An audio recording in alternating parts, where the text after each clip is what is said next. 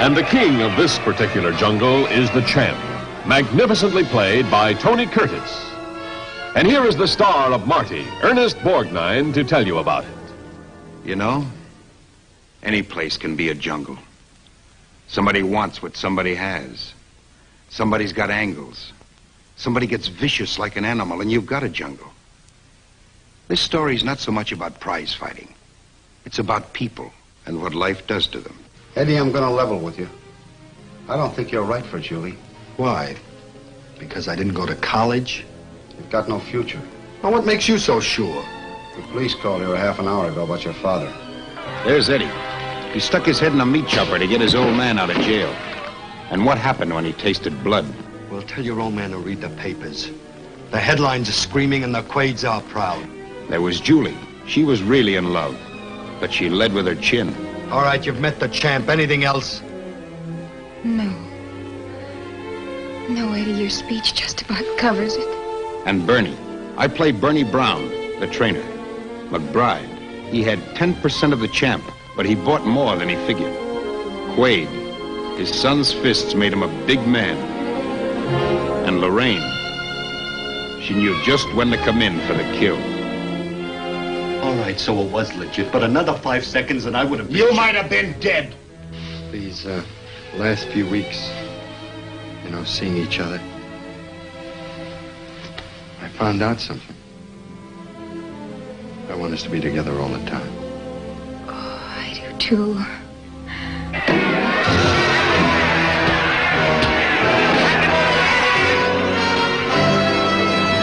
Call an ambulance.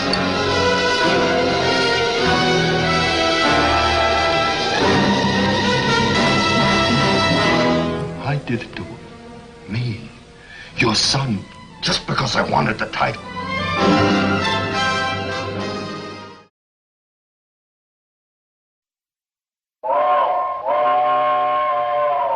Come ride the little train that is rolling down the tracks to the junction.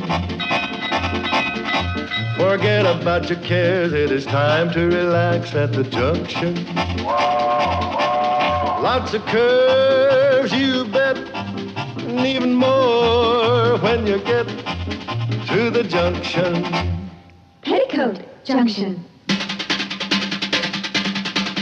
There's a little hotel called the Shady Rest at the junction. Petticoat Junction. It is run by Kate. Come and be her guest at the junction.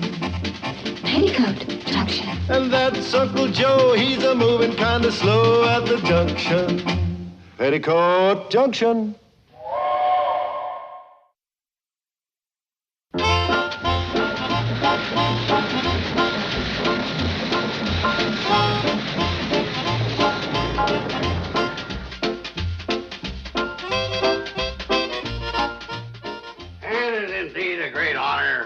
To be here today, looking into all of your glistening faces.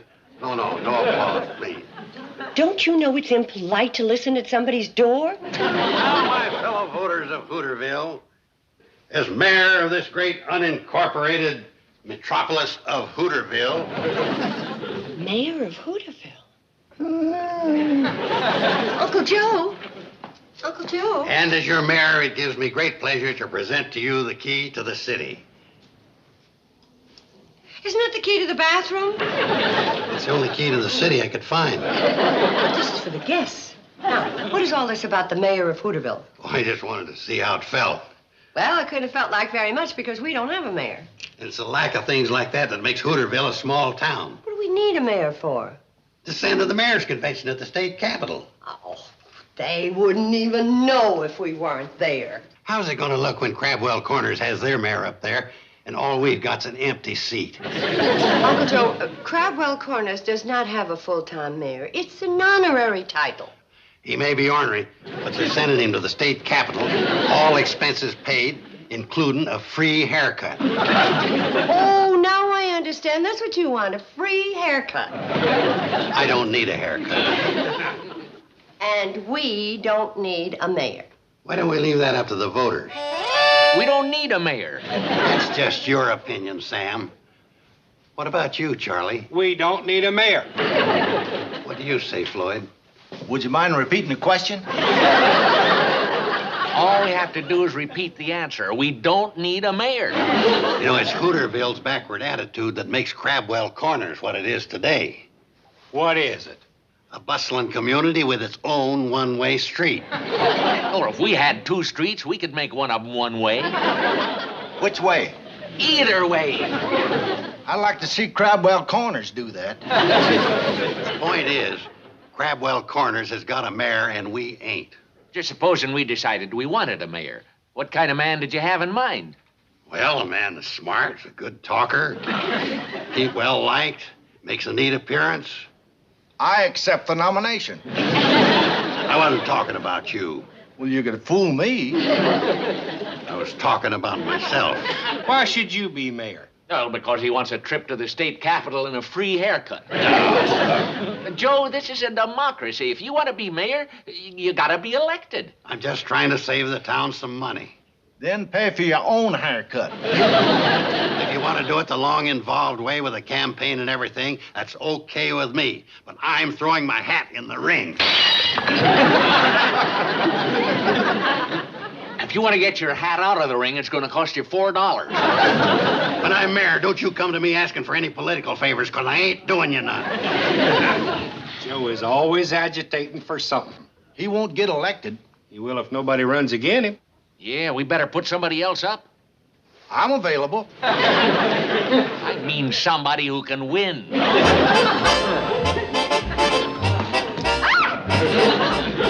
Very funny. Who are you, and what are you doing in Billy Joe's room? How many times have I told you to knock before you come in? This is an official visit. Mom wants you to help us clean out number 7. I'm busy. Doing what? What is this goop? It's not goop. I paid $3 for that jar. $3? Hollywood mud mask. The mud of the stars? It is used on all the Hollywood sound stages. What for? To plug up the cracks? To give you an outdoor look indoors. No fooling? Oh, for goodness sakes, get down, down. Where's Betty Joe? You sent her to get Billy Joe. Oh, would you go find him, honey? Sure. Down, I told you. Down, down, down. Betty Joe, Mom says that you should... What's going on? Would you believe that I haven't been outdoors all day? What's this junk? It's not junk. It's goop. Mud of the stars? Read what's on the back of the jar. Hollywood mud contains a new miracle ingredient, as well as all the vitamins needed for a balanced diet. Try a spoonful. Put that down. That cost $3. All right, so I owe you $0.25. Now, where's Bobby Joe? You send one to find the other, and they all disappear.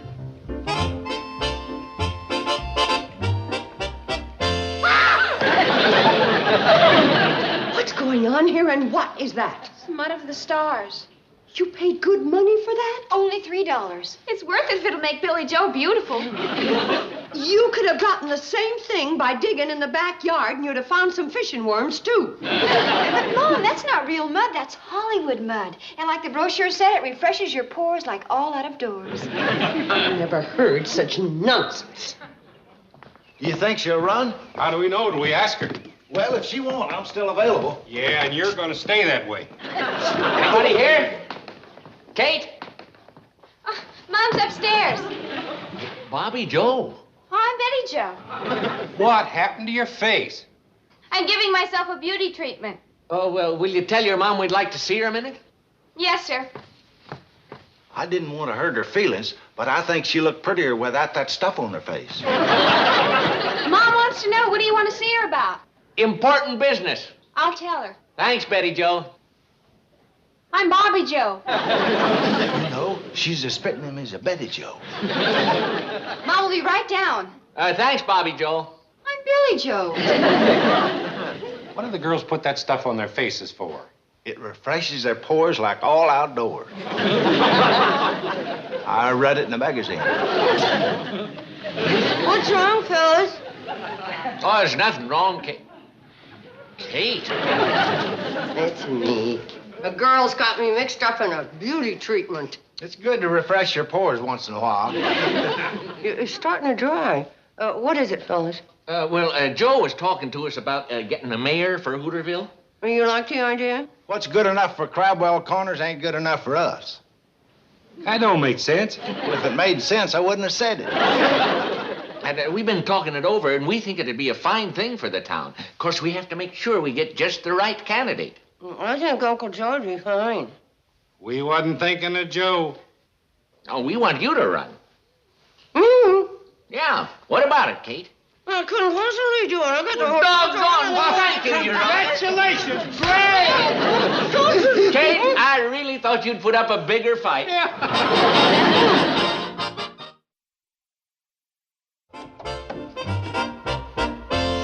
that Hollywood mud hardened into concrete, and I was saying no, and they were saying congratulations. Well, I think you should have accepted. I don't have time to run for mayor. I don't even have time to run the carpet sweeper. But it's such a great honor. Yeah, Mama, if you were elected mayor, it'd be a wonderful thing for our sex. Well, if they're looking for a sexy mayor, they got the wrong woman. Gee, Mom, this would give us a chance to be proud of you. Beg your pardon. I mean, when you're mayor, then we'd have a reason to be proud of you. Well, I mean, you're no help. I know what you mean. At least I hope I know what you mean. Mom, you gotta run. Why? Well, think what it would mean to us to be able to tell everybody that our mother is mayor of Hooterville. Especially my geometry teacher. Then maybe she'd give me a good mark. I am not using my office for special favors. Your office? Then you are gonna run? Well, Congratulations, Your Honor. Your Honor, that doesn't sound too bad. Hey! Uncle Joe, what's the matter? Kate, I got great news for you. I have for you, too. Will you hear? Will you hear mine? I'm running for mayor.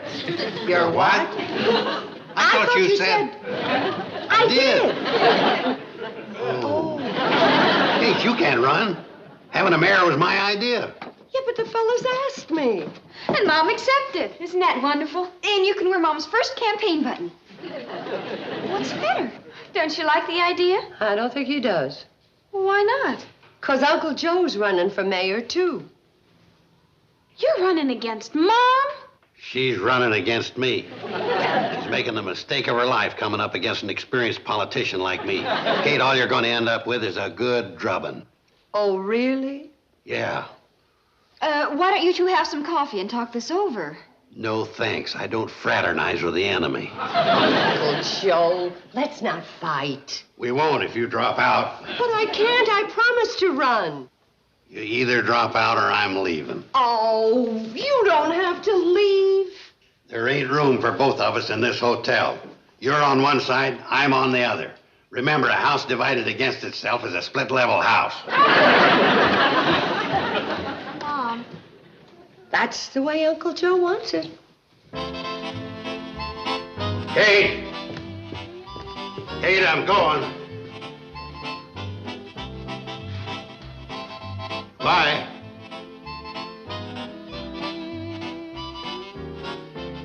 Goodbye. Bye. Oh, Kate, I just wanted to tell you goodbye. Bye. Sure you don't want to change your mind? No, I don't. Give you a minute to think it over. I thought it over. Bye.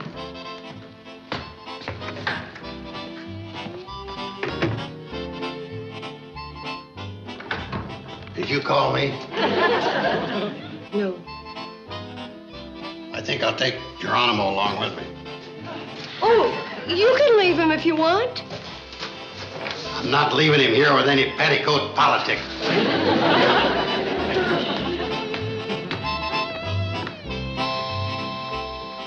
Did Uncle Joe leave? Uh-huh. Oh, he'll be back. He's left before. Never with his Indian.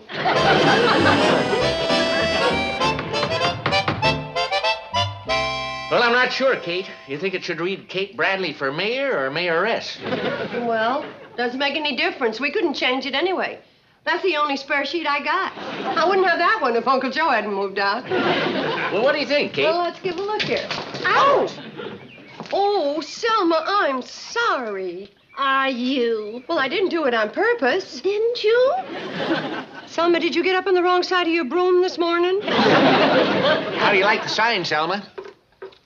I wasn't aware we were going to elect a mayor. Well, it's in a paper. I didn't read it. It don't come out till tomorrow. I'd like to know why you're running. I was asked. I didn't ask you. I didn't ask you to ask me. If you'd asked me to ask you, I wouldn't have. That's why I didn't ask you to ask me. Now what would you like to play? I'd like to know why you were nominated. There are other women in this town who know a great deal about civic affairs. Yeah. Doris Zippel's too busy. I was talking about myself. You usually are. Well, you're not going to get my vote. Well, you're going to have to vote for Joe, then. He's running against Kate. Two people in the same family running for the same office? That's unethical. Well, Joe ain't exactly in the same family. He moved out. That's just like you, Kate Bradley, making him move out just 'cause he's running against you. Moving out was Uncle Joe's idea. Are you trying to make me believe that shiftless Joe Carson would turn his back on free ruin board? You probably threw him out because he might win. I don't think he will. He might, if somebody were to bring your heartlessness to the attention of the voters. I wonder who'd do a nasty thing like that. And I said to myself, that poor Mr. Carson sleeping out in the cold. I got a room at the boarding house. Doing his own laundry. Floyd's been doing it for me. And eating that horrible food at the diner. Speaking of that, could I have another pork chop? Joe? You don't mind if I call you Joe, do you? For your pork chops. I can't tell you how sorry I feel for the shabby way Kate has treated you. Throwing you out just because she wanted to be the mayor. Politics makes strange bed covers. Joe, do you really think Kate has a chance of being elected? She's pretty popular, mainly because folks know she's a relative of mine. If they knew what she was really like, how she's treated you, I doubt if anybody would vote for her. I wouldn't say anything against Kate. No, but your campaign manager could. I ain't got a campaign manager. You have now.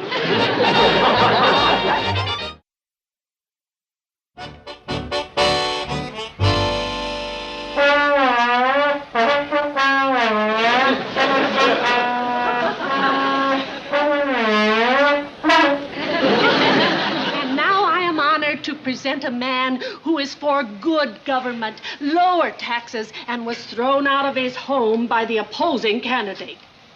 Ladies and gentlemen, the next mayor of Hooterville, Joe Carson. Thank you, thank you. Friends,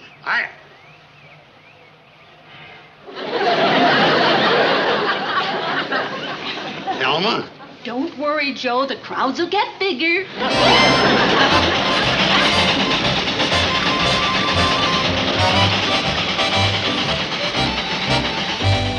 Hello, voters. As I look into your upturned eyes,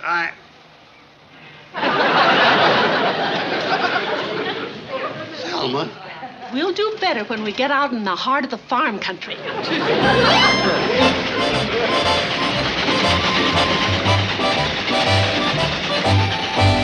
And if I'm elected mayor of Hooterville, I promise you higher prices for your milk. Too bad she can't vote. You fellas ought to be ashamed of yourselves, hauling Joe's campaign train. We didn't have no choice. Joe demanded equal time. Besides, Selma paid us. 10 cents a mile. We wouldn't have taken a nickel if she wasn't playing her trombone. Selma will do anything to beat Kate. She's really taken over. She's leading Joe around through the nose, like she was married to him. Now there's a chilling thought. I always wondered if her husband passed away or if he's just hiding. Is Joe drawing big crowds? Oh, pretty big. 3 kids, a cow, 2 pigs, and a goat. He almost had a jackrabbit, except Newt's dog showed up. Well, Joe ought to come over to Kate's rally tonight and see what a real campaign is like. Well, we heard a lot of good reasons why we should vote for Kate for mayor tonight. And if they weren't enough, here are 3 more. Good evening, friends and neighbors, too. We're glad to see each one of you. We want her for mayor, and we want her badly. So be sure to vote for the great Kate Bradley. Kate is good and fine and true, and that is why we say to you.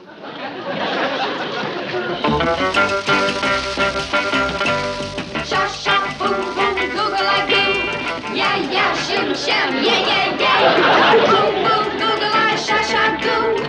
Kate for mayor, she's good for you. Yeah, yeah, boom, boom, sha-sha-goo. Google-I, ooh, ooh, bam, bam, boo. Yeah, yeah, coo, coo, diddle-I-dill. Kate for mayor of Hooterville. Hey, hey, go, go, hey, ram, ram.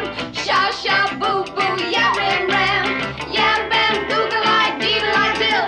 Kate for mayor of Hooterville. Kate for mayor of Hooterville. Kate for mayor of Hooterville. You know where I can get a copy of them words, Kate?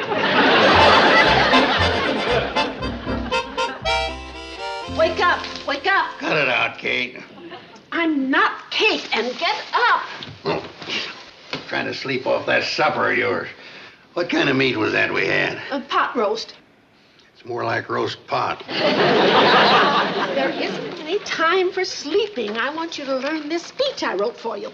I don't want to learn any speeches. When I tell you to learn something, you learn it.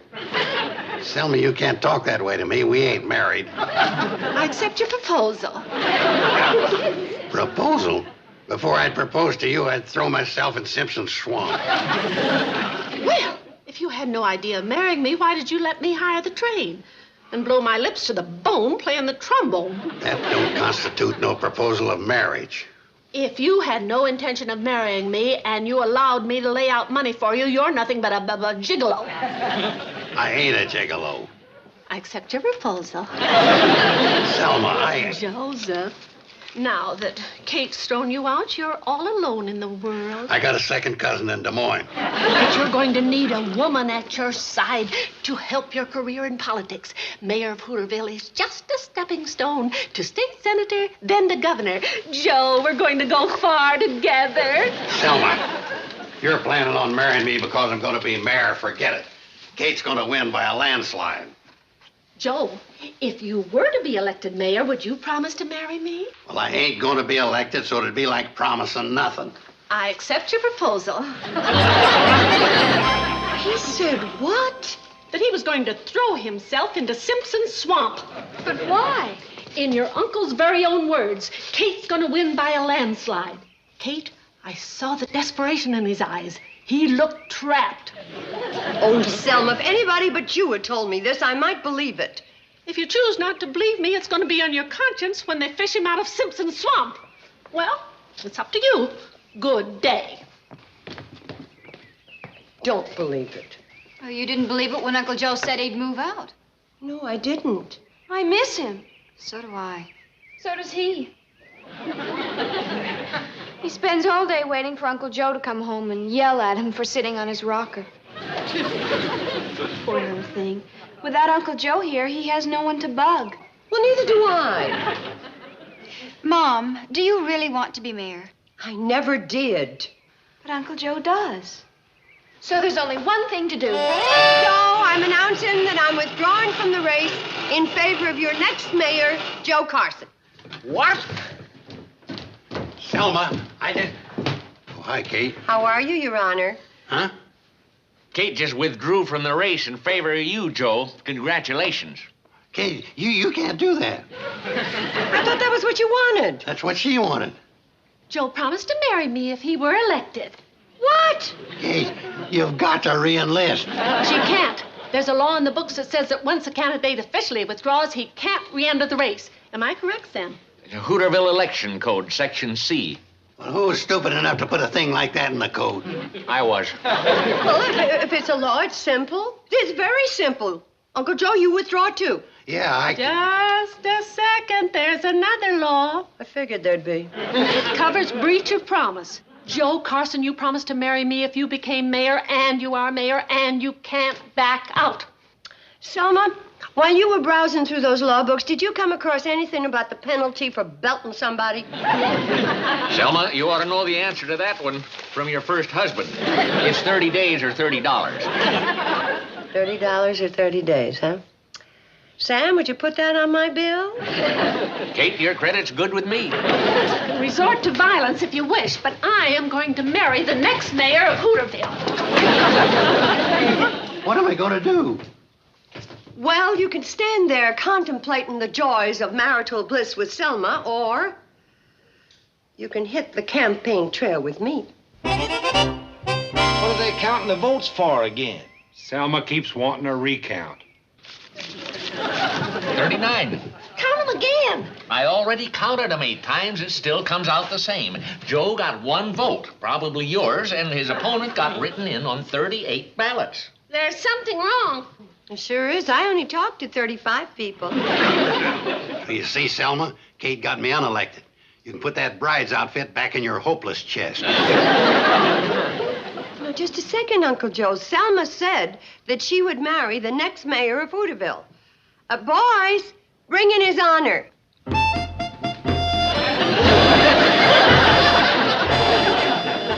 Selma, I would like you to make the winner by an overwhelming write-in vote. His honor, the mayor of Hooterville.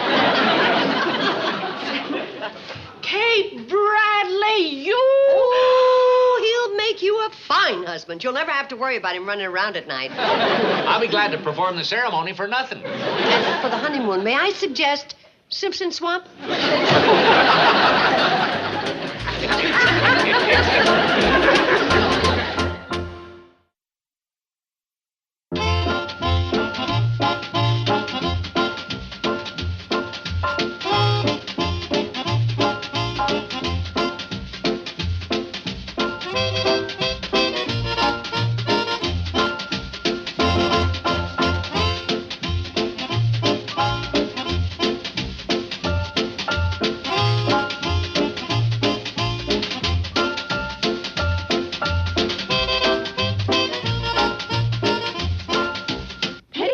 Junction. This has been a Filmways presentation.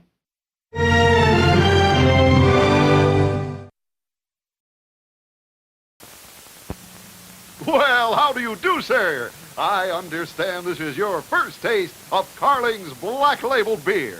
Yeah. And, sir, what is your reaction? Well, I like it. Good. Perhaps you can be more specific. How would you describe the flavor? I like it. Good. Light? Yeah. Dry? Yeah. And what else? I like it. Good. And the quality of Black Label? Oh, I like it. Good. Would you say it was high quality? Yeah. Or top quality? Yeah. Yes, sir. It's premium quality at the popular price. I like that, too. Good. And now, sir, see all those people out there? Where? You, sir, have been co-starring on TV with everybody's favorite Carling's Black Label beer. Oh, you don't say. Mabel, Black Label. Hi, Mabel.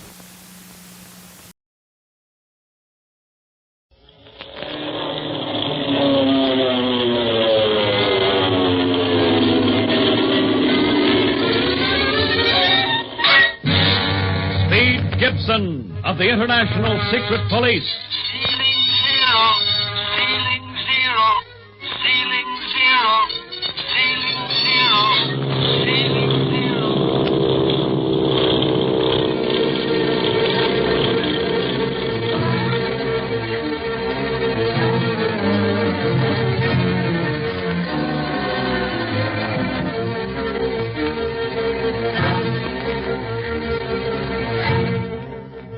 Speed, Clint, and Barney send a cablegram in code to Chief Riley of the International Secret Police stating that a jewel smuggler was also aboard the clipper bound for Hong Kong.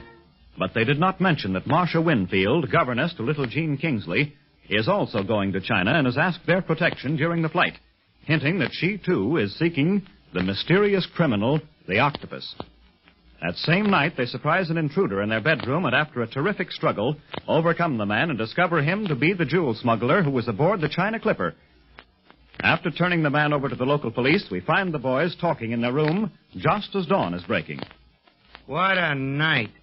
I'm sleeping along just as peaceful, and all of a sudden I wake up and see that guy's face almost touching mine. I was trying to hear what you were saying in your sleep, Barney. It's getting so a guy don't have any privacy at all anymore. People climbing up balconies and listening to every word you say. We're darn lucky to get out of that as well as we did. What with you stirring up such a rumpus? What'd you expect me to do? Give that thug a sweet smile? Well, you gave him plenty of noise. And on top of that, you couldn't find the lights. Of course I couldn't. Somebody's foot was in my eye.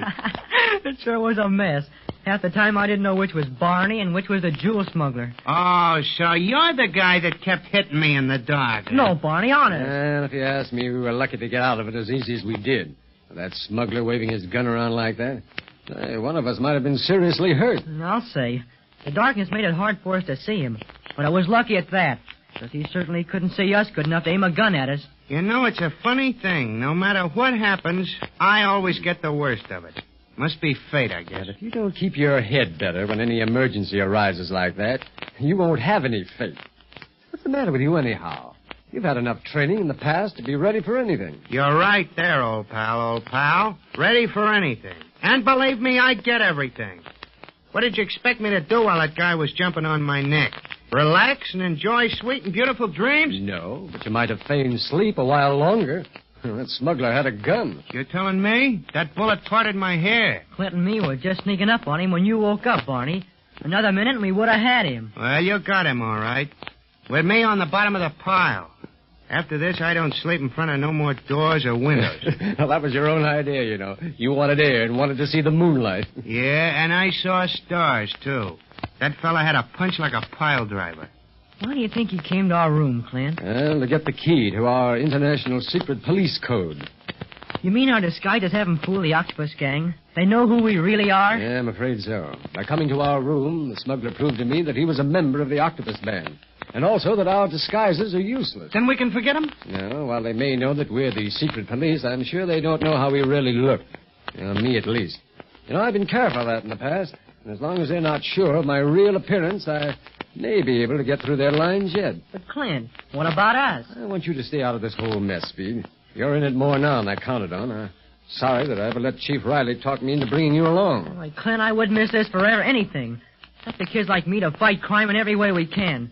I'm luckier than the rest because I'm getting a crack at the octopus. You've done more than your share so far, Speed. Capturing Blackie Spears in my room, discovering the jewel smuggler tonight. I'm proud of you.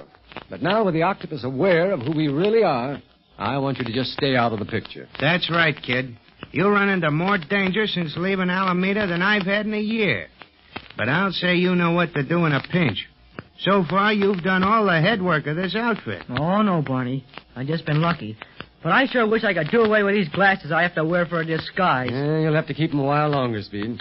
If there was no other reason for keeping our disguises, passport difficulties would be enough. If we assumed our real identities now, we'd have to do a lot of explaining to the Clipper officials. That's so.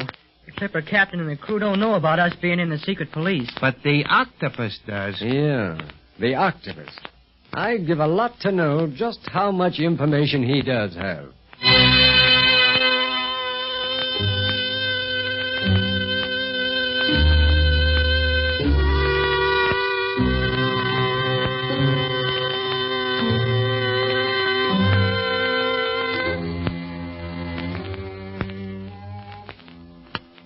What does the octopus call us here for? Anyone know? Does anyone know the master's desires until he has spoken, Splinters? No, but he seems to know what everyone else is thinking, though. Gives me the creeps coming to this room. Nothing in it but that microphone for him to hear us and that loudspeaker for him to talk through. Your feelings are unimportant in the matter. This meeting is important. It is the first time the Hong Kong branch of the band has been gathered together since we first started operation here. Oh, yeah? Talk some more, Quan Wu. I ain't been with you long, so anything you tell me is news. The band of the octopus does not waste words. The master is successful because he acts. Well, why don't he show himself? This mystery business is okay for the yokels, but I'd like to know who I'm working for and what I'm heading for. You are heading for disaster if you keep up this foolish talk, Splinters. The master pays you well for the work you do. Yeah, but you've seen his face. Why can't I? I'm one of the best aviators in the sky. I can do everything with a plane but make it cook. And still I can't see who I'm working for. It is best not to, Splinters. I have seen the master's face because I am the only one he can trust. I have always been with him. Well, I'm sick of the whole business. I've been sitting around in this private underground hangar till I've forgotten what the sky looks like. I won't do it no longer. I want action. The master speaks. You call yourself Splinters? Huh? Yeah. Octopus? I have heard your complaint. Do you wish to leave my service? No, not that. When they leave you, they leave the world, life, everything. They're never heard of again. I was talking foolish, Octopus. I'll keep my mouth shut after this, I promise. Your promises are less than nothing to me. Quan Wu hired you because you are a good aviator. Yeah, the best I can do. I know your record in the air. And also on the ground, Splinters. You are one of the lowest type of criminal. A renegade aviator. A man who will fly for anyone who can pay him, regardless of the purpose. A man without conscience, without heart, as unfeeling as the ship he flies. I need such a man for my work. But such a man must not complain, for then he will be punished. I have certain underground dungeons for such punishment. No, not torture. I ain't done anything against you, Octopus. I work for you hard. Don't torture me. I will give you a chance to prove your worthiness of remaining in the band of the octopus. What? How? Anything. Quan Wu. Yes, master. I have just been talking to the Honolulu office over my shortwave set. Operator 41 was arrested 2 hours ago on a charge of burglary. Burglary? Then... Yes. Only Speed Gibson, Clint Barlow, and Barney Dunlap could be responsible, since their room was the only one he was going to search. Operator 41 must have been clumsy. The boy, Speed Gibson, was the real cause of his capture. A kid? For your information, Splinters, this boy is Clint Barlow's nephew. Barlow is not only the cleverest and most intelligent man in the International Secret Police, but he's raising this orphaned boy as his own, and has taught him the rules of the Secret Police. Trained him to follow in his footsteps, should he so desire. And it is Barlow's heart that I will attack through his nephew. Clint Barlow is our worst enemy, master. The only one I acknowledge, Quan Wu. The only one who might end my career. But he made his one mistake when he brought the boy on this trip. For what reason did the boy come? Chief Riley thought that such a move would remove suspicion. All three are disguised, traveling under assumed names. For the time being, I shall allow them their masquerade.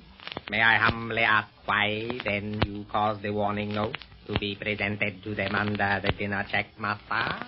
More to frighten the Winfield girl. Women are troublesome. I wanted her to stay away from China. Was she frightened? Yes, but the little fool has the courage of ignorance. She's coming to China under the protection of our enemies. Does she know who they are? Not yet. That note also worried Barlow, not because of his own safety, but that of his nephew. Speed Gibson is the vulnerable point in Clint Barlow's armor. What is your plan? First of all, nothing must interfere with our business of smuggling. The men I have assigned to take care of that will not concern themselves with this warfare against our enemies.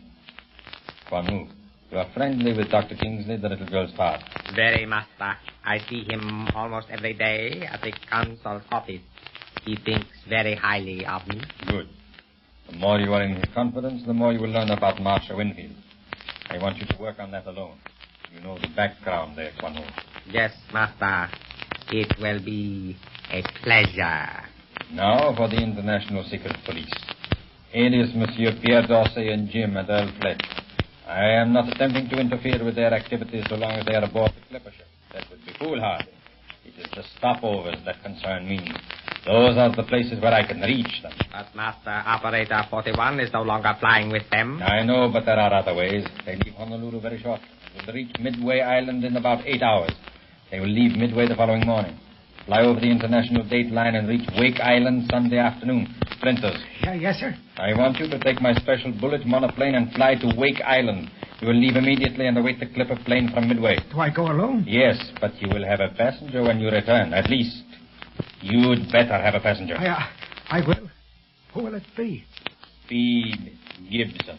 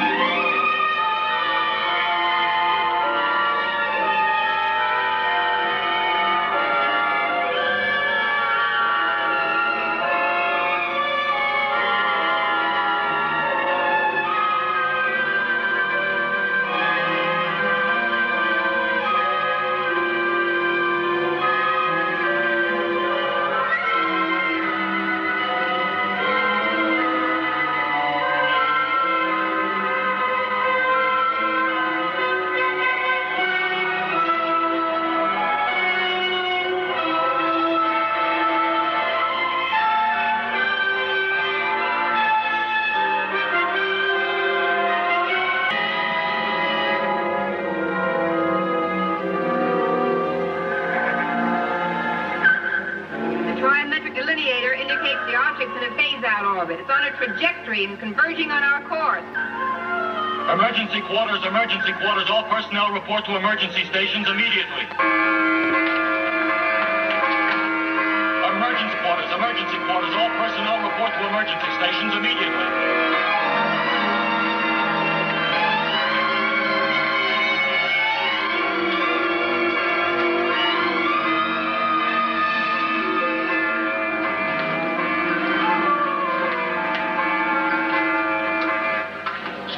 Evasive maneuvers. Generators ready, sir.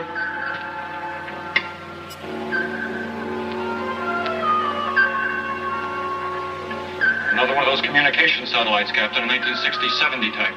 It's closing fast, sir. Range 500 and directly in our orbit pattern. Activate horizontal number 3, 25 degrees. Stand by vertical control jets. Standing by. Activate vertical control, 4-second thrust.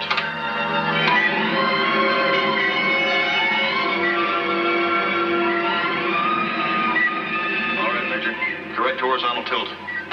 Lieutenant Ingstrom, contact ESAR at base and tell them that another of those 30-year-old derelicts has shown up. It's a definite hazard. And give them my new orbital pattern. Yes, sir. I'll never understand why there's so much junk up here in those early space years. Secure from quarters, Major. Secure from emergency quarters. All personnel secure from quarters.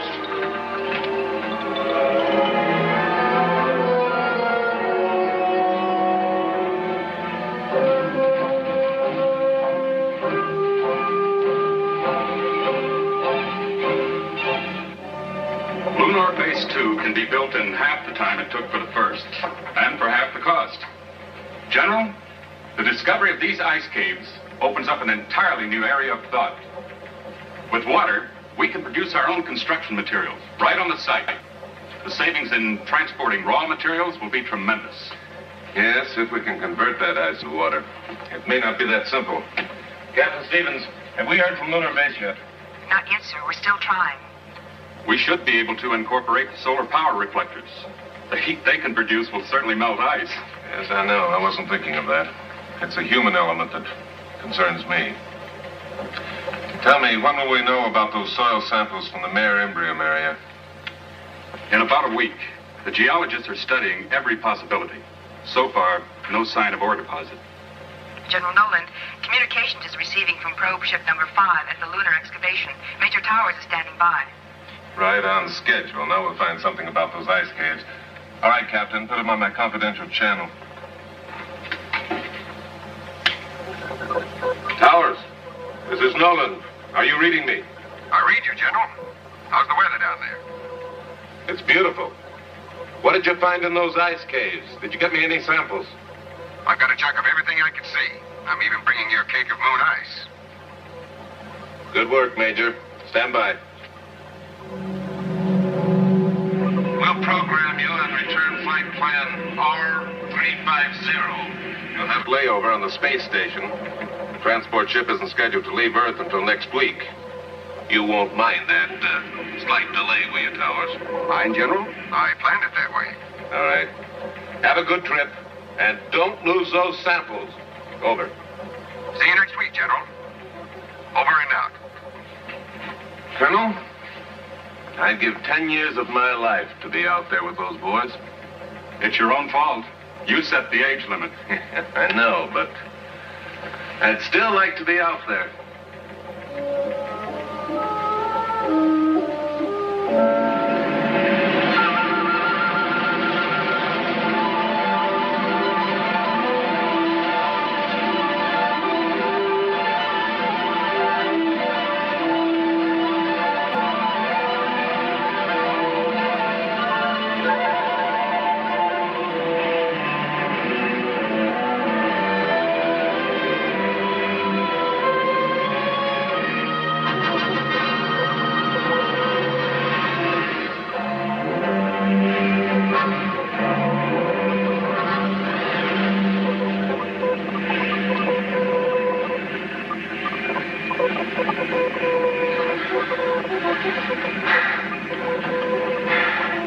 Switch to automatic pilot. Flight plan R350. Flight plan R350. Check. Automatic pilot on. Cabin pressure? Okay. Oxygen and ventilation? Okay. Fuel consumption normal. Radio and radar on.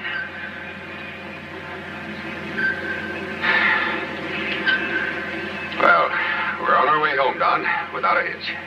I told you there was nothing to it. Just sit back and let the electronic skipper sail you safely through the hazardous seas of star-studded space. Sure. Sure, nothing to it. You'll get used to it.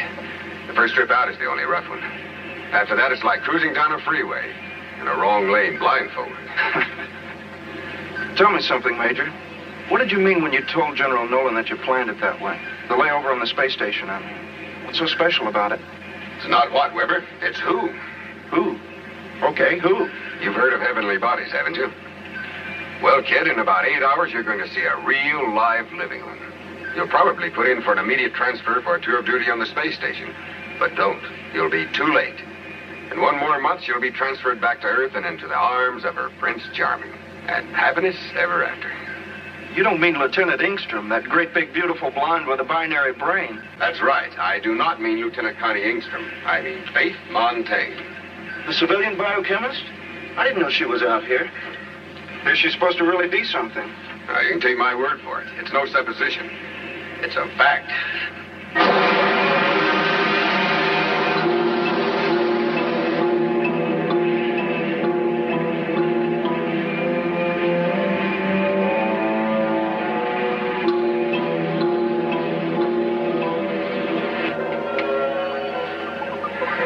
Prober 5 to SSX-7. Prober 5 to Space Station X-7.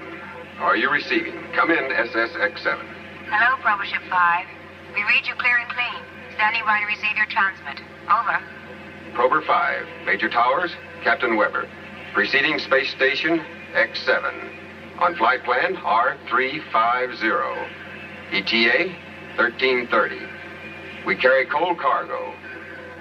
En route, Earth Base, West Coast. Do you read me? Over. Your message received, Major Towers. Proceed according to your plan of operation. Over.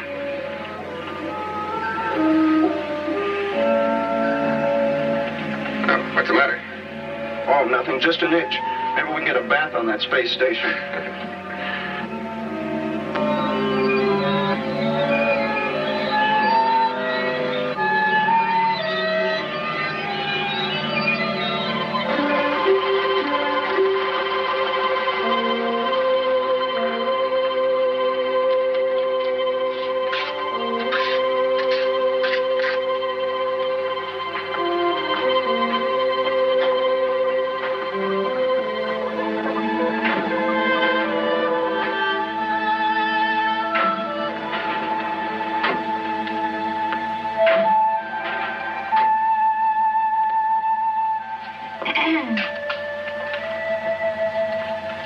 Well, he won't be fit to live with if the Dodgers win this one.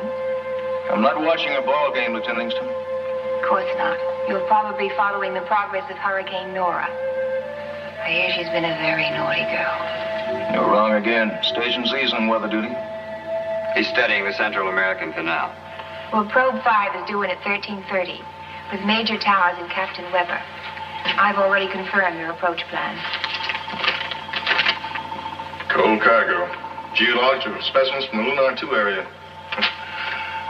Well, we won't have any radiation to worry about. That's a relief. But you better run a routine analysis anyway, Doctor. Yes, I'll go right down to the laboratory and alert Miss Montaigne. She'll want to have the molecular scope ready. And she'll be on cloud 99 when she hears her Flash Gordon's on his way.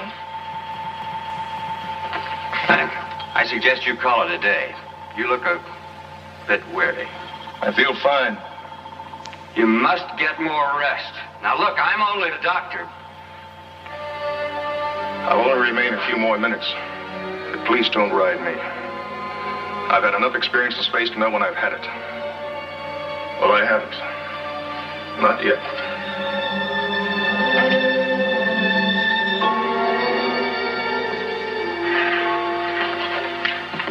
Don't you think it's about time he got his feet back on some solid ground? What do you mean, Connie? You know what I mean. If ever I saw a man headed for the deeps, it's him. And I don't want to see it.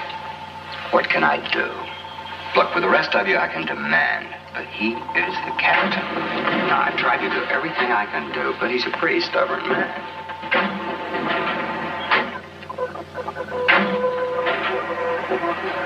I've done everything I can do. Well, you might try requesting he be transferred.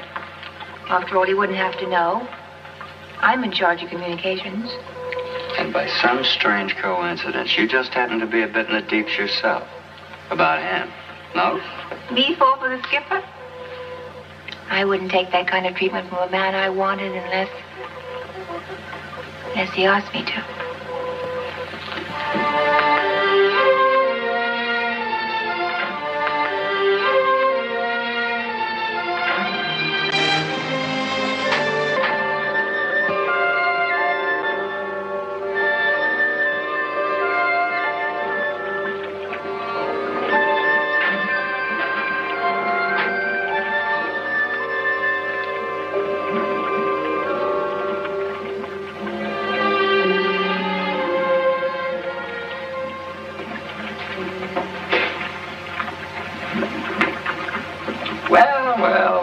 isn't the farmer's daughter.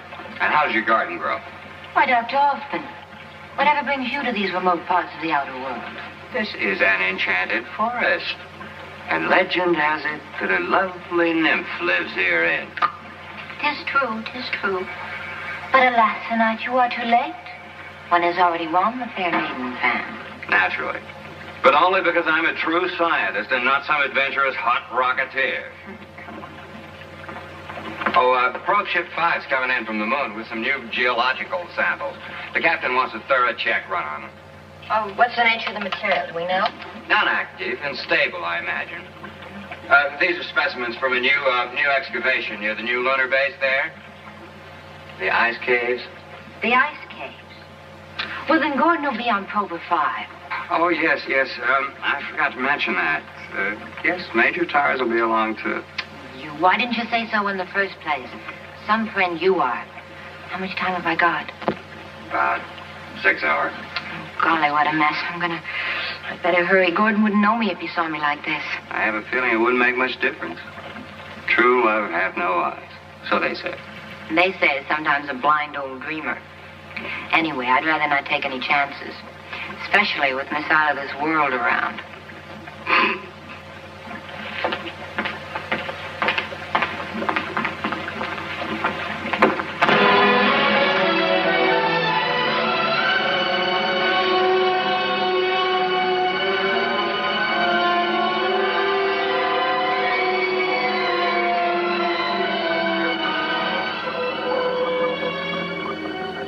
Tighten your belt. This will be a rough one. 5, 4, 3, 2, 1. Hit it.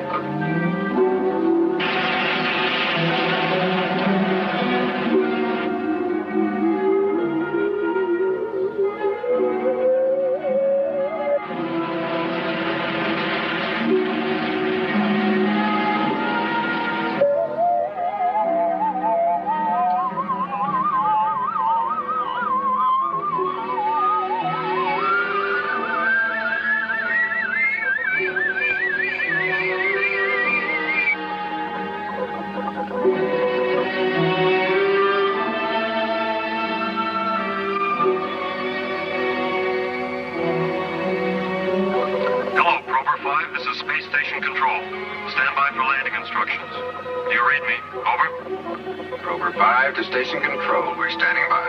Over. You are now in the magnetic field. On signal switch controls automagnetic. Our gravitation beam will convey you onto the landing platform. Over. Prober 5. Wilco. Standing by.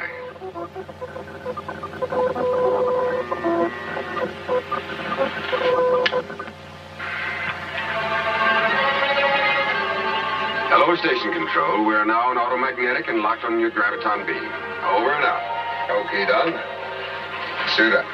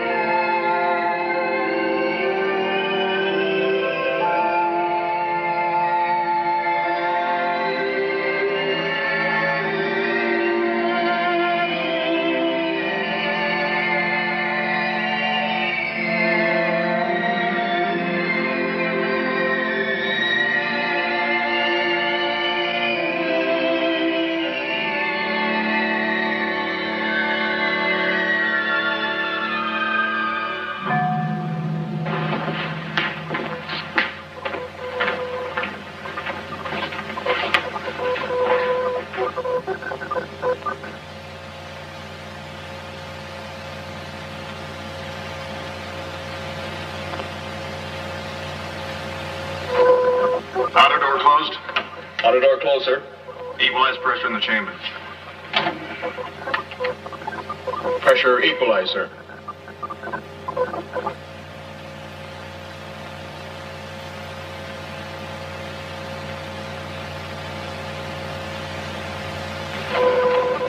Hello, Towers. Welcome aboard. Glad to be here, Colonel Cromwell. I have a cargo with me. Yes, I know. Stand by. Suits off? Masks on? Yes, sir. We're ready. Hold the temperature to the minimum.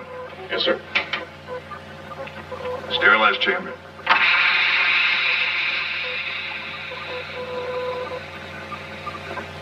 Instant clean. Laundry mats for people. Whatever happened to the bathtubs?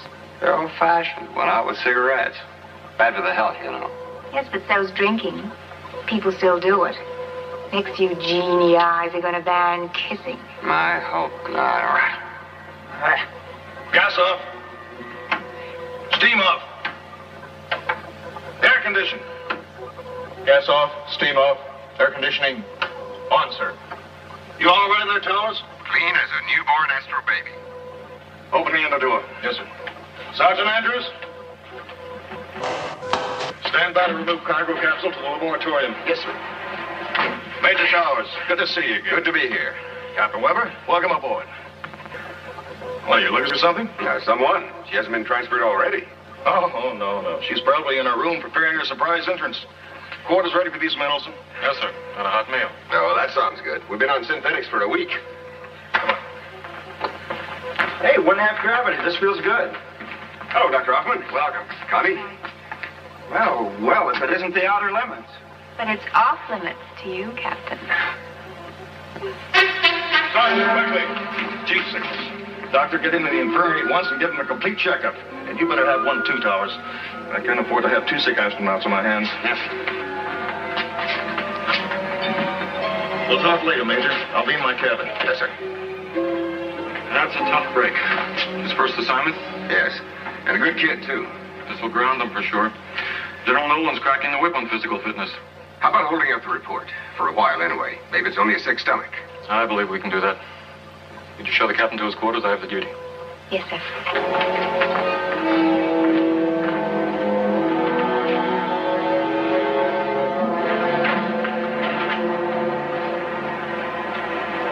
You look pretty good, Connie. Life on the space station must agree with you. Well, you know why I'm out here again. Making any progress? With Cromwell. It's like trying to reach escape velocity. A World War III jet. Well, don't give up. He's worth it. Well, he won't be if he stays out here much longer. His tour of duty was up 2 months ago. But you know how he gets his way with Nolan. Where I made my mistake was in not going after a pushover. Like you, Major. Sure, Lieutenant, honey. And that's the smartest mistake you ever made. Very best sweet. Thank you, ma'am. Now, if you need anything, just flash your rank. I'll do that.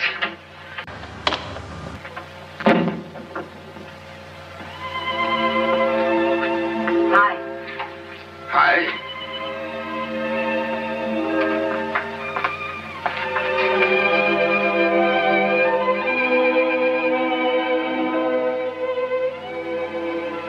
Oh, Gordon, I miss you so much.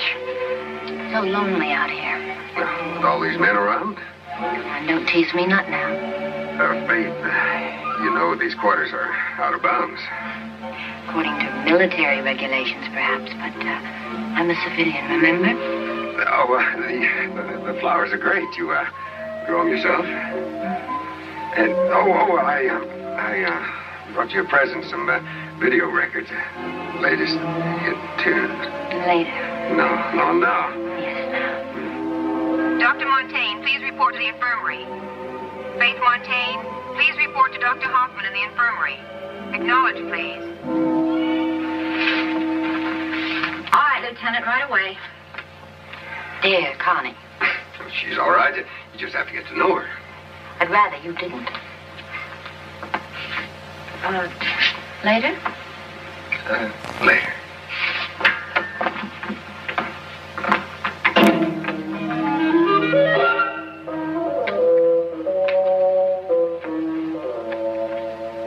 To my knowledge, Colonel, pressure changes have never brought on symptoms like this. And I believe we could rule out space raptures, too. Too much weightlessness produces hallucinations, but no high temperatures. This man's on fire. I know I've seen the raptures before. Synthetic food poisoning, maybe? No, it isn't that. Faith's run a test on that. She's checking his blood right now. Very frankly, at the moment, I don't know what's wrong with this boy. It's something new to me. It's always this way. Just when we think we have space under control, some new barrier looms up. There are things out there we may never understand or live with. Have you found anything, Faith? I'll show you in a minute, Doctor. Frank, why don't you try to get some rest? I'll let you know anything we find out. We'll do our very best. Please stop worrying about me, Doctor.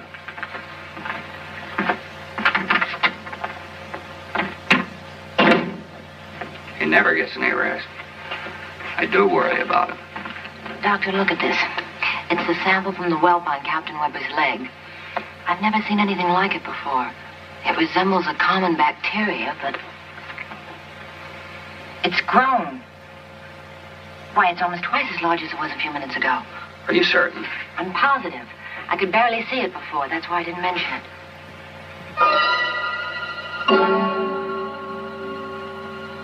What is it, Doctor? That whelp on Weber's leg. It may not be as simple blister as I thought. Let's take another look.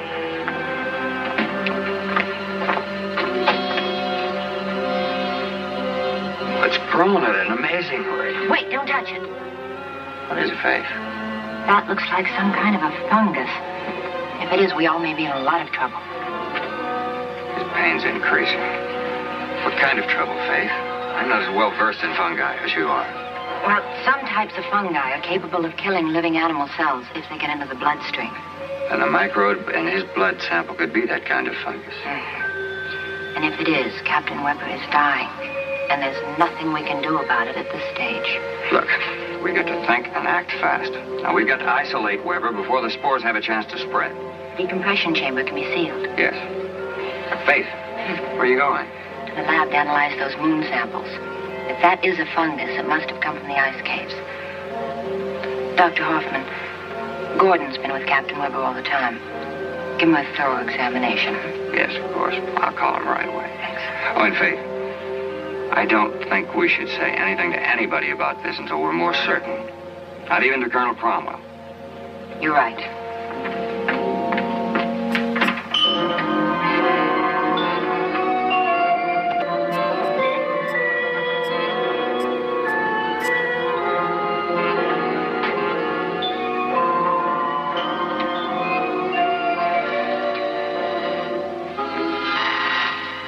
It's later. Gordon, are you all right? Of course I'm all right. There's something wrong? No. Did you see Dr. Hoffman? Mm-hmm. He says I'm the perfect man. Did he say anything else about Captain Weber, I mean? Only that he was very sick with a high fever. Some kind of virus. I don't think it's too serious. What's wrong, Faith? Something's troubling you. No. No, just tired, I guess. Well, tell you the truth, I was worried about you. I was afraid you might have caught that virus, too. No, the real truth is the station duty's getting you down. I'm taking you back with me on the transport. My assignment isn't finished till next month. Well, to heck with that. I'll just ask General Nolan to assign you to me. Oh, that I want to see. You underestimate the amazing powers of Major Towers. Now, if the General doesn't say yes, I'll just, show up without his precious moon samples. It's all a question of having faith. Attention all personnel, attention all personnel. Report to your emergency stations. There is a conspiracy aboard this station. It never fails. Every week we have an emergency drill. Always when I'm right in the middle of something important. Well, that's Colonel Cromwell for you. If a man is to survive out there in those uncharted seas of space, he must be prepared to cope with any sudden emergency. The unpredictable, the unknown dangers of space. And you know something? He's right. Let's go.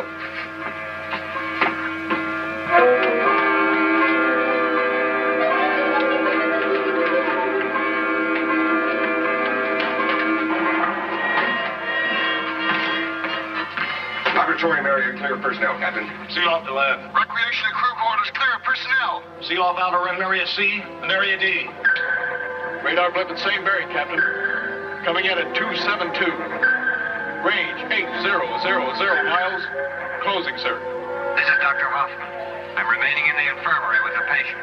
Very well, Dr. Hoffman. Seal off area A. Area B will remain open. Yes, sir.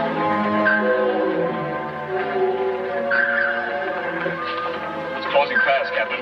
10 miles per second. Into your shower? It's like more than a shower. Trajectory angle? 122 degrees high. Bearing in now 275. Range now 6500 miles. Lieutenant, tune in trimetric delineator. Get our course relation plot. Yes, sir. Media's good. Yes, coming this way and fast. Think I hit us? No, it isn't likely. We're only a tiny speck, and there's a lot of space out there. Bearing is now 278. Range 5200 miles. Trimetric report coming in now, Captain. What is it, Kenny? Lieutenant. What is it, Lieutenant? Our course relation pattern is converged to 0. Plus or minus 500 miles. Collision course, Captain. Collision course.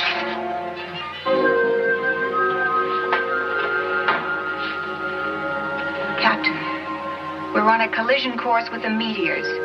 Plus or minus 500 miles. Thank you, Connie. What's the time factor? What's the range now, Sergeant? 4500. 7.5 minutes. All right, stand by for evasive maneuvers. Yes, sir. Ready all elevators. Now, let's take a look at that enemy of ours. There it is. It'll be a near miss. Range now, 6200 miles. Trajectory course plus 500 clearing, Captain. It will be a near miss.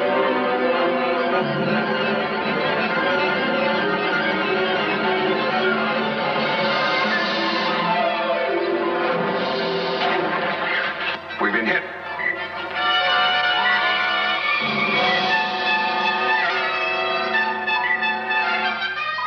Correct station horizontal altitude.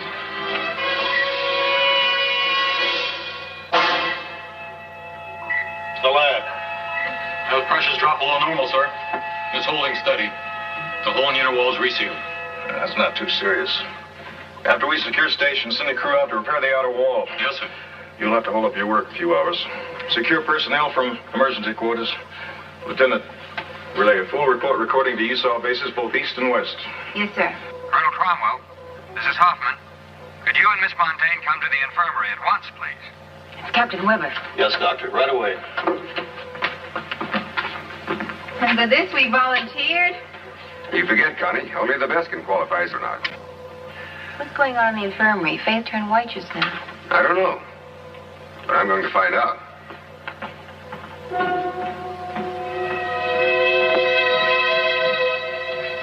U.S. Space Authority SSX-7 calling USSAW on private channel number 2. Do you receive? Over. All personnel secure from emergency quarters. Secure from emergency And quarters. we got to spray the entire space station with fungicide. All personnel must report for examination. Anyone who's come into contact with this thing could... Good what, Dr. Hoffman? What's wrong with Weber? Captain Weber is dead. Dead. It was more than a virus fever, Major. Your friend Weber was infected with some unknown kind of fungus. It's literally eaten him up. But a fungus? Where? The moon caves. That's why you were searching the samples so carefully. I haven't finished yet. The meteor interrupted me. You should have told me. We had to be sure first. Could have been something else. Well, now we know. And all of our lives are in jeopardy. Dr. Hoffman, do you realize a thing like this could put us in quarantine? Now, where's Weber? I want to see him. I'd rather you didn't, Frank. He's a pretty terrible sight. I'd like to see for myself. All right, Captain. If you insist.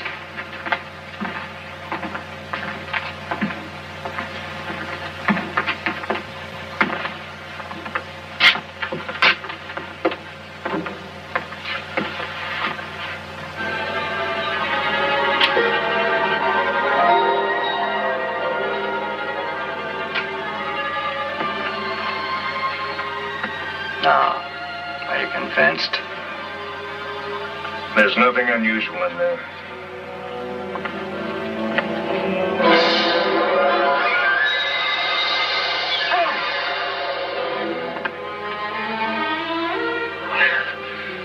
Nothing unusual. Captain, that fungus could spread. Not one word of this to anyone, is that clear? I won't have this station panic-stricken. Panic-stricken? Captain, you must report this to the Earth base at once. It's your duty, sir. We may need their help.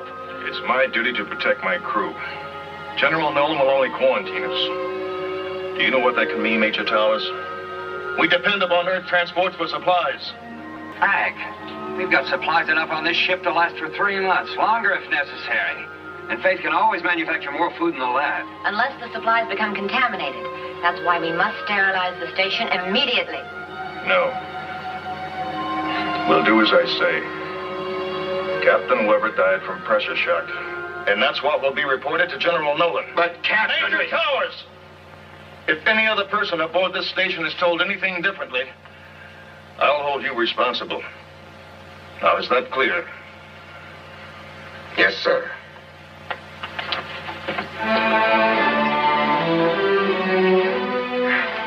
Must realize what could happen if that fungus gets to Earth and starts spreading.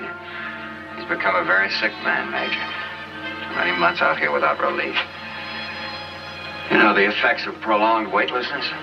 Even half gravity isn't enough after a while. He's on the brink of space raptures. He should be grounded. I think that's what he's afraid of. He knows this is his last command in space. There's only one thing to do. It may be a dangerous move. It's very dangerous. But you can count on me to help.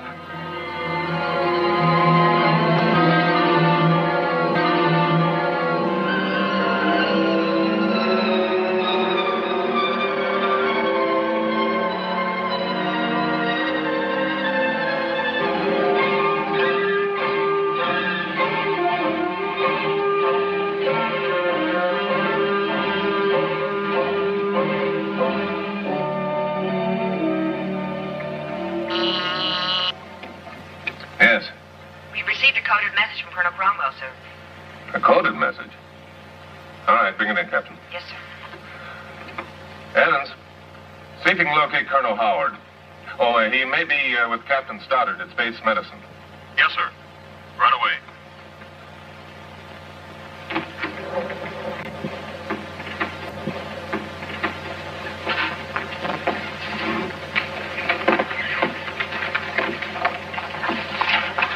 Code you saw SX7 1212. At 0700, Captain Weber collapsed. At 1100 today, he died.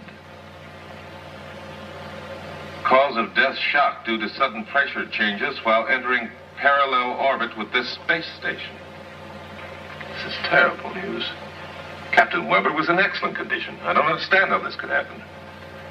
And I regret to inform you that Major Towers' attitude since arriving this station is not in best interest of my command, nor the U.S. Space Agency. Colonel Frank Cromwell, Commanding Officer, Space Station X7, March 25th, 1990. What in the tarnation is going on out there? You know Major Towers, don't you? I'm afraid I do, sir. Well, this doesn't sound like him to me. Frankly, General, this entire report strikes me as very unusual. Evans, have you contacted Colonel Howard yet? Yes, sir. He's already left for the rocket test area. You are expected there at 16:30, General. Yes, I know. All right, Captain.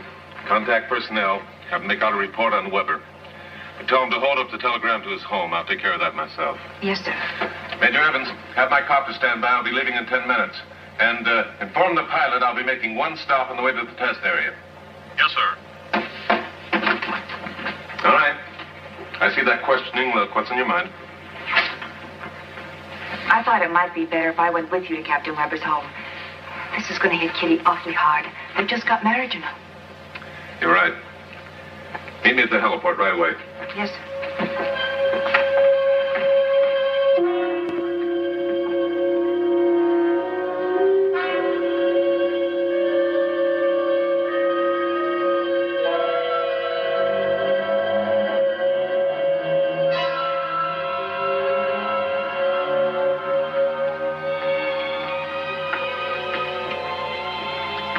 What is it, Lieutenant? It's a communique from General Nolan, sir. And what does it say? He'd like to know if you could clarify your last report. He'd like to have a few more facts, especially in regards to Major Tower's attitude. A billion-star system in that great nebula, Connie. The probability that at least 1% of them resembles our own. Do you really believe there are other living beings out there like ourselves? I'm certain of it. And much closer than in Messier 8. The probability law states that conditions for life as we know it should exist on at least 100,000 planets here in our own galaxy. And you can't wait to get out there and find them, can you? It's a great distance from here to the nearest neighboring star, Connie. Proxima Centauri is more than 4 light years away. Well, that's only 6 trillion miles as a crow flies. At the speed of light, that is. We'll never make it in my lifetime. No, this is the end of it. This is your captain. Correct the horizontal attitude at once. Do you read me? Do you wish to reply to the General's request now? No. Not right now, Connie.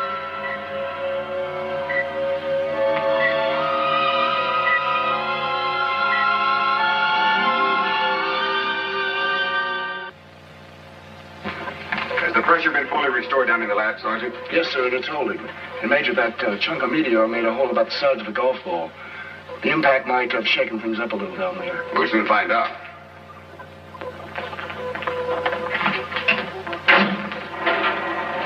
Lieutenant, just a minute, please. I'll be down shortly.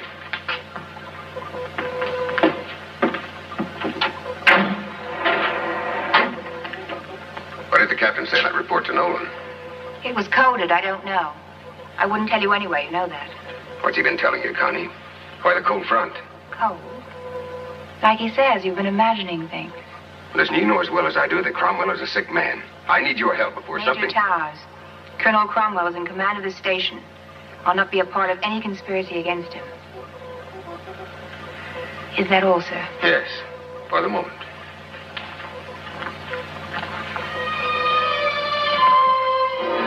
Now, here's the trouble. The centrifuge broke loose, jammed against the main switch. Let there be light, and... there. What a mess. Well, it could be worse. Yeah, I guess so.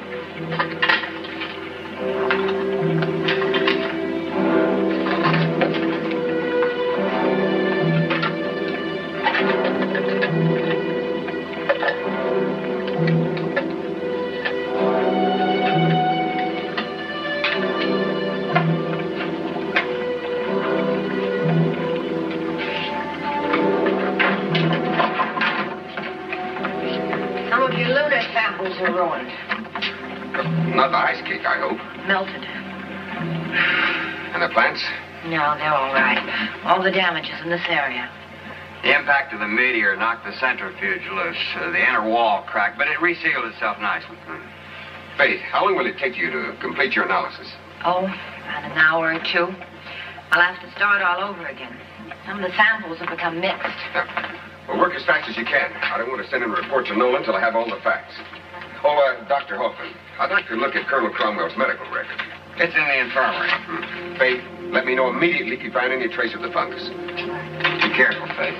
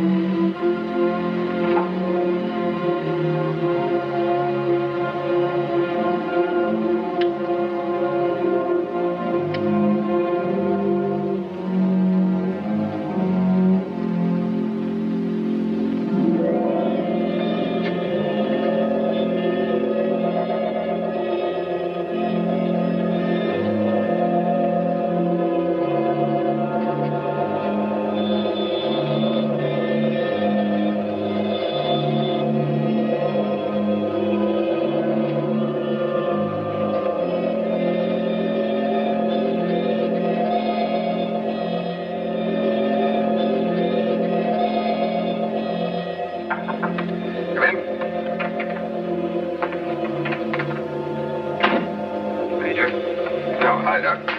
Here's my report. Take a look at it. You might want to add something to it. As soon as Faith is finished with her analysis, I'll ask Connie to code it and send it to Nolan. Do you think she'll cooperate? I don't know. If she doesn't, I'll send it myself. Hello, Faith. Have you found anything?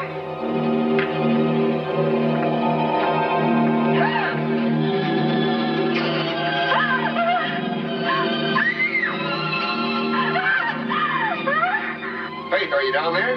Answer me. Try the infirmary. Hello, Faith, are you there?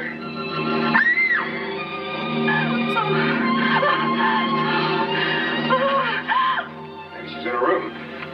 Hello, Faith, this is Gordon. Are you there? Answer me.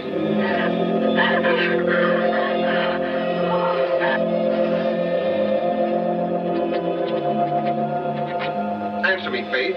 Have you found any sign of the fungus? She's in trouble.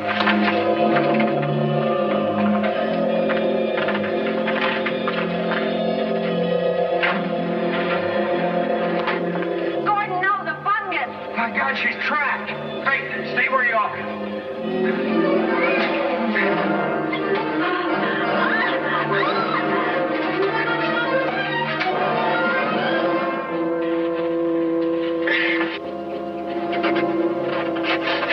Get on my back.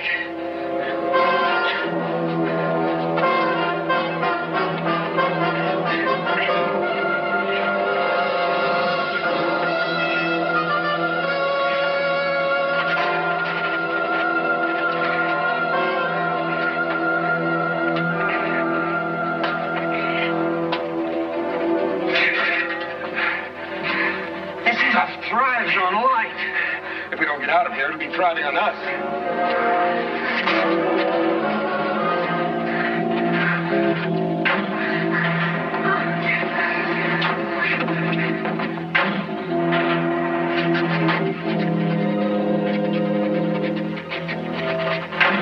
You better get all the fungicide we have ready. You'll have to spray the whole ship. Come on, Faith. Sergeant, seal up the laboratory. Cut off all electrical power down there. Call the captain. Yes, sir. I said seal up the lab, didn't you understand? Hurry. Yes, sir. Did you call the captain? Yes, sir. He said he'd be down shortly. Shortly. Sergeant, what time is the next supply ship due to arrive here? Sometime tomorrow, Major. Contact General Nolan at once. Get him on the Confidential channel. Sir, I'm not permitted to transmit without proper authority, unless it's an emergency. Well, this is an emergency. Get General Nolan at once. Since when are you giving orders aboard the station, Major? Olson, there's a monstrous thing aboard this station. We may all be contaminated. What kind of a monstrous thing? A fungus from the moon. That's what killed Weber. We've got to stop all ships from coming here. Now, Towers, why don't you and I go out to the recreation room and watch a movie, huh? You need to relax. You fool, I'm telling you, we don't have much time. We've got to inform General Nolan. We'll need his help. Sure. Now, come on. Towers.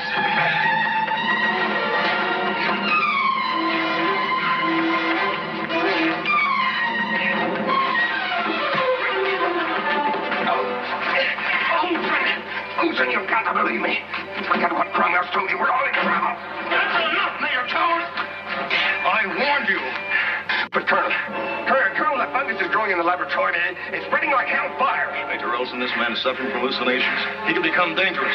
But, Colonel, take him to his quarters and lock him in. Sergeant Adams, give him a hand. I'll take over your duties here. He's out of his mind. Can't you see that? Dr. Hoffman, this man is ill. Space Raptors, you know what to do. There's nothing wrong with him, and you know it. Frank, you're the one who's ill. We must relieve you of your command, sir. Never. This is insubordination, Major. Call it what you like. Mutiny, Major? Major Olson, I want all three of them locked up in the infirmary at once. Sergeant Sloan?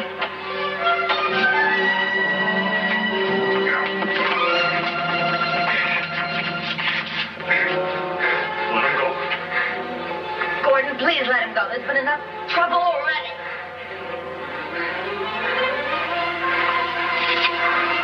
Take him on out, Olson.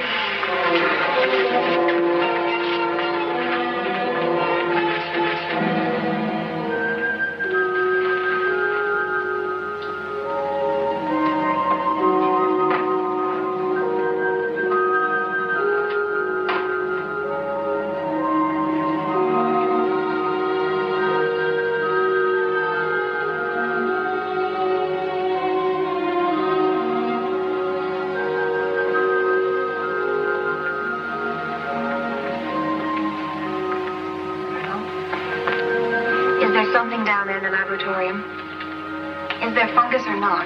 No.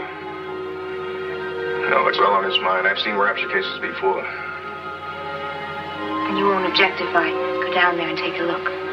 Now, wait. I want to send a report to General Nolan. A full report of this whole mutinous action. Tell the General I want their transport ship launched at once. With replacements for Dr. Hoffman, Faith Montaigne, and the military police for Major Towers. Tell him everything, Connie. How Major Towers tried to take over my command. How he held us at gunpoint until Major Olson overpowered him.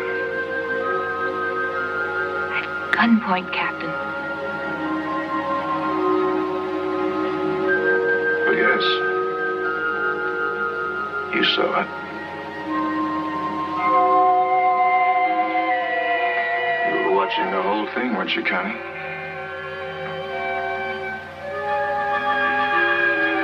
It was mutiny. I'll give a full report to General Noland. You can trust me, sir. Good. Good. That's what I like. Loyalty and respect for my crew.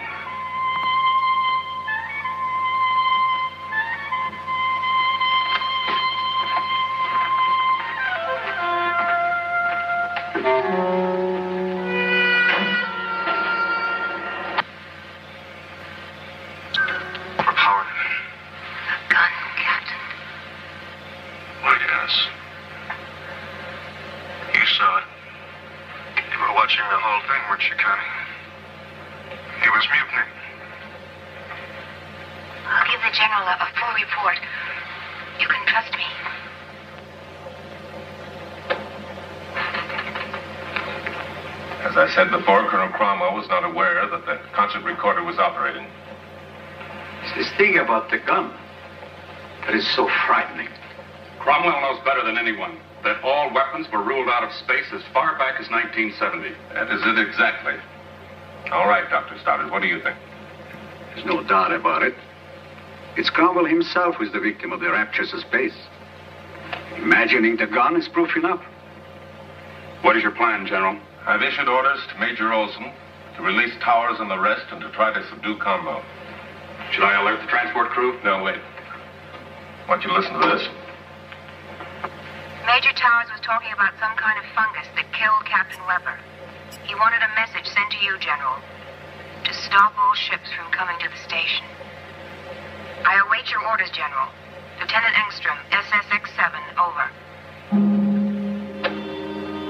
A fungus? What does she mean? I don't know. And until I do, I want all craft to stay away from Space Station X7. Captain Stevens, come in, please. Right away, sir. We'll put that order into effect immediately, General.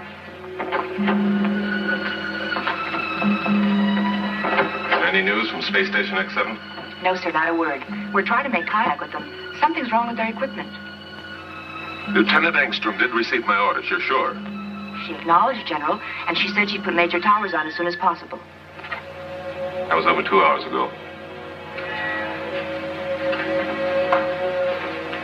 They must be in real trouble out there. You saw communications calling Space Station X7. U.S. Space Agency West to SSX-7. Do you receive me? You're off duty till midnight, Sergeant Engstrom. I know, Captain, but I'd rather be here. We've lost all contact with them. Nothing since 1720. Well, please, Captain. I'm concerned about Connie. She seems so scared on that last transmit. I want to be here if we get through to them. All right, Sergeant. We'll try to get some rest. And remember, both of you, we're both on security. Double A. So keep your lips buttoned. Good night. Thank you.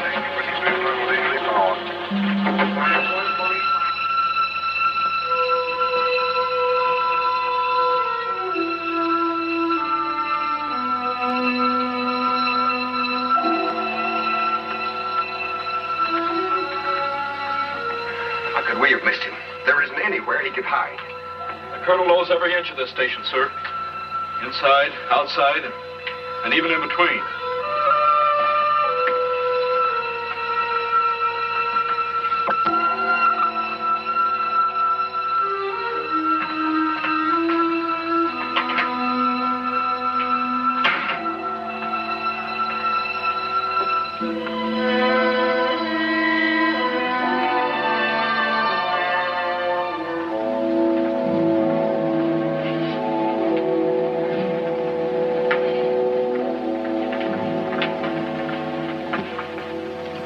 Someone who doesn't know what he's doing. Colonel sure picked the right set of tricycles to smash. That'll be enough of that, Sergeant. I'm sorry, I didn't mean. I think the Colonel's a great skipper. Sure hope they get him without a fight. They're trying.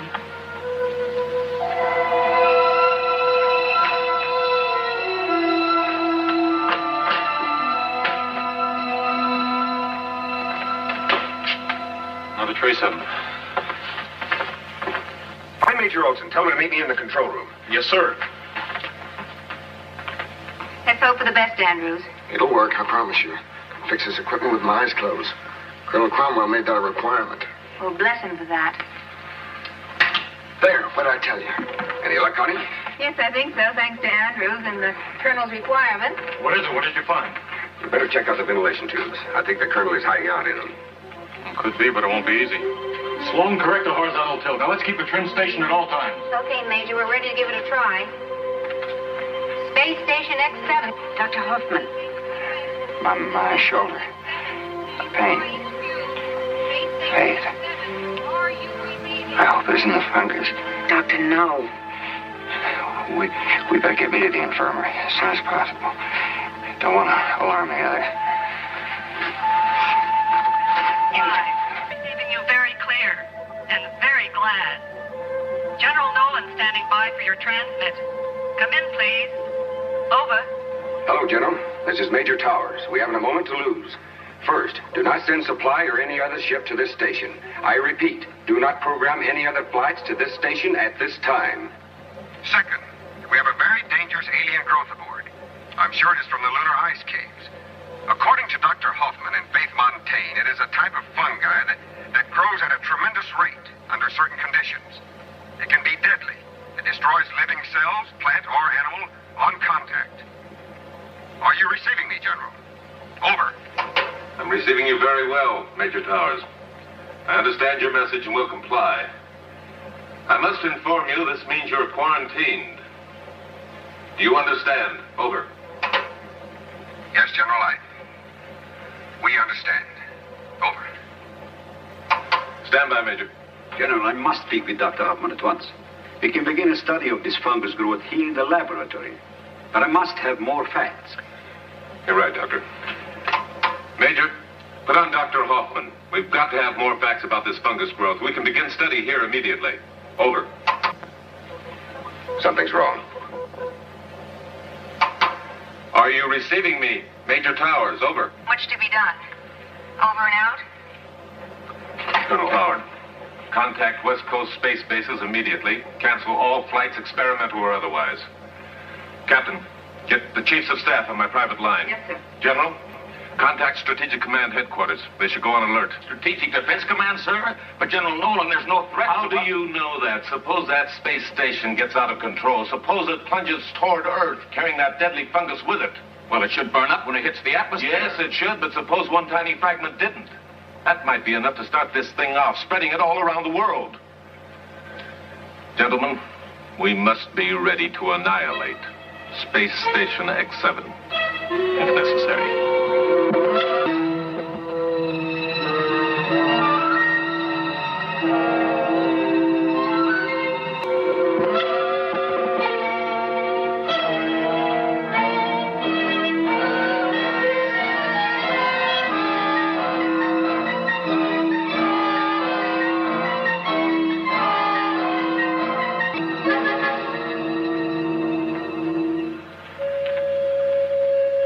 It's here, Doctor. I hate to say it, but it's here. There must be something we can do. For what? What? Faith. Faith. Listen to me. Carefully. I've been thinking about this thing. Remember? Down in the lab. How rapidly it grew when it reached a lighted area. The lights, we'll turn them off. No, it isn't that. It isn't the light it thrives on. It's the heat. We put Weber in the decompression chamber. Remember? There was no light in there. Only the heat. But the fungus continued to grow. What should we do? You have a plan? An experiment. But it might be the answer. You've got to put me into the refrigeration chamber. Lower my body temperature to maximum. I don't believe this microorganism can live at freezing temperature. He may be right. The thing came from the frozen wall of the lunar ice caves. Until it reached a warm environment, it was dormant. What if we're wrong? We've got to try. If we fail... Towers, Cromwell's on the rampage again. Now he thinks we're trying to destroy the station. Do what he says, Faith. It may be his only chance for survival. Maybe ours as well.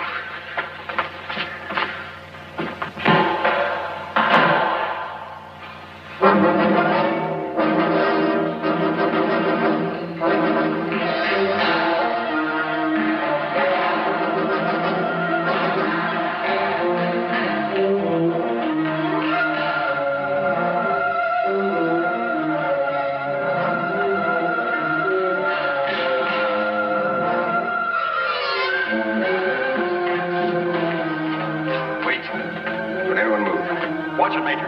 That's a sulfuric acid bomb. Back away from the console. Slowly. You too, Faith. That's the gravitation control. If he activates that switch, it'll reverse the field. We'll smash against the ceiling. Major Olson, we have too much horizontal tilt. You must always keep a trim station.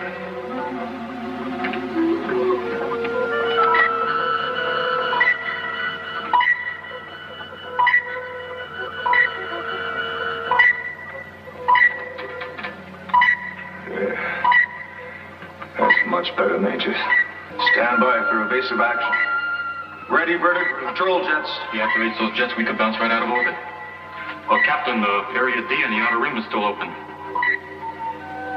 Major Olson, we've lost pressure in the lab. Lab, sir? Yes. Hit by a meteor. Put pressure in the lab. If you put too much pressure down there, that new plate would roll out. Major, the fungus. It could get loose. Open airlock chamber in the doors.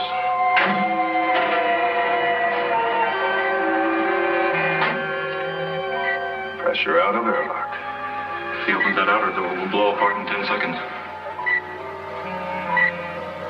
Open outer doors. This is mutiny. Major Olson, take his gun. The wall down in the lab is crushed.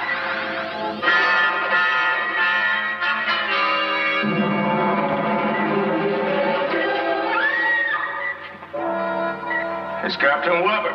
He'll destroy the station.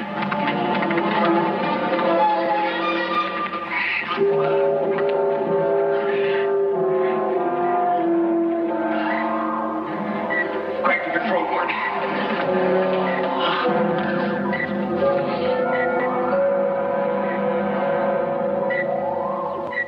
Connie, contact the general. Tell him we put down the mutiny. Tell him everything, Connie. I'll tell him all about it, Captain. You can trust it to me. Get him to his cabin, Sergeant. Better tie him down. Faith, make sure he's comfortable. Connie.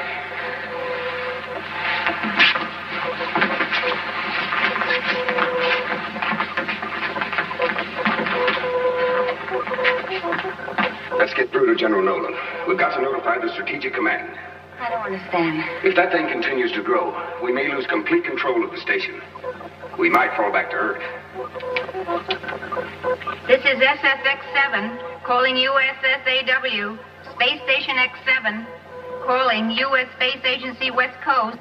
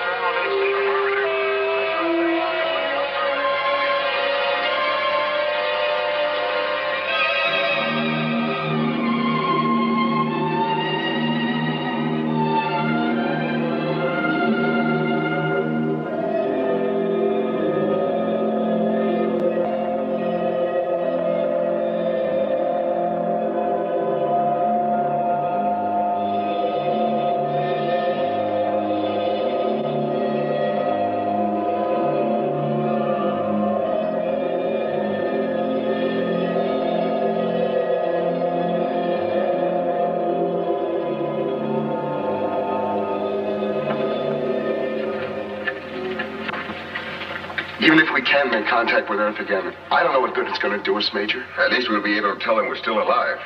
Are we, Gordon?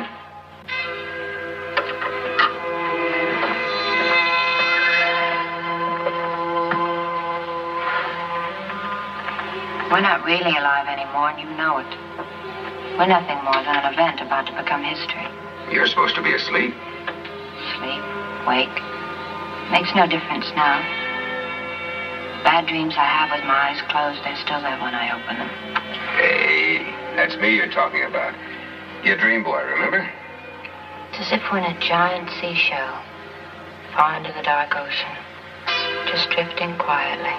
Faith. Snap out of it, Faith. Drifting quietly from nowhere to nowhere.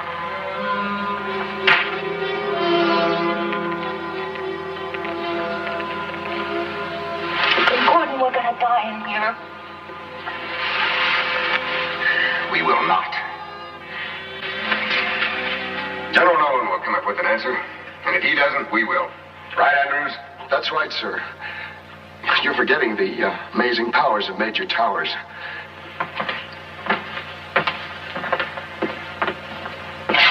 Now that you know I'm just a crybaby, I guess you won't want me anymore, huh? Don't bet on that. Well, how about some food? Better give the Colonel another shot. He's having pretty bad nightmares. The nightmares won't hurt him. It can't be half as bad as his hallucinations when he's awake. Gordon, there isn't any more food. Those protein wafers we had this morning were the last. Well, that's impossible. You said we had enough synthetics to last another week. I only said that to keep you from worrying. Synthetics are all contaminated. I knew that before we moved up here. And those are just empty cartons. And the water? It's all right, enough for about 2 weeks.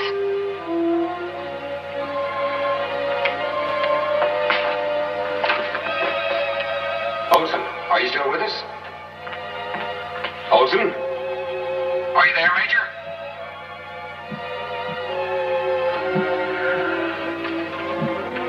This is Lieutenant Engstrom, your voice from space. At your service, Major. How's everyone down there? Oh, great. Nothing like the life of an astronaut. You just eat and sleep. I wonder what those poor Earth things are doing. She can still make a joke at a time like this. I told you she was all right when you get to know her. Yeah. Connie, how's your food supply holding up? Food. Great. Matter of fact, we're overstocked. Why don't you all come down here? We'll have a banquet. That means they're running out. I'll take a rain check. Connie, how's Dr. Hoffman? Well, according to the instruments, his heartbeat's still registering. Very slow. Very sure. You know something, Major? I think he's better off than any of us. Because he doesn't need food. He doesn't know what's happening. And best of all, that horrible fungus. Can't get to him in that box. Stand by a moment, Lieutenant. Sergeant, do we have survival suits stored up here? Yes, sir. Every compartment on the station has enough suits for all members of the crew. You know how the captain is about the emergency measures. Yeah, I'll tell you one thing. Cromwell's preparedness might save our lives right now. Get the suits out. Yes, sir. What is it, Gordon? I'll let you know in a moment. Connie, now listen to me very carefully. In one of the storage compartments in the infirmary, you'll find some survival suits. I want each one of you to put on one. Check the power packs. Make sure the inner lining heaters are working. When this has been done, let me know. Got that? Whatever you say, Major. I'm going to lower the temperature inside the entire space station to 0. Do you follow me, Connie? Yes, sir. Operation Deep Freeze. Now you know. The low temperatures will kill off the fungus. Is that it? I'm almost certain of it. Remember what Dr. Hoffman said? Yes, he thought that the fungus died because of the heat. Yes, his experiment on himself has proved that he was right. The fungus hasn't spread on his body. Okay, let's suit up. Major, how are you going to lower the temperature? The master switches are down in the control room. I know that, Andrews. Gordon, you can't go down there. Get into your suits.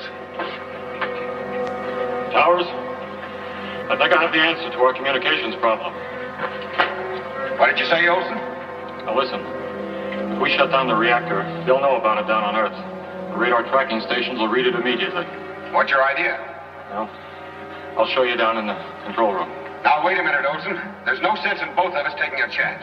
Sorry, Major. I figure if this deep freeze idea of yours doesn't work, we're dead anyway. Now, in 5 minutes, I'm going to kill the heat here in the infirmary. When the temperature drops to 0, I'm moving out. See you in the control room, Towers. You and Faith remain here, Sergeant. But, sir. That's an order. Yes, sir. Take care of the captain.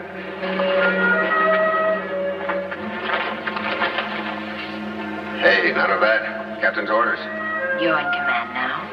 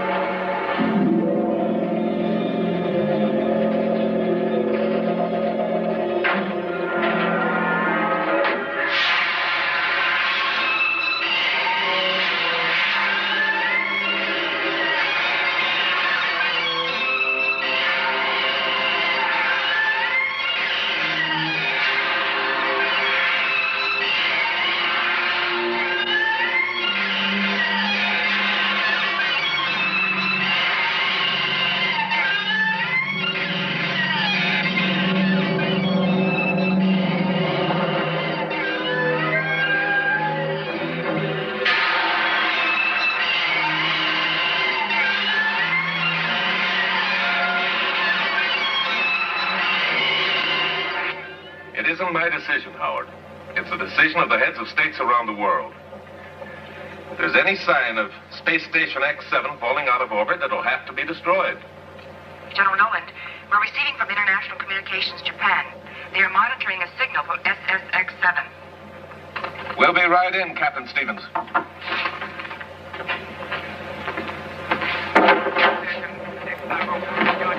They're receiving Morse code of all ancient things.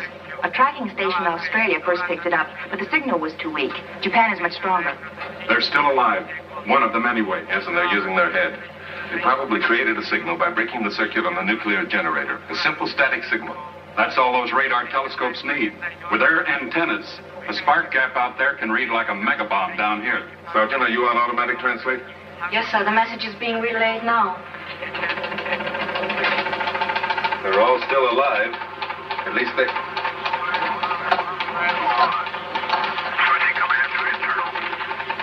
And Dr. Hoffman's experiment upon himself proved fungus destroyed by freezing temperature.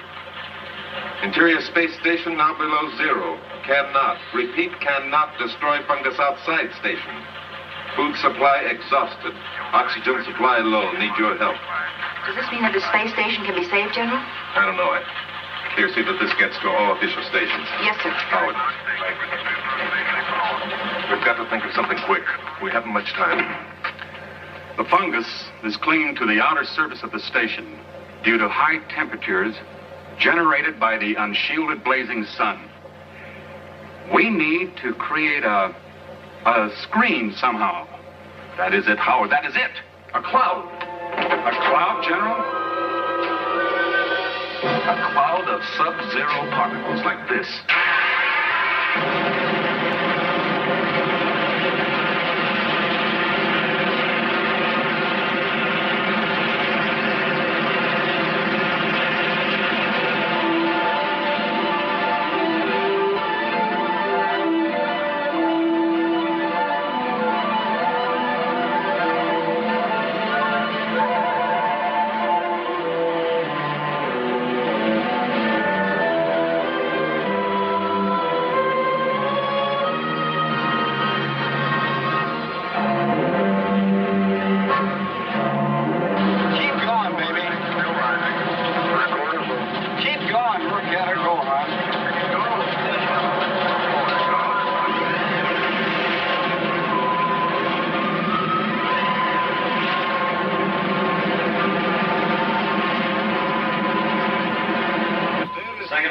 Separated and is functioning as programmed, General.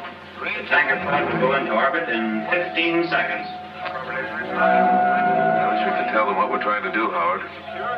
If this operation fails, they'll all die thinking we completely abandoned them. I doubt that, sir.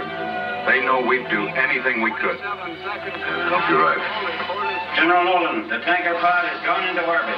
It is directly in the course of Space Station X7. We are starting destruct countdown.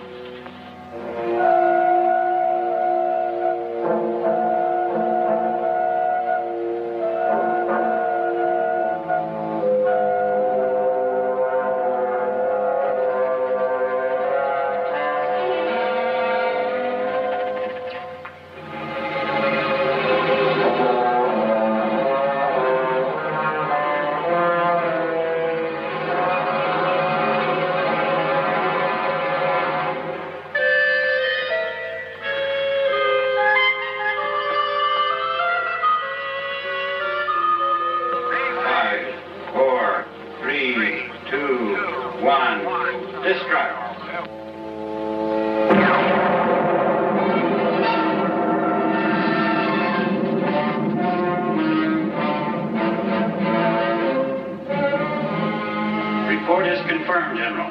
Tanker pod destructed as programmed. An ice crystal cloud is now in orbit.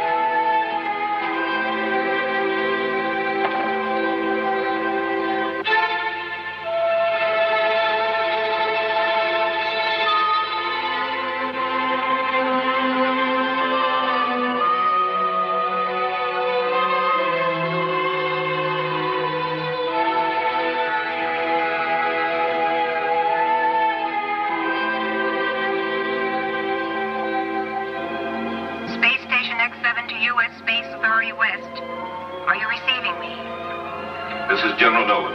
We're receiving you loud and clear, and thank God. Come in, X7. Over. General, that was a pretty nice trick you pulled off. Space Station X7 is now as clean as a newborn star. What are the chances of launching a relief ship? You hold on out there, all of you. Countdown is already in progress. Relief ship will reach your station within 3 hours. Do you understand? Don't lose your faith. Over. Your message received and understood. Over and out.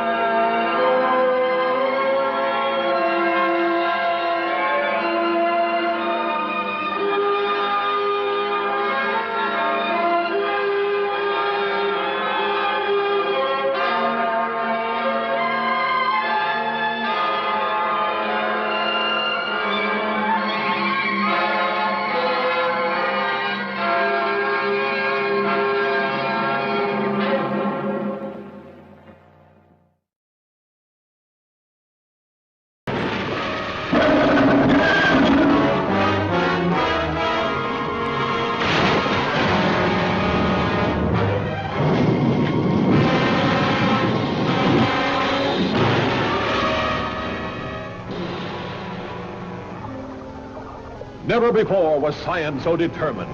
From the deeps of the Caribbean to the underwater jungles of the Everglades, they baited their trap and gambled their lives to put a daring dream to the test. Gentlemen, the creature can be changed. We can make the giant step and bring a new species into existence. Here was the grimmest cargo ever to reach civilization. Was this a new being created by a miracle of science? The fire burned away the outer scale. There's a structure of human skin underneath it. Or was this a beast made even more frightful by a mortal mind, more powerful by human emotion?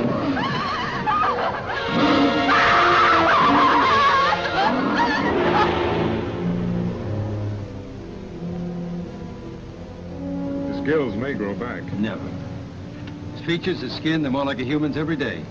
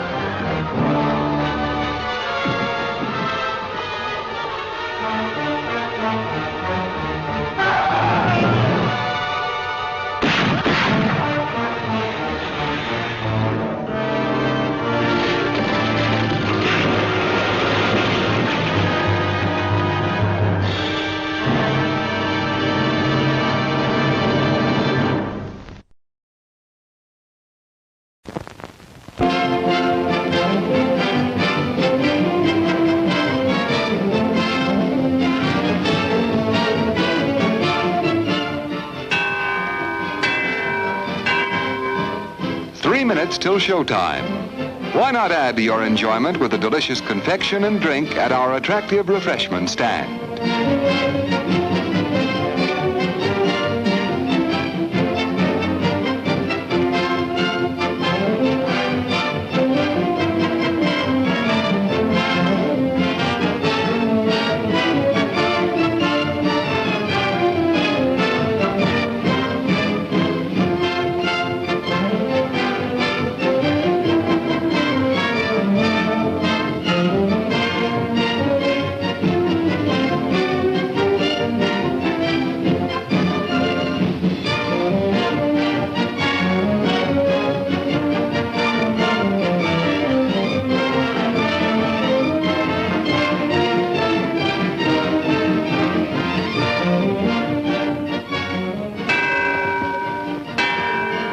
2 minutes till showtime. Tempt your taste with the wide variety of mouth-watering snacks available at popular prices at our refreshment stand.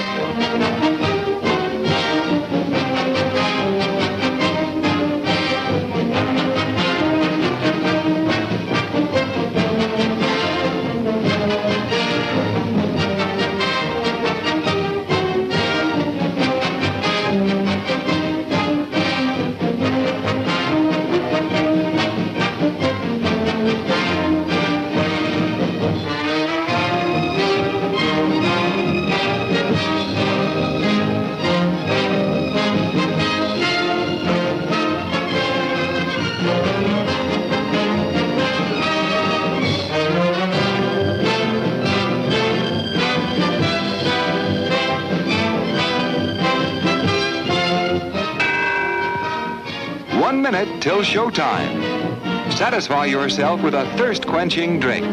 Your favorite beverage awaits you at our refreshment stand.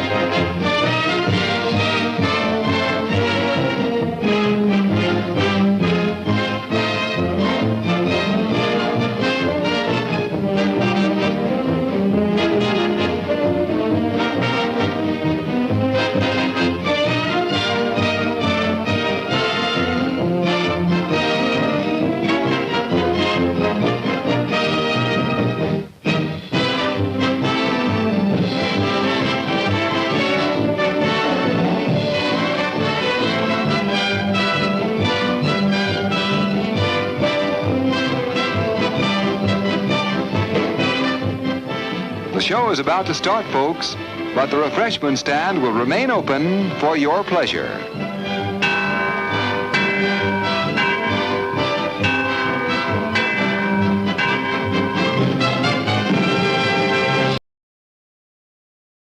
Here's a new taste treat. The corn dog. Plump, juicy wieners are dipped in a thick, golden Southern-style corn batter that seals in all their freshness and flavor. If you like hot dogs, you'll love corn dogs. Everybody does. Try a corn dog with your favorite beverage. At the refreshment corner now. Corn dogs.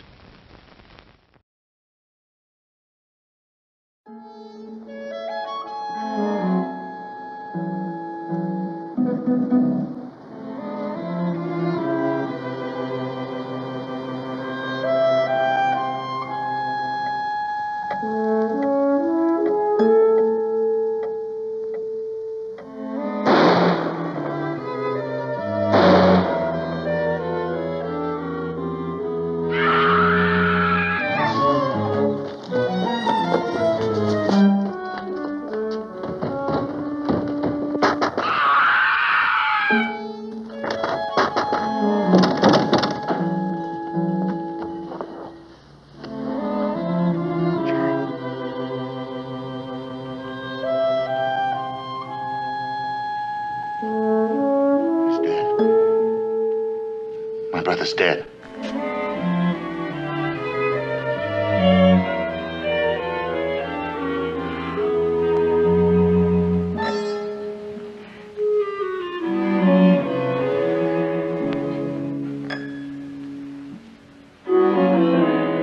Tessa, give me the gun.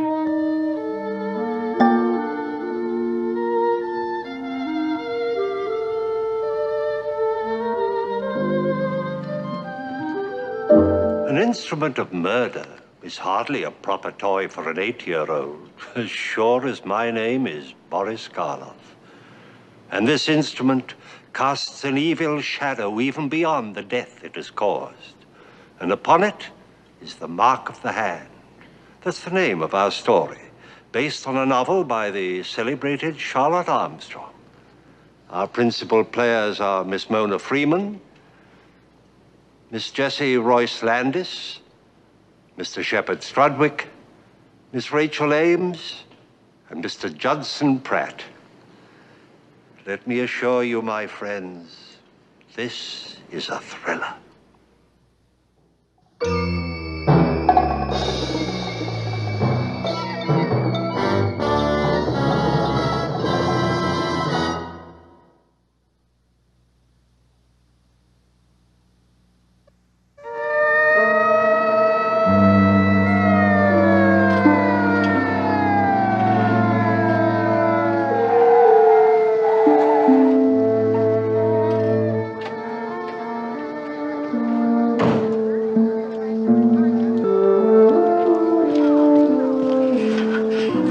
Somebody get killed, Lieutenant? One of the Kilburns?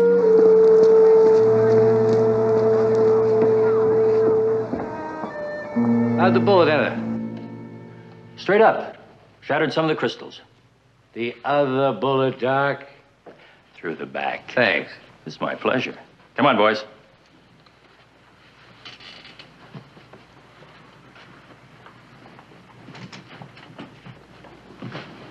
You ready for me now, Lieutenant? I think so. Come on in. You must understand, of course, Mr. Kilburn, that our main concern is to shield the child. She's my daughter, Lieutenant. What do you think my concern might be? It's one of the Mowry brothers from the house next door. The young one, the good-looking one.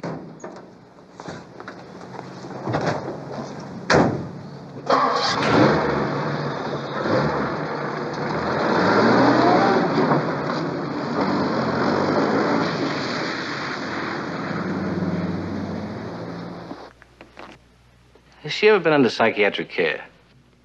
No. Is there anything different about her lately? Anything peculiar about her behavior? Not that I've noticed. You wouldn't hide anything from me. Why should I? How could I? My mother's brought the family here every summer since I can remember. This is a small resort community, Lieutenant. People know us, everything about us. You'd be surprised what people manage to keep hidden, Mr. Kilburn, even in the best of families. I'll see you in about an hour, boys.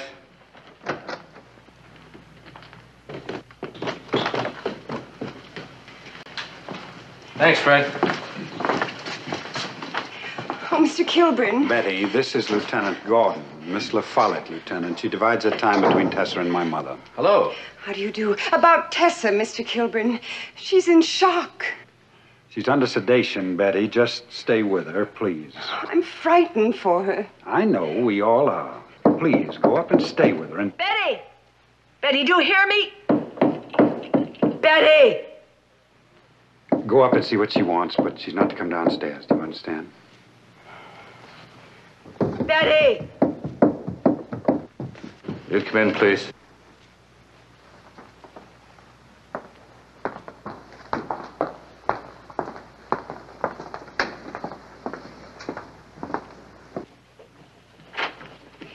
I'm here, Mrs. Kilburn. Oh, get me out of here. Do you hear me? I said get me out of here. Your son told me you're to remain in your room.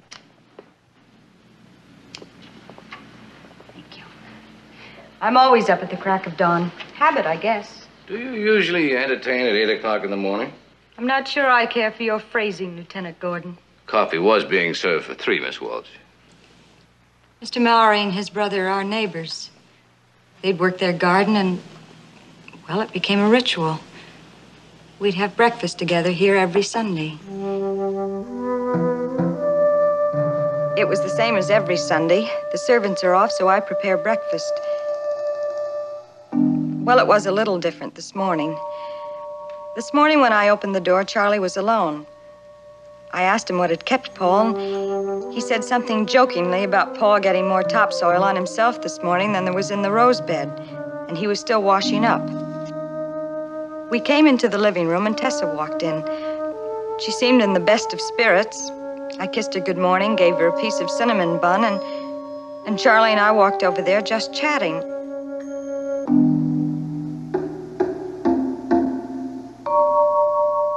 The next thing I knew, she had the gun cabinet open and was playing with that gun. She'd done it before, and Douglas had been furious.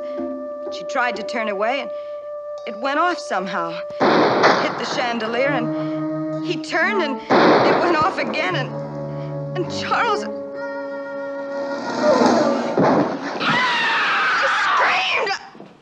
I screamed! Sylvia, darling. It's all right now. Settle down. It's all right. I'm sorry. I just lost control. It's all right. If you don't mind, Lieutenant. No, darling, I'm all right.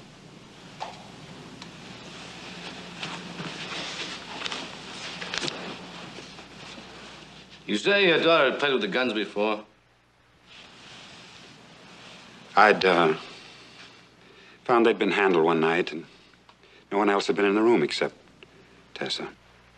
You accused her? Well, yes, I did. She'd lied before about things that we both knew that she'd done. And I just couldn't understand how a normal little girl would... You think she's normal? What a horrible thing to say. Is she? Do you think she's normal? I can't answer that. I'm not a doctor. Let's get back to the gun. She denied touching it? That's right. But the thing that really upset me was... I'd found the key to the gun cabinet in her room, and she knew it. And in the face of all that, She still lied about it. She didn't lie about it. I told Douglas it was child's fantasy, storytelling. Mr. Murray. Yes? The 2 shots and the rest of it. You heard all this, too? I saw it, Lieutenant. I was almost at the door. It was locked, you remember? Yes. Why was the door locked? since Tessa trampled my prized flowers, I'd ordered it locked. Did she admit to this? No, but her footprints were clearly outlined in the flower bed. Obviously, this child is not to be trusted. That's not true. The child's had little guidance. Her grandmother is old and sick. What about Miss Fowler? Betty's just a college student. She's going back to school as soon as we leave for the city. There's been a long succession of nurses and governesses. Well, what can you expect of the child? That's why Sylvia's been our house guest this summer. We plan to be married in a month or so, and then she'd devote all the time that's needed to Tessa and her problems.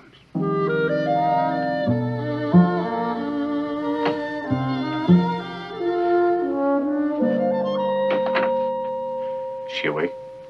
It's difficult to say. I'd like to see her. Corliss, Alone. don't frighten her, please. Don't worry.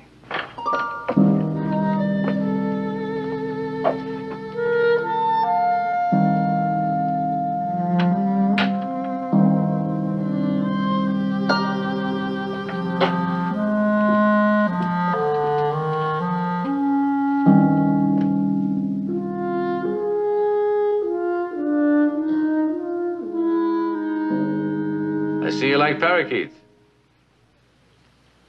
I like him too. What's his name? Or should I say hers?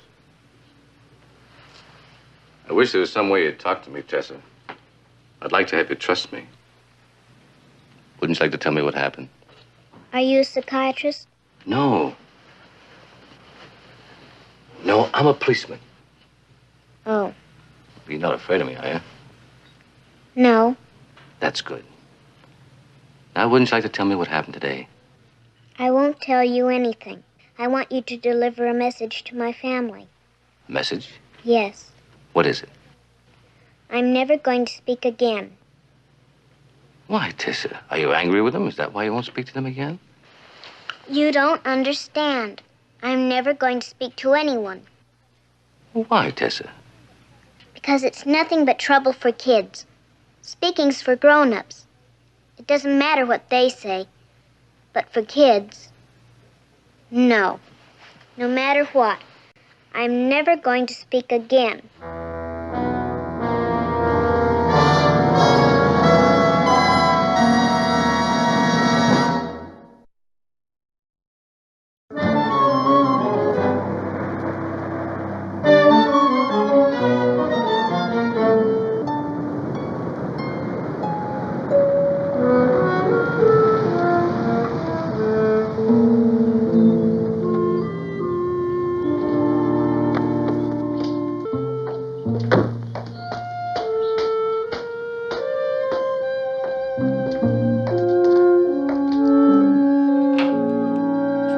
Busy, Doc? Just a couple of minutes. What do you see? Huh? All right, why don't you take a 5-minute rest? When you come back, maybe you'll see something. Come.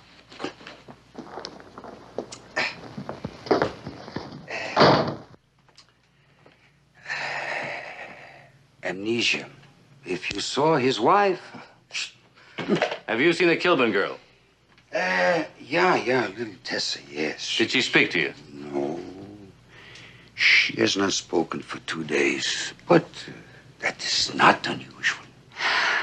I have seen cases like this where they don't speak for a month, 2. Maybe a month in a state hospital under observation. Oh, Doc, I can't wait a month. This is not a case where a child has lost the power of speech. She has just decided not to talk. Well, isn't there some way we can make her talk? You beat her, maybe, huh? This child has had a traumatic shock. Another shock would cause damage beyond repair. But I need her testimony.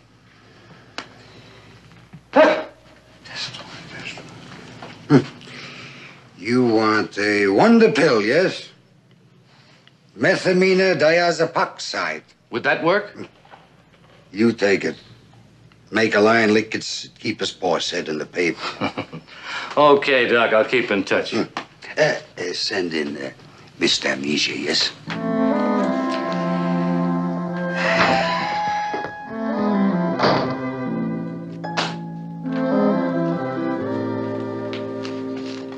I want to make on all those people right now. Douglas Kilburn, Charles Mowry, Paul Mowry, Sylvia Walsh. What about the old lady? Be my guest. Try them all, but get the information as fast as you can. Any special hunches where? No, FBI, New York police, go the route. Try this in Washington, D.C., New York, Chicago, Detroit. If the rest of you would leave us, I'd like to speak to Mrs. Kilburn alone. Thank you. I wondered how long it would be before you got around to suspecting me. Suspecting you, Mrs. Kilburn? Don't you think it was an accident?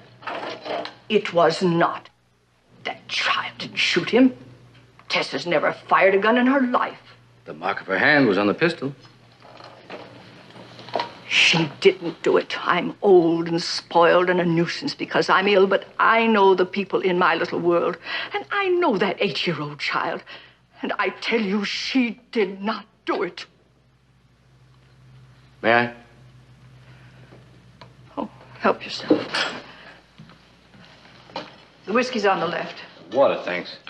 Water? Do you know why the child won't speak? No. You think she's mentally sound? Yes. Disturbed, but mentally sound. And I won't have my granddaughter or any Kilburn committed. Nobody suggested committing her. Lieutenant, I love that child. What are you looking so stupid about? Mrs. Kilburn, everyone suggests such great love for Tessa. But no one in this house ever came right out and said it. Except you. You know that? Everyone just took it for granted that Tessa fired that shot. Is there anything wrong with her, Mrs. Kilburn? No, of course not. She's been under psychiatric care before. That's not true. She asked me if I was a psychiatrist. Now, an 8-year-old doesn't know the meaning of the word, unless she's been in contact with one. I don't know anything about it. Then who does? I suggest you ask my son. I already have. He claims to have no knowledge of it. Then you have your answer already. Mrs. Kilburn, I suggest you consider telling me the whole truth. Because if you don't, I'll be forced to place Tessa in a state institution for observation. You wouldn't. I have no choice, Mrs. Kilburn. Your granddaughter killed a man.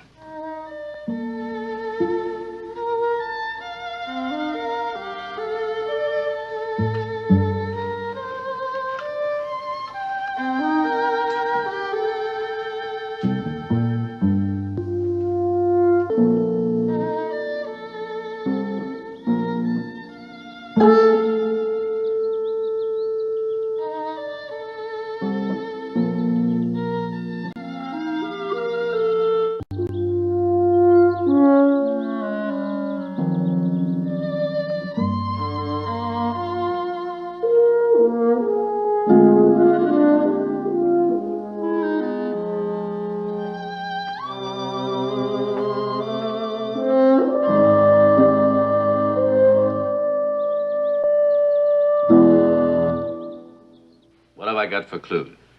Fingerprints? Tessa's on the pistol.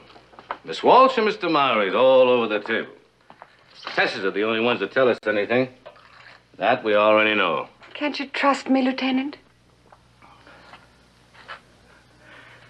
The last time I trusted a pretty girl your age, well, that's a story I only tell when I'm in my cups. Please, Lieutenant, this is serious.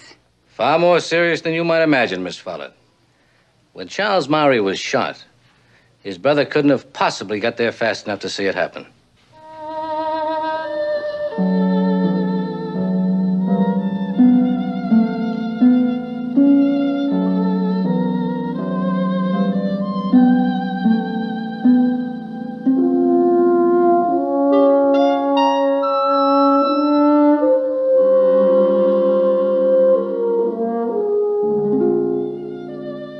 Mrs. Kilburn, your son disclaims any knowledge of having sent Tessa to a psychiatrist. I don't think Douglas would lie about a thing like that. Would you? See here, young man. Tessa's been under the care of a Dr. Richards. You sent her to him. Mrs. Kilburn, we found Tessa's last governess. She told us that she took the child to the doctor's office periodically. On your instructions. Well? Yes, it's true. Why didn't you tell me? A little girl is found with a gun in her hand and a dead man on the floor. It's an accident. Would you expect me to give you reason to suspect her of anything more? I don't understand. When Douglas's wife died, I think he died too. He functioned like a machine. He really didn't care. He paid absolutely no attention to Tessa. When she grew up, she would deliberately smash things. And then she'd tell Douglas what she'd done. Because of her truthfulness, he didn't punish her. Well, you know what she was doing. Yes, the doctor told me it was a perfectly normal reaction. The child was trying to get her father's attention. She couldn't do it by telling the truth, so she proceeded to lie about it. For that, Douglas did punish her.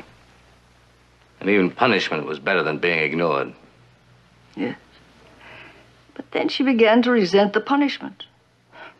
I don't know. Perhaps she considered Sylvia a rival for her father's attention. Did she resent being punished for something she didn't do? Well, she denied trampling the flowers. She denied handling the pistols.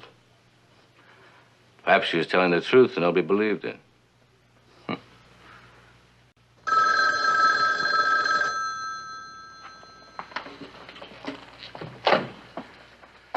Yes? Oh, put him on. Yes, Mr. Murray. I'd like to talk to you, Lieutenant. Please, let me talk to you. When? 8? Here? Good.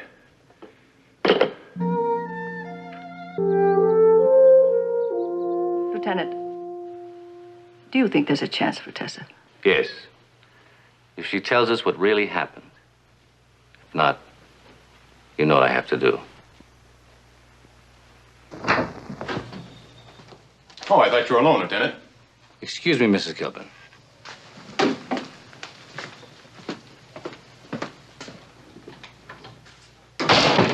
Have you got something?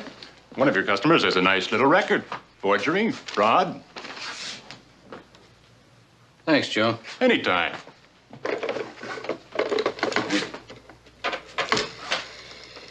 Give me the Kilburn house.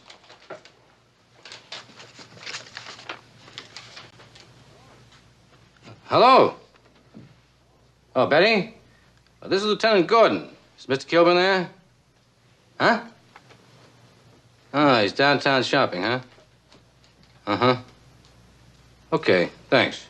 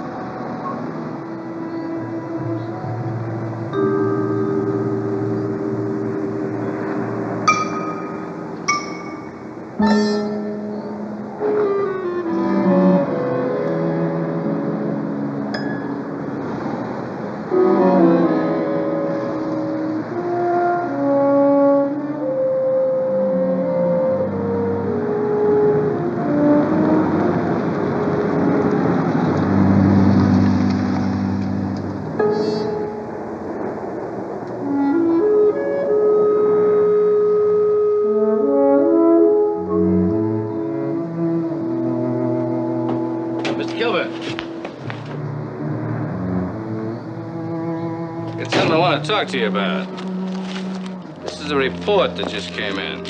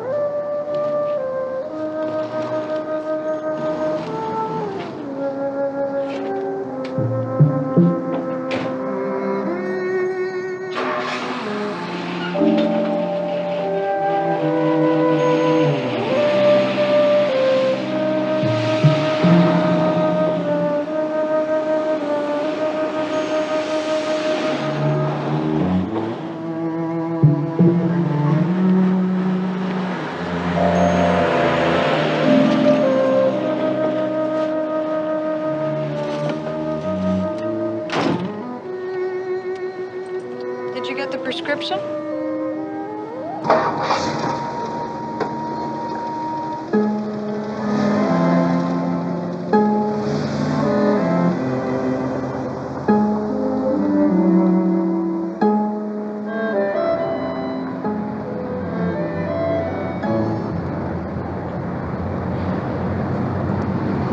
What's the matter, Douglas? I don't know how to begin. Begin what, dear? Did you know Charles Mowry before we met? Is that what the detective told you? I'm asking you, did you? You don't have to get angry. Did you know he served a term for forgery and another for fraud? No, I didn't. It was an accident, wasn't it, Sylvia? Why do you suppose a policeman starts to investigate an accident? I don't know, Douglas. Because of discrepancies. When you told Gordon what happened, you said the first shot hit the ceiling, but I remembered afterwards. It was the second shot that hit the chandelier. I guess I was upset. I must have made a mistake. Did you know Mowry before? Answer me. All right. Yes, I did. I wanted to tell you, but I was afraid to. Afraid of what? Of Charles. You don't know what he was capable of. We were engaged once, but I broke it off. So he followed me here. Don't you see? I had to pretend that we just met. Why? Because I love you, Douglas. And I don't want to lose you.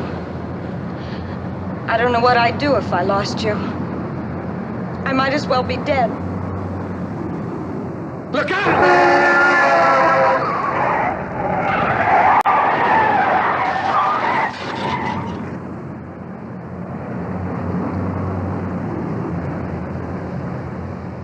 You almost got your wish.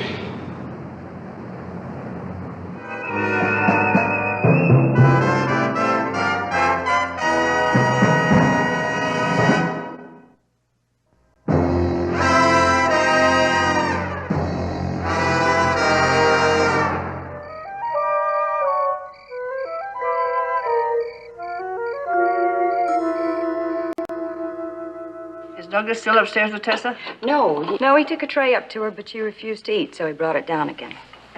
Excuse me.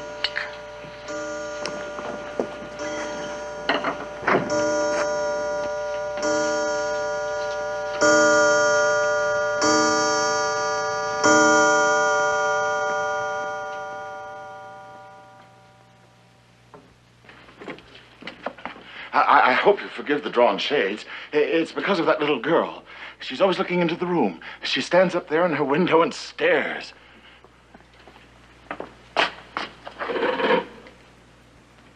Well, she's not there now. Well, what do you want to talk about, Mr. Murray? No, across the garden.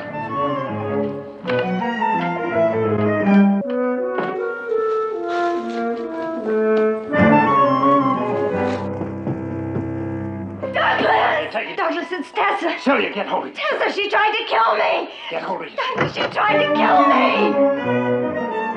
She did. Take her downstairs.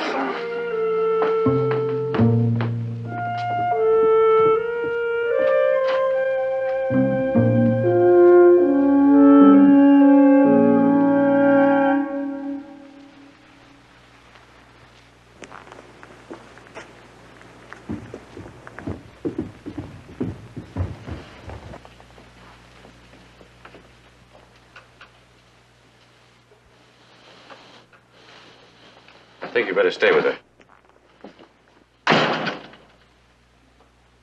I don't understand. She tried to kill me. I don't know, darling, but you mustn't let it upset you, Sylvia.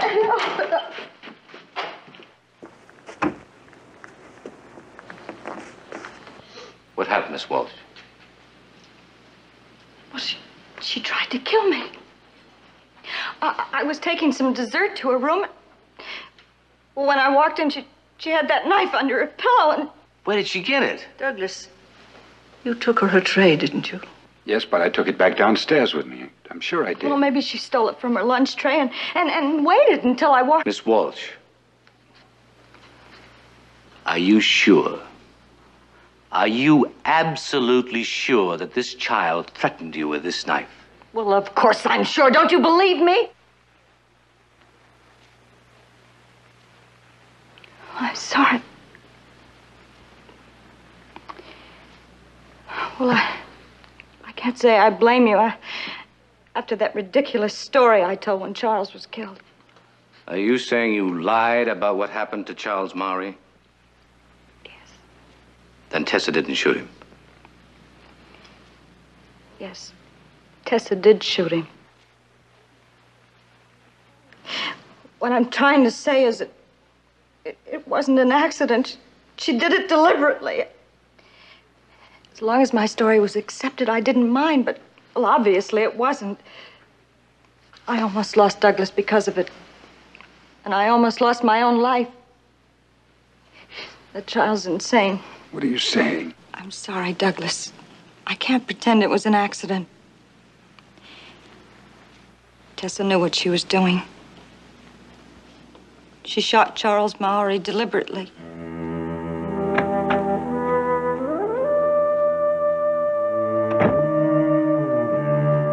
She had the gun with her when she came into the room. It was fully loaded. Obviously, she'd hidden it just as she hid the knife. She said, "Mr. Mowry, I'm going to kill you." Charles thought she was playing a game. She fired. I leaped at her and grabbed her wrist. The gun went off again, hitting the chandelier. I'm sorry. I'm sorry. I didn't want to tell the truth for Tessa's sake. And you, Mr. Mowry, you saw all this too? No, he heard the shot just like everybody else and came running. I told him to just back me up no matter what story I told for Tessa's sake, and he agreed. Oh, Douglas, we were just trying to shield that child. It was a mistake. Is this why you called me, Mr. Mowry? Yes, yes. Just what Sylvia told you. I was going to... just what Sylvia told you. Stay here, all of you.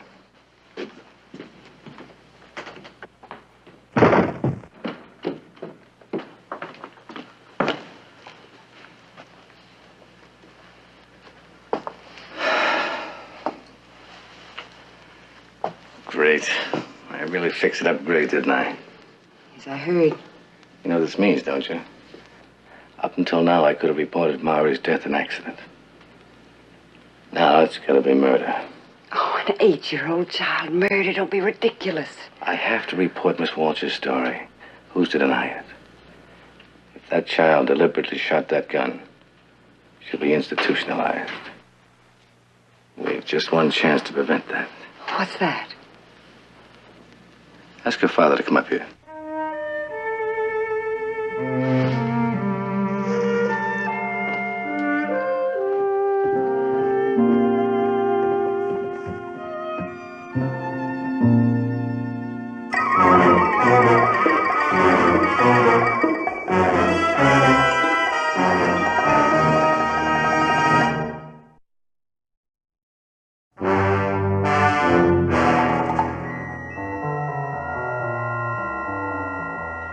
Sit down, Paul.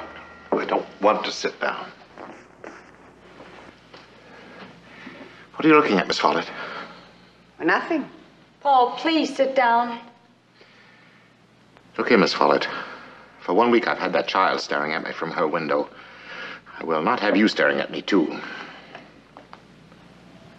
What do you find so fascinating about my hands, anyway? Paul, for heaven's sakes, leave the girl alone. We're all under a strain. They've been up there for a long time. Don't you understand, Tessa, that even an accident is serious enough? But now we've been told that you deliberately shot Mr. Mowry. And that's far more serious. Tessa, listen to me. She's exhausted, Gordon. Why don't you let the... I'll let the child do whatever she wants, after she tells me what happened. Tessa, was it an accident? Did you shoot him at all? Was the gun placed in your hand? Did you see Mr. Mowry lying on the floor when you walked into the room? Tessa, answer me. Stop badgering the child. You're afraid of what she might tell me, Mr. Kilburn? Do you know what I'll have to do if you don't talk to me, Tessa? Do you know, Tessa? Was the gun placed in your hand? Did you see Mr. Mowry lying on the floor when you walked into the room? Tessa, answer me! That's enough, Gordon. Let her alone. You keep out of She's this. my daughter, and I said let her Now, alone. you listen to me, little girl.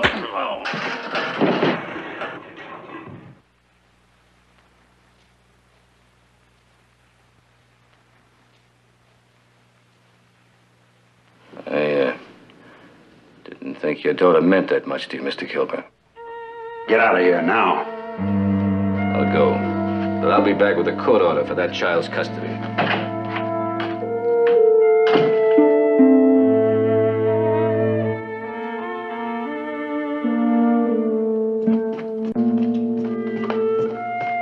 Did she speak, Lieutenant? Did Tessa speak? No, she didn't. What are you going to do? What I should have done days ago. You're not going to send that child to a state institution. I have no choice. Good night.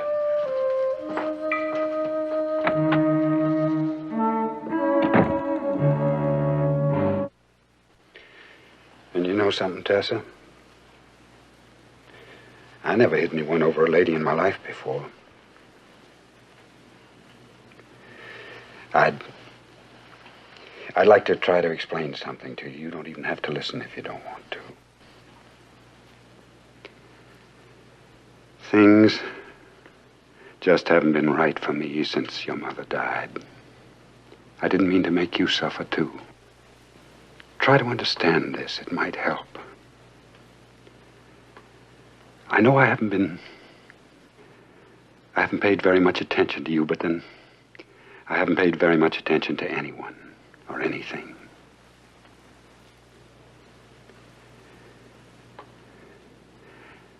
Tessa, the only reason I want you to speak to me now is because of my concern for you. After that, you don't ever have to speak to me again if you don't want to.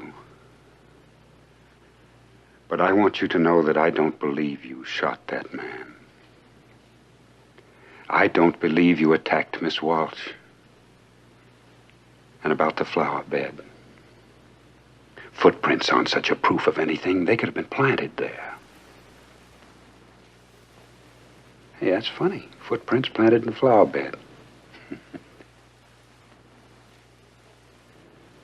Footprints can be planted just as well as fingerprints, my darling. Tessa. Tell me, Tessa, whatever it is, I'll believe you. Because I'm your father. And because I love you.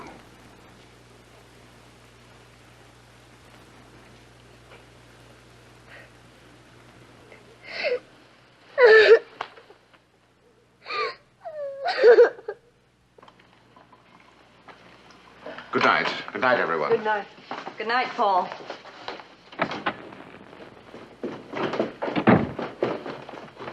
Douglas, how is she? Asleep. She's exhausted. Did she talk? No. All I had to do was to make contact with her. A simple act of trust between father and daughter. I couldn't do it. And it's hopeless? No, I didn't mean that. Just now, for the first time, she showed some emotion. She cried. In the morning, I'm sure she'll talk to me. Where are you going?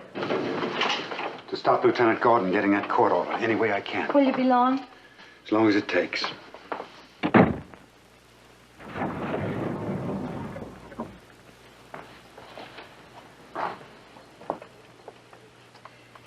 Betty, why were you staring so at Paul Mowry? What did you see on the table? I'm not sure, Mrs. Kilburn. But you did see something. Yes. Why didn't you tell Lieutenant Gordon? Because I couldn't connect it until now. Connect what? Lieutenant Gordon told me among the worthless bits of evidence he was trying to piece together, there were some fingerprints. Whose fingerprints? Paul Mowry's. There were 3 sets of Paul Mowry's fingerprints on the table. What of it? He was outside the door when I entered the room. I saw him break in and go straight to the body of his brother. He never touched a thing in that room. Are you positive? Yes. Don't you see, Mrs. Kilburn? That means that Sylvia's second story is also untrue. It means that Paul Mowry was in the room earlier that morning. He had to be. He was there before he broke in. Now, Lieutenant Gordon couldn't have known that. He naturally assumed that Paul Mowry touched the table after his brother was killed.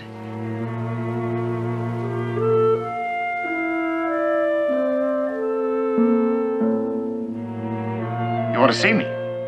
Now? All right, I'll be right over.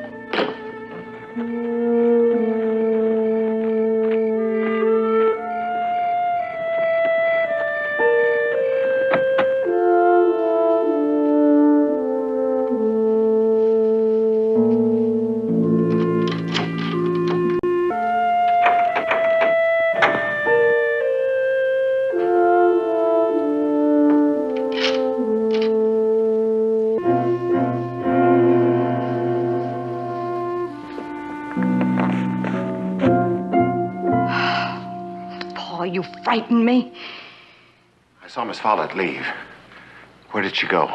I don't know. She just ran out of here. Sylvia, she knows something. I'm sure she knows something. The way she kept looking at me. Oh, get a hold of yourself, Paul. Who's in the house? Tessa, the old lady upstairs. What was Lieutenant Gordon doing at your house when that child attacked me with a knife? He dropped in to question me. No, you sent for him. Why, Paul? Sylvia, I can't take any more of this. I will not burn for you. Nobody's going to burn. I was willing to go along with you and my brother when it came to fleecing Kilburn. A fast marriage, a quick divorce, and a big settlement to divide among the three of us. That much my conscience could live with. But murder? No. Obviously, you haven't told this to Lieutenant Gordon. No. We just come into my study when we heard you scream. Your luck held, Sylvia. Your luck held too, Paul. What do you mean? You put the gun in the child's hand. I didn't. Yes, but you stood by to back me up. I didn't kill Charles. I had no idea that he intended to divulge the entire scheme to Douglas. I had to stop him from doing that, didn't I, Paul? He said he was doing it for love, Paul. For love of me. He didn't want me to marry Douglas. Not even for one day. Now, what do you think of that? Sylvia, you've got to let me out of this. No, Paul. And if you ever feel talkative again, just remember this. Yes, I pulled the trigger, but you're guilty, too. By law, you're just as guilty as I am. Now, get out of here. Don't you ever set foot in this house again unless you're invited. But you called me on the phone. What? Didn't you? No. You did. You said... Up.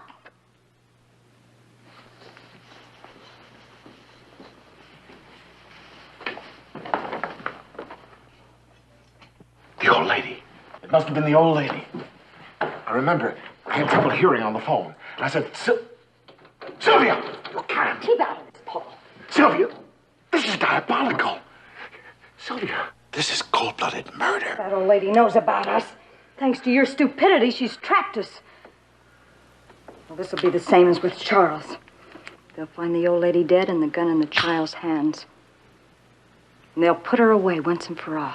You're the one that should be put away, Sylvia. Get out of here. And if you say anything to anybody, I'll tell them you killed your brother.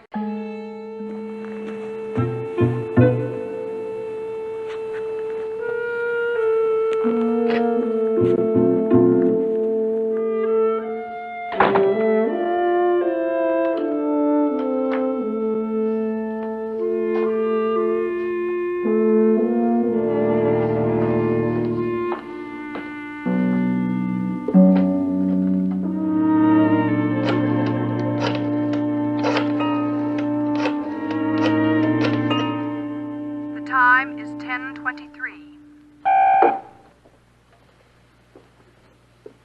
The time is 10:23 and 10 seconds.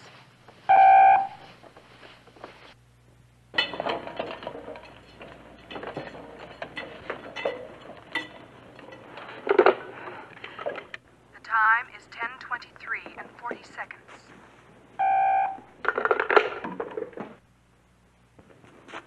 The time is 10:23 and 50 seconds.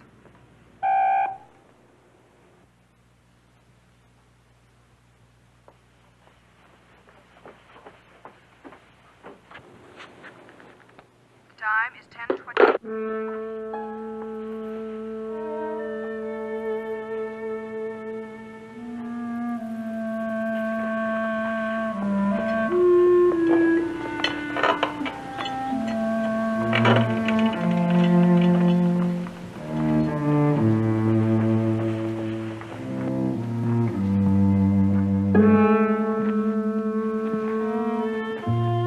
here, Sylvia, waiting.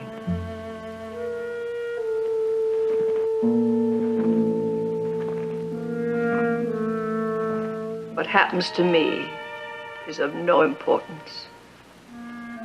Don't do this to Tessa. She's so troubled, so helpless. You should have thought of Tessa when you phoned Paul, Mrs. Kilburn. Now I have to do this.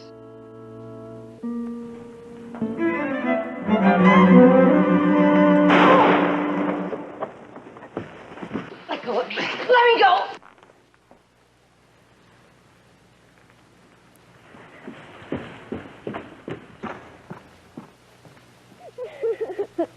Oh, here, let me have her.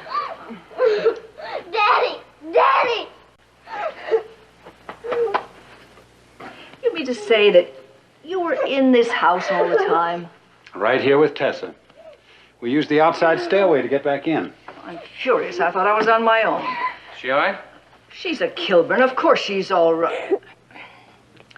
I understand you're responsible for this trickery. Do you realize I might have been killed? Mother, nobody asked you to telephone Maori and impersonate Sylvia. Well, that's no excuse for this policeman to lie about a court order. Well, let's just say it was a cover story to compel a disagreeable old lady to help me smoke out a murderer. Well, Betty here was my accomplice. She told the crucial part of the story to you. Betty, is that true? Well, yes, ma'am. You're fired. Fired? Oh, no! Oh, anyone who could fool an old crow like me is dangerous. You'll have to learn all my secrets. From now on, you'll take charge of Tessa exclusively. Now let's get out of here and leave my son alone with my granddaughter. I thought I just fired you. Lieutenant Gordon will see me to my room, won't you, Lieutenant?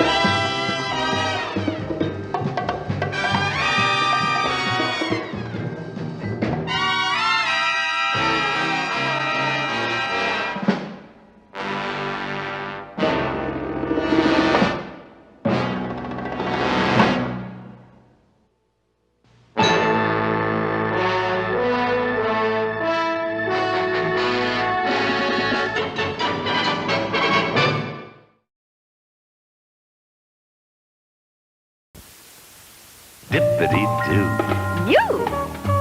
Dippity-doo. For setting your hair. Dippity-doo. Rollers. Dippity-doo. Easy, neat. Dippity-doo. No slip, no drip. Dippity-doo. Dippity-doo, dippity-doo, Real body. dippity-doo, Holes and holes. dippity-doo. You. For you.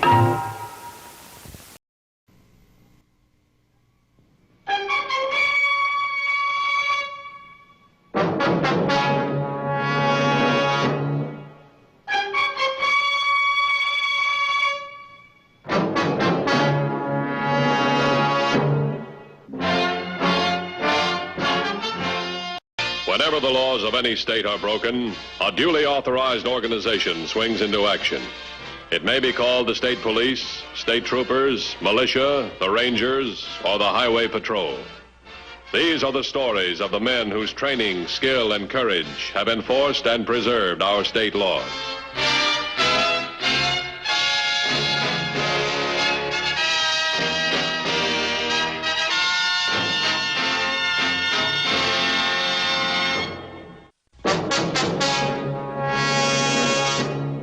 The most common crime confronting law enforcement agencies is theft. To the prospective criminal, the field of robbery seems the easiest and the returns immediate. On April 15th of last year, a baffling series of robberies began. In each case, shipments of antibiotics and narcotics were removed from drug company trucks. For the first 3 days, the problem was without solution. The Highway Patrol had no idea exactly how or when the thefts took place.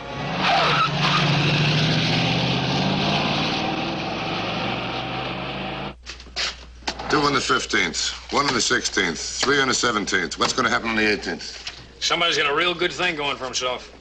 Yeah, they sure have. $128,000, most of it in narcotics. How are they doing it? Well, the trucks leave, they're locked.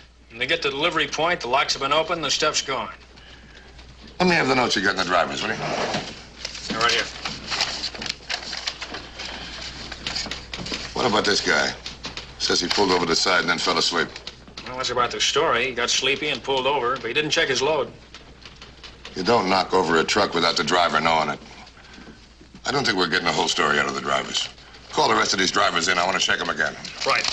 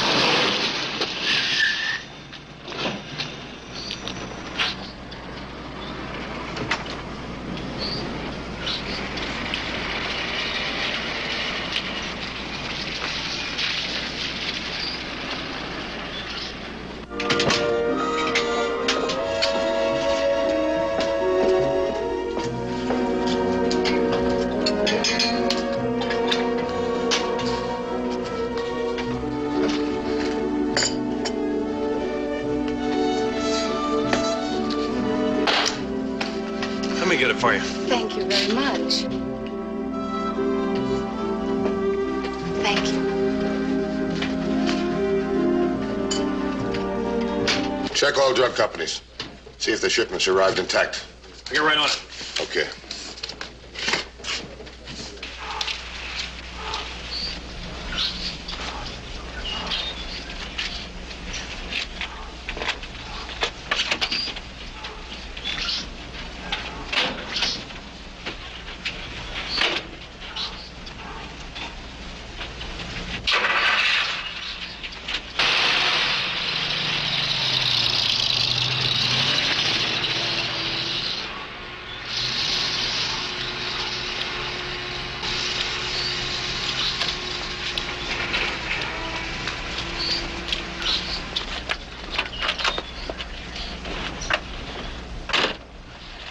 Did he get it? He drank every drop.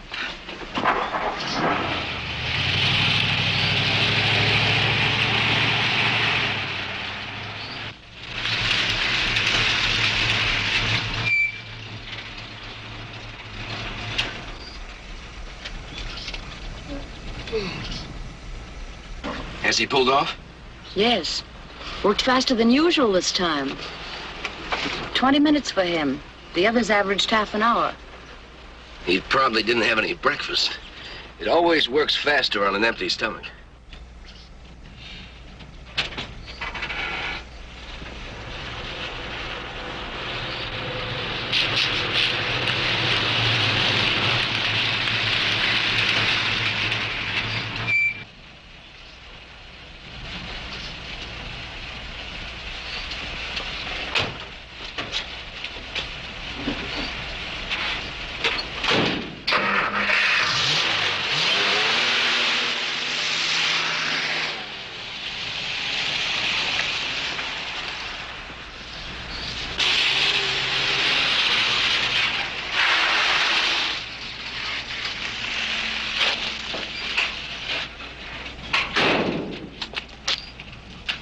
Come on.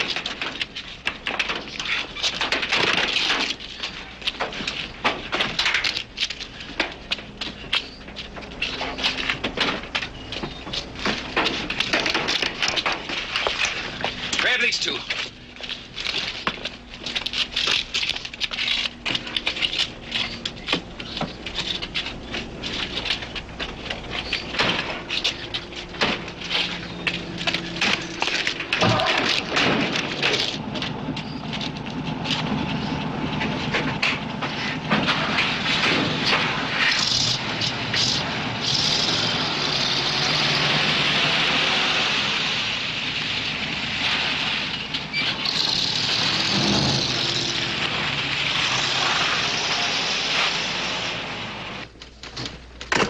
That's the last one.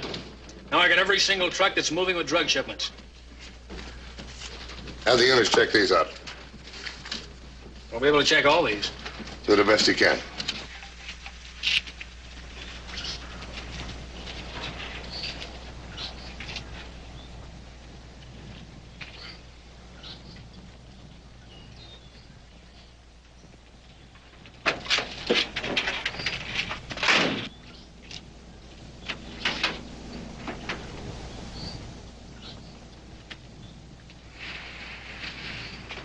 Here's the last set of units I dispatched. 2352 is picking up the Parkins pharmaceutical shipment at Willow Springs. 2120 has the Morgan drug truck at Calumet Bend. Do me a favor, will you? Cross your fingers.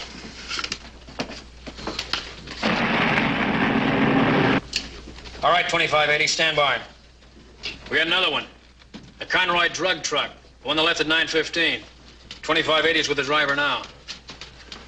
What happened? The driver stopped for breakfast, got a little sleepy, pulled over. Sleeping sickness again. That's the second time. When he came to, we checked the lock, found he'd been robbed. I want to talk to the driver. Where is he? He's 10 miles south of Pleasantville on 10. 2580, 2150 on his way, you're 1020. Hold the driver for interrogation. 10-4? 10-4. Stay with it.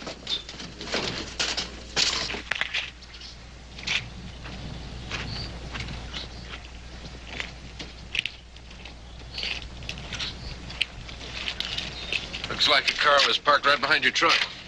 There's only one thing that bothers me. I had plenty of sleep last night.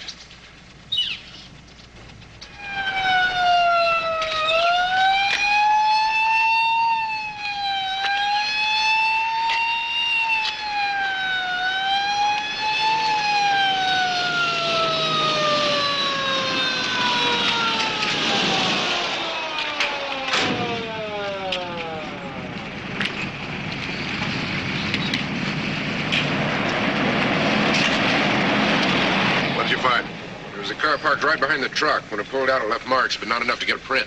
Okay, you can go. I'll talk to the driver. Right. All right, tell me the whole story. Don't skip anything. Well, I left the plant about 9:15. Didn't stop for anything till that joint about 3 miles back. You see, I didn't have any breakfast this morning. I slept right through the alarm clock. What joint is this? Lori's restaurant. When did you begin to feel sleepy? I'm not sure. Maybe 5-10 minutes later. Tell me, do you remember anything unusual before you went to sleep or when you woke up? I remember I decided to pull off the road to keep out of trouble. Then I pulled a blank till I woke up. When I looked at my watch, I figured maybe I'd lost an hour to 45 minutes. Why did you get out and check the lock? Well, I didn't feel right about falling asleep like that and losing all that time. I was worried. You figure falling asleep doesn't add up. That's right. Why would I fall asleep? Then you got something there. I want the highway patrol doctor to check you out. Feel well enough to drive? Fine. Okay, you follow me. We'll make it fast.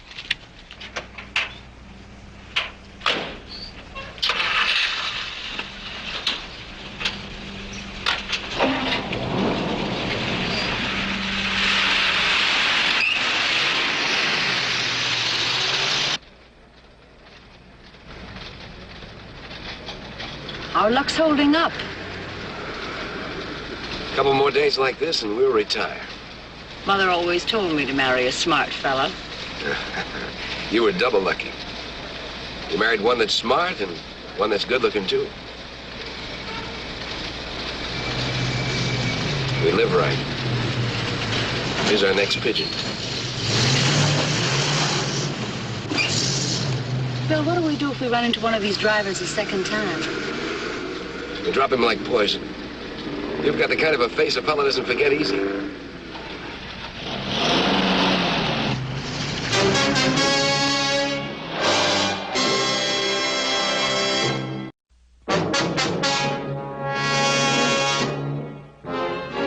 The Gibsons were on their way to rob the second truck on the 18th when Dr. Borden, after careful work in the lab, produced the first break in the case. Well, that figures. What do you got for me? We find traces of a very powerful soporific, enough to make anybody sleepy, effective in about half an hour. Now, all you've got to find out is how we got it.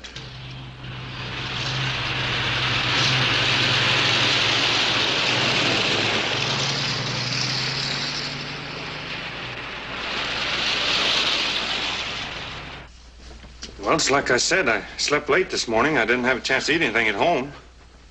I rushed down to the plant, checked in, drove my rig out, and had breakfast at Lori's. You always go to Lori's? Hardly ever going out. I stop once in a while coming in. You know the waitress? No, she's a new gal. I never saw her before. Anybody else in there? Yeah, there was a couple in one of the booths and a truck driver at the counter. Know him? Oh, I've seen him around. Anybody else? Yeah, there was a girl. She was a... Yeah, I know. I'm ahead of you already. She was a real pretty girl, and you tried to make some time, huh? That's about it. I came in, ordered breakfast. Then this doll came in, dressed real nice. She looked around the place, and then she smiled at me and sat down right next to me. Then the waitress came over and handed her a menu. When she reached for the menu, she knocked her purse on the floor. And you turned out to be a big hero. You reached down to pick up the purse, and while you were doing that, she put a pill in your cup. Oh, brother, you've had it. You could be right. Okay, so I'm a sucker for a big smile. You and a lot of other guys. Hey, Johnson, come in here, will you? I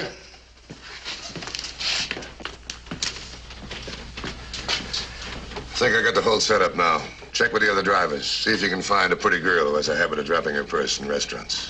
Right. Thanks very much, Murray. I'll be in touch with you. Huh?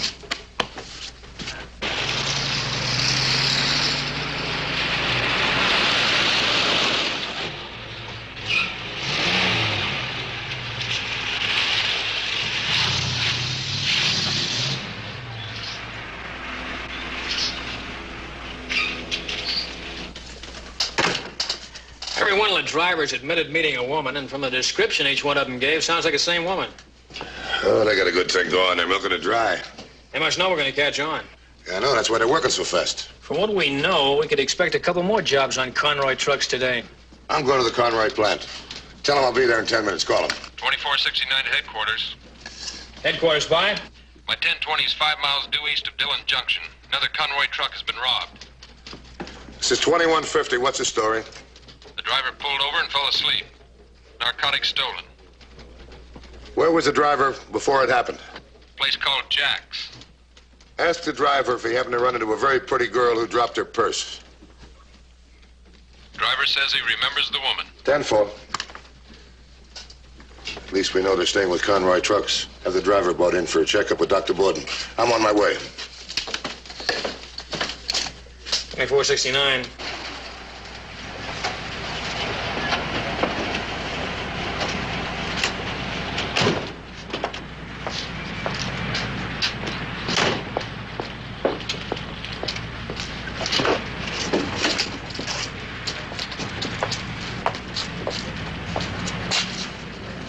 let's quit now. Don't be silly. We've still got time to hit a couple more Conroy trucks today. But you said it wouldn't take the police long to catch on. I figure it'll take them about a couple more days. Look, if you're worried, we'll make today the last day. All right? What we've got here is worth at least 200 grand. We'll knock off for about a month and then move to some other part of the country. Give me that.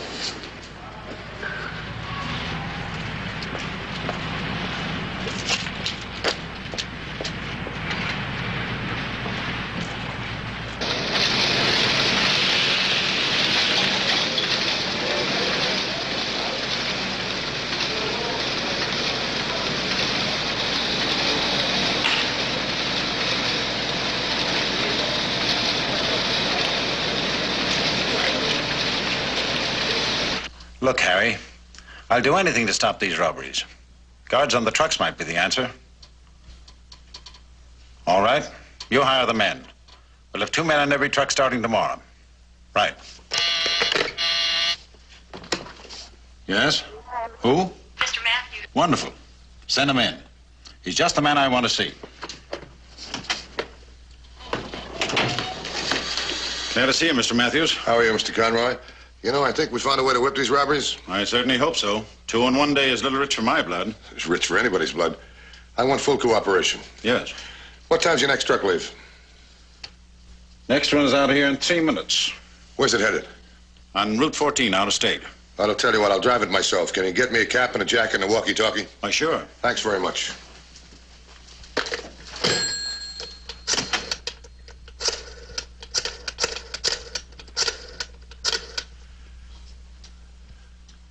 Johnson, this is Matthews. I'm going to drive the Conroy truck myself. It's leaving in about 3.5 minutes. It's going to be on Route 14 out of state. I'll stop at the restaurant, junction 11 and 14. I want an undercover car. Keep it out of my way. If I run into the gal, I'll take the pill and try and get the job finished before I pass out, okay? Right. Here you are. Oh, good. I've had the driver called in. You want me to go out with you? No, you better stay right here. We might tip somebody off. Thanks very much.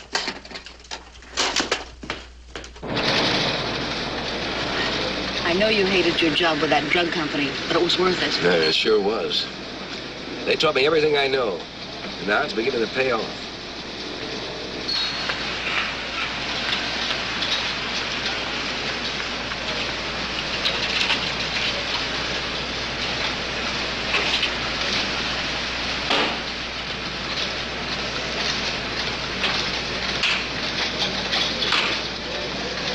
$21.50 to headquarters. Headquarters, by. I'm leaving now.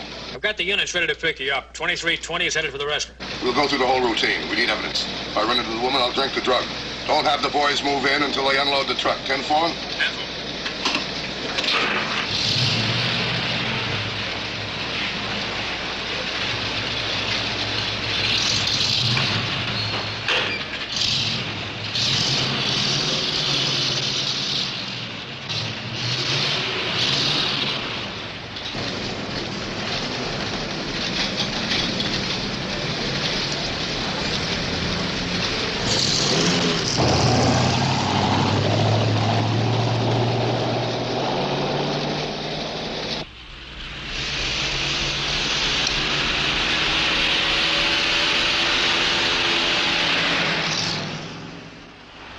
Headquarters at 2810, 2150 passing your 1020. 10-4.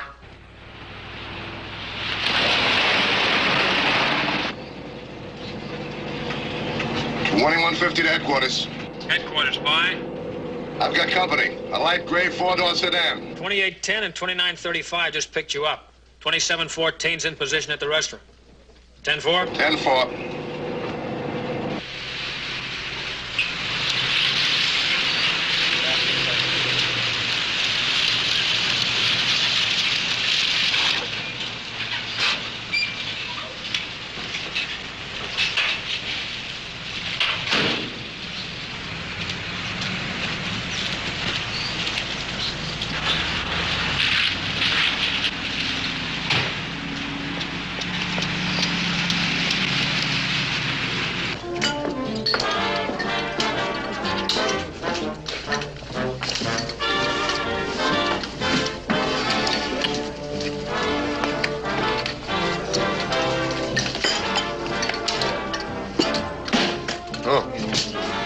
bill for you.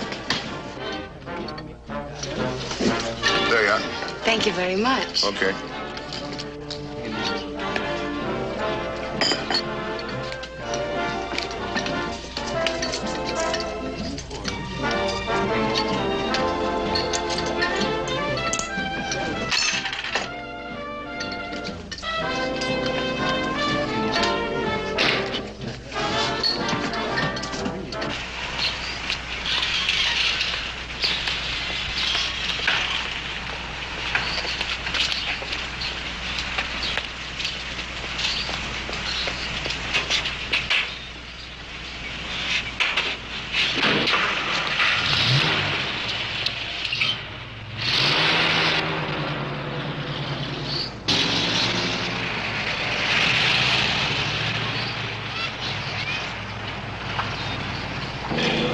$21.50 to headquarters. Headquarters, by?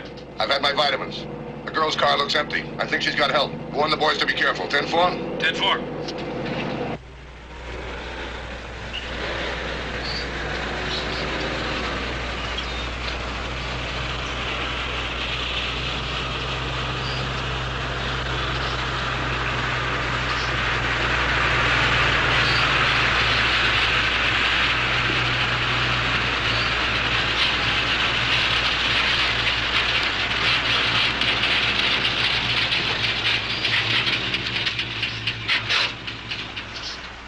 $21.50 to headquarters. Headquarters, by? I just pulled over. I'm not sleepy yet. Just heard from 2810. You were right about the gray sedan. There were two people in it, a man and a woman. Okay, I'm gonna get rid of this radio. 10-4? 10-4. That driver. He got out of the truck. He's probably trying to clear his head.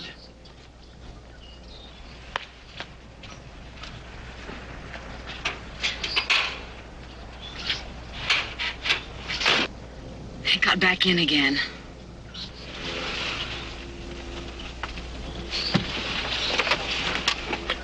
He'll go just like the rest.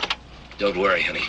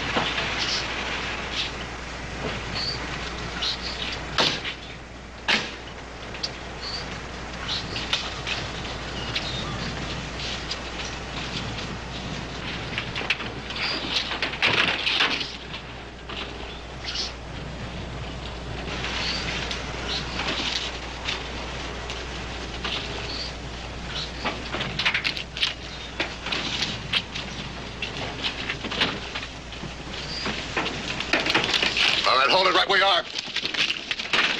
All right, take over.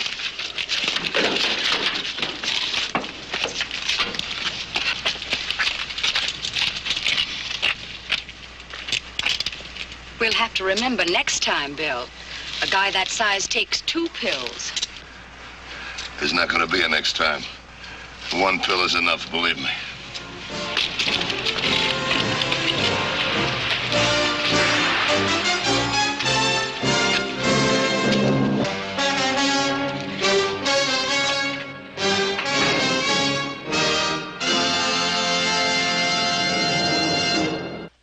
See Highway Patrol next week. Until then, remember, leave your blood at the Red Cross or your community blood bank, not on the highway. This is Broderick Crawford saying, see you next week.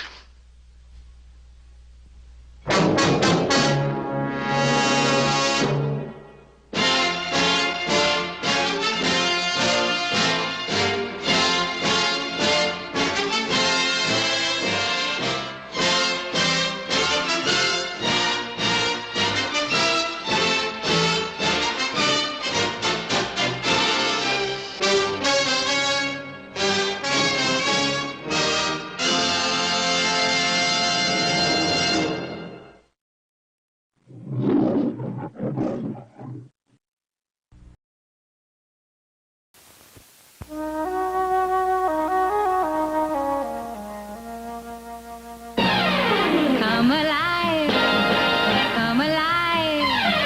You're in the Pepsi generation.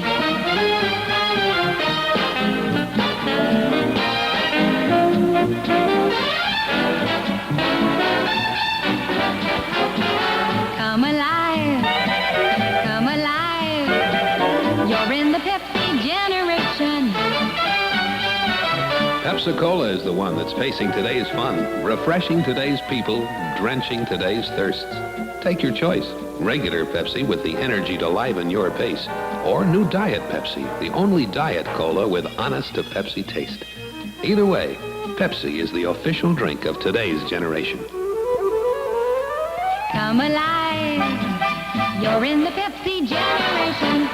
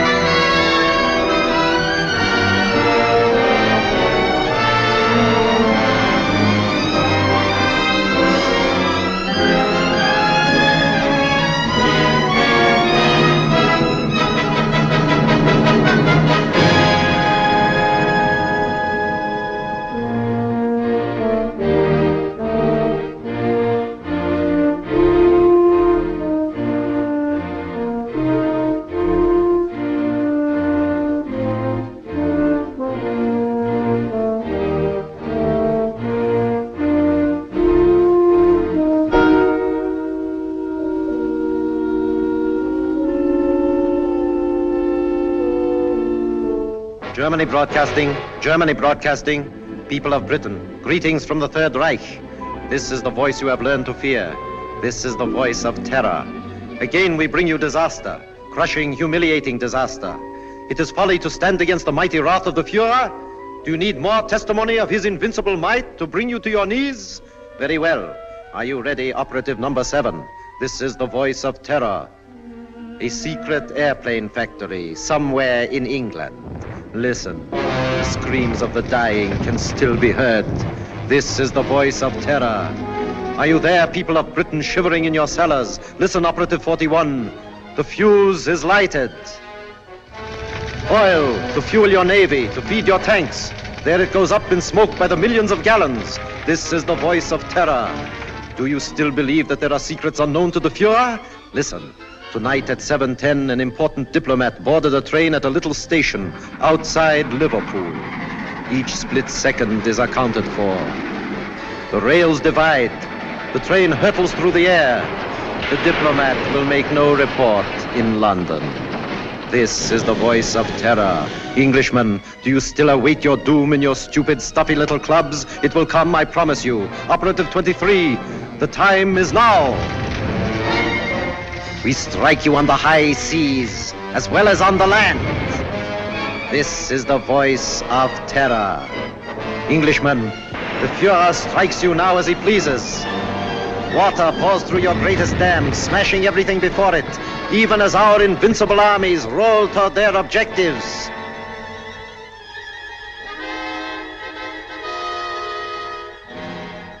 Despite the effective work done by the Intelligence Inner Council, jailing fifth columnists and saboteurs, despite their efficiency in coordinating military strategy based on information of enemy movements, they seem unable to cope with the voice of terror. Already 6 military catastrophes have occurred. The unmitigated nerve of the press. Now they're attacking us. At last the fellow to kingdom come. If only we could keep this insidious stuff off the air. I'm not sure that I agree with you. What purpose would that serve? Well, the people wouldn't have to listen to it. I've been talking to Crosby, the radio technician. If we want him jammed off the air, Crosby can do it. I've been working along other lines. I've asked Mr. Sherlock Holmes to come here. What? Sherlock Holmes? This isn't a case for a private detective, it's a matter of state. In this emergency, we should take advantage of everyone's peculiar gifts. Mr. Holmes is the most subtle and extraordinary private investigator of our time. Are you intimating that the Army and Navy intelligence plus Scotland Yard are not equal to the occasion, Sir Evan? I'm sure they're equal to any occasion. They've done a marvelous job of lining up fifth columnists, saboteurs, and keeping us informed of the enemy's movements. But the voice of terror seems to have them stumped. Sherlock Holmes may have a new approach that will solve the problem. What's happened inside these walls has always been secret. We don't want any outsiders here. I'm positively and irrevocably opposed to calling in Sherlock Holmes. Perhaps you'll change your mind. I see nothing whatever to make me do so. Prentice is right. For ordinary criminal investigation, Holmes is excellent, but not for this. He's unorthodox and theatrical. I can tell you all about him. Gentlemen, perhaps I can throw some light on the subject myself. Holmes, how are you? So good of you to come. Good afternoon, Sir Evan. Your card opened all doors. Oh, Blouser! Oh, you've put on a little weight since you left school. You don't look any younger yourself, Dimples. How are you? Fine. Come in, won't you? You know these gentlemen? I think so. How do you do? I haven't had that pleasure. May I introduce my friend and associate, Dr. Watson? How do you do? I'm afraid I've arrived at an embarrassing moment. Not at all. This gentleman here. Admiral Sir John Prentice. Admiral Prentice objects most strongly to my being called in. How could you possibly infer that? From the carpet. Carpet? A man who rises from his chair and digs his heels sternly into the carpet is violently opposed to something, and the Admiral, being quite distressed by the criticisms of the press, would be most apt to resent my intrusion. Well, you've just arrived from Sevenoaks. Yes, of course. How on earth did you know that? Oh, pardon my mentioning it, but adhering to your left boot heel is a variety of clay known only in Sevenoaks. An amazing piece of deduction. Elementary, my dear Baron. Here's a broadcast of the voice of terror.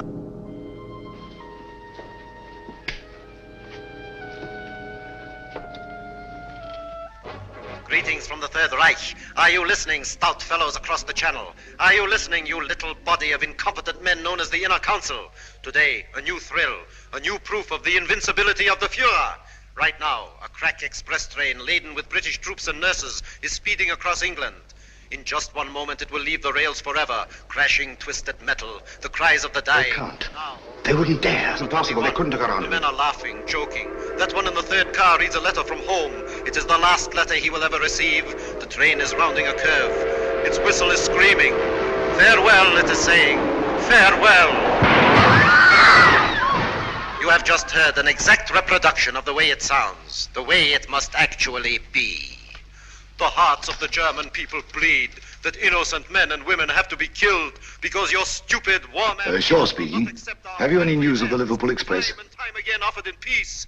But if your blundering war cabinet cannot see that England is already lost, then it is our sacred German duty to prove it to them over and over and over until they are on their knees, begging, pleading, groveling for the exquisite mercy of our Führer. Each night, the voice of terror will announce... Shut it off. Stop it. Of England. Even as you listen, and you... I'm sorry. Do what you can, Holmes. This frightful thing has got to be stopped. His son was on that train. How did they find out about the troops? It was an absolute secret. Gentlemen, something must be done about this thing at once. Yes. First of all, then, the voice must not be blocked off the air. But he's a menace. All over the Empire, this horrible news is broadcast, blown up out of all proportions. The world is beginning to believe it. Even our allies are counting England out. People are frightened, panicky. The British people are not so easily panicked. It's dangerous, I tell you, to let this thing go on. Dangerous, yes, Captain Shaw. But we must continue to listen. What for? So that we can keep on guessing who it is? His identity is not important. The important thing is the purpose behind this campaign of terror. Purpose, indeed. Isn't it enough that our most secret plans are known, our ships are being destroyed, our trains wrecked? I'm convinced that these disasters are only a prelude, a smokescreen, to cover up a more diabolic plan. And I intend to find out what that plan is. This council and Scotland Yard will give you all the aid you require. Thank you. Gentlemen, my connection with this case must remain absolutely secret. You understand that, of course? Why, certainly. You will let the council know at all times just what you're doing. I shall give you such information as I think wise to disclose in the interests of safety, both the public's and your own. The inner council has never shared its secrets with anyone. I demand that you keep us informed of your activities and progress. Come along, Watson. Mr. Holmes, I want to apologize for your rather lukewarm reception here. Oh, thank you, Sir Evan. I'm used to the chilly atmosphere of high places. And of course, you recognize the importance of time. Quite. And results. Mr. Lloyd, I'm quite sure that Mr. Holmes can be trusted not to fail. He never has, you know. Thank you, Watson. The word is seldom. Goodbye, Sir Evan. Goodbye, sir. Goodbye, Barham. Goodbye, Watson. Shall we walk for a bit or take a taxi? I'm afraid we have no choice. Huh? You know, Watson, I have a feeling that when we go out of that door, a girl will be waiting. A girl? What do you mean? A young lady whom neither of us has ever seen before will come forward to greet us. Holmes, now you're pulling my leg here.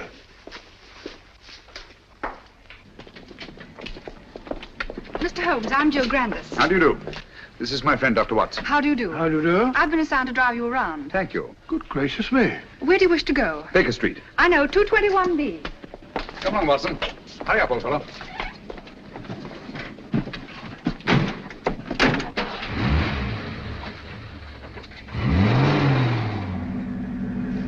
Holmes, the girl waiting. What an extraordinary thing. Elementary, my dear Watson. No, it's an amazing deduction. How on earth did you arrive at it? Barham told me. Huh?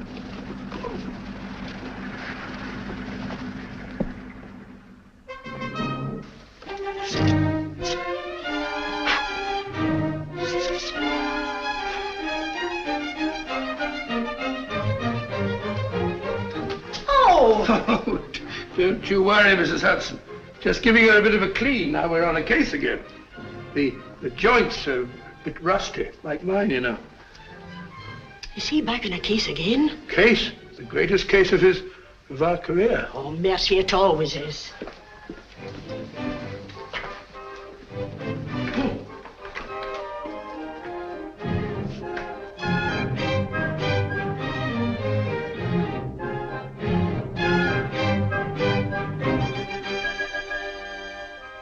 Holmes.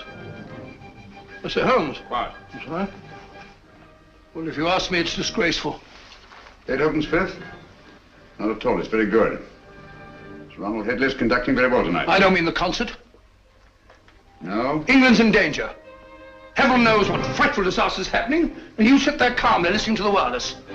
Music hath charms. Very restful. That's got nothing to do with the whole... Contrary, my dear Watson, it may have a great deal to do with it. Oh, really? I don't see what.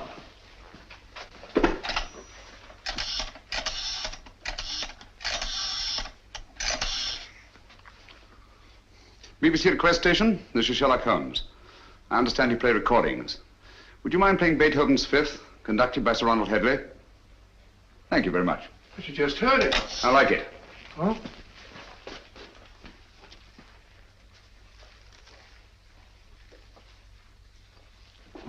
We've had a request for the Beethoven Fifth Symphony, played by the London Symphony Orchestra under the direction of Sir Ronald Headley. This is a transcription.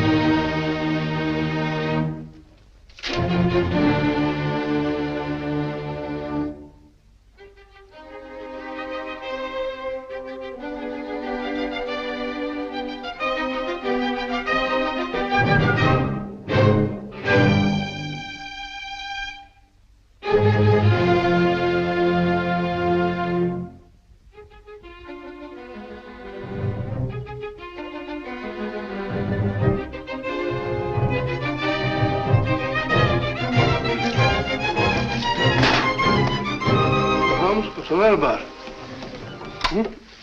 I say, Holmes, I don't think... Shh.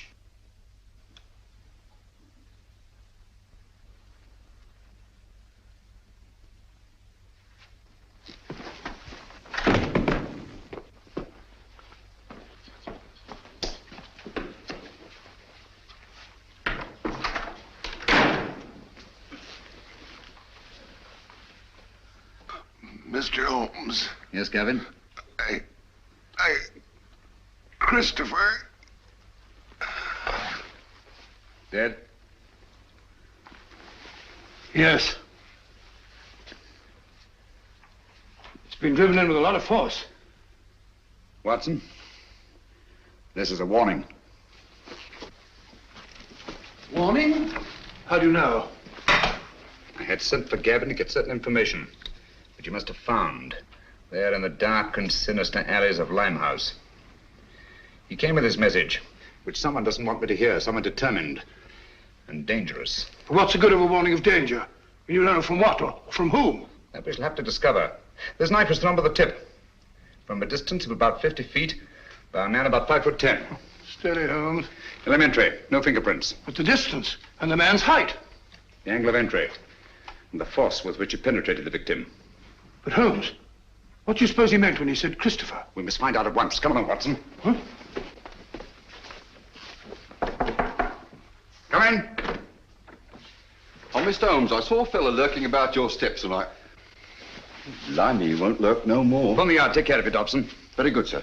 How did it happen? Haven't time now. Get your coat on, Watson. We're going out. No. Holmes, you promised. Oh.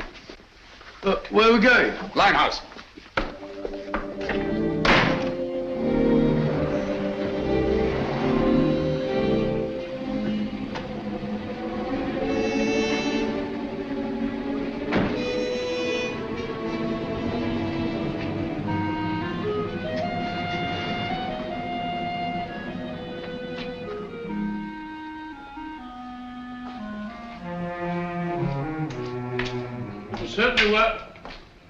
Certainly wise of you to let Miss Grandis go. This is no place for a girl or anyone else. Yet there seem to be people about.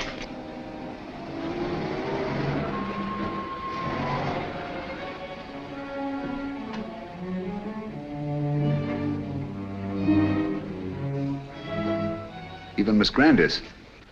If I'm not mistaken, she's keeping an eye on us. You're Mr. Sherlock Holmes, ain't you? Yes.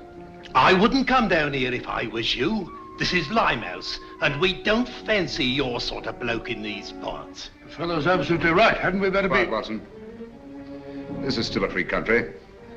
A man may walk where he pleases. And live to regret it. Live, yes. Regret it, I think not. Step back. Come on, Watson. Unfriendly, what? Speak a break.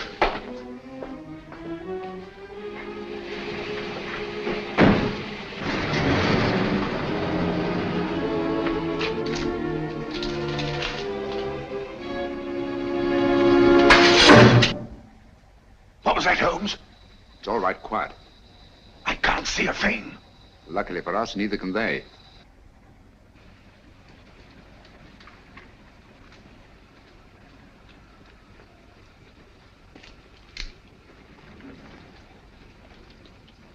Apparently the enemy has found out that we joined forces with the government. What makes you think that? This knife, like the knife which killed Gavin, was thrown by a former habitué of the docks at Hamburg. It's a German knife. The knife throwers of Hamburg are extremely expert. Mr. Holmes, can't we come back in the daytime? Certainly not. I don't think we're safe. No one in the world is safe now, Watson. Least of all us.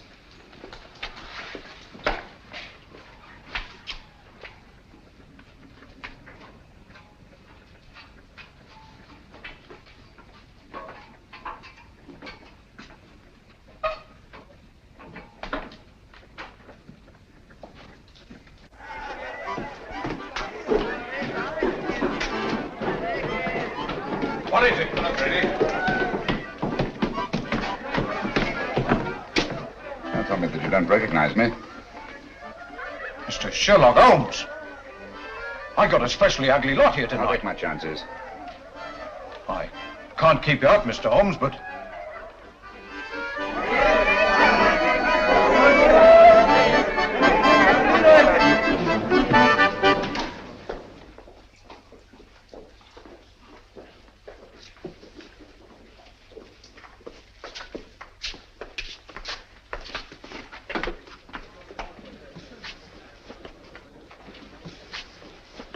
the girl, Kitty? Gavin's sweetheart. His wife. Can you get her? It's urgent. Try. Holmes, I don't think I like this place much.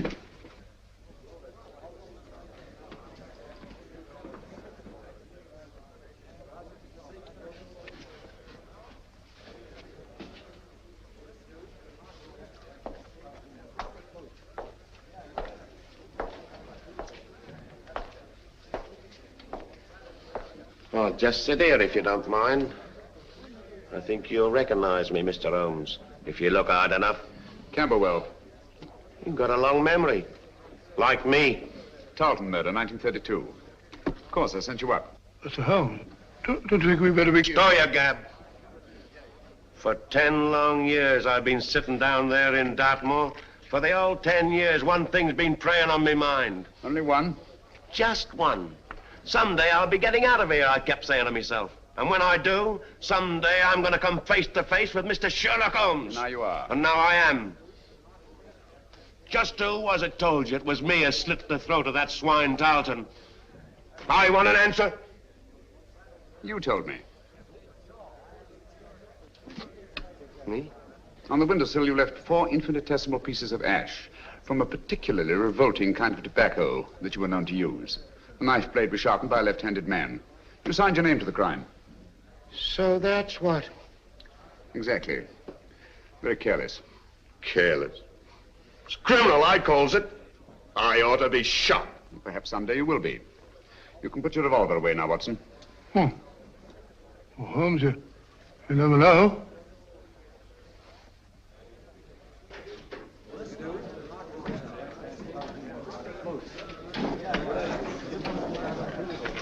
Where's Gavin? Sit down, Kitty. Where is he? You've got him into trouble. What have you done to him? Take it easy, Kitty. Gavin's dead. Dead? Oh, it ain't possible. Well, I was with him only 2 hours ago. You're trying to frighten me. No, I'm not, Kitty. It's you. You killed him. I warned him to stay away from you. I knew you'd do him in. I had nothing to do with it, Kitty. Well, who did then? Who did? He was knifed on my doorstep.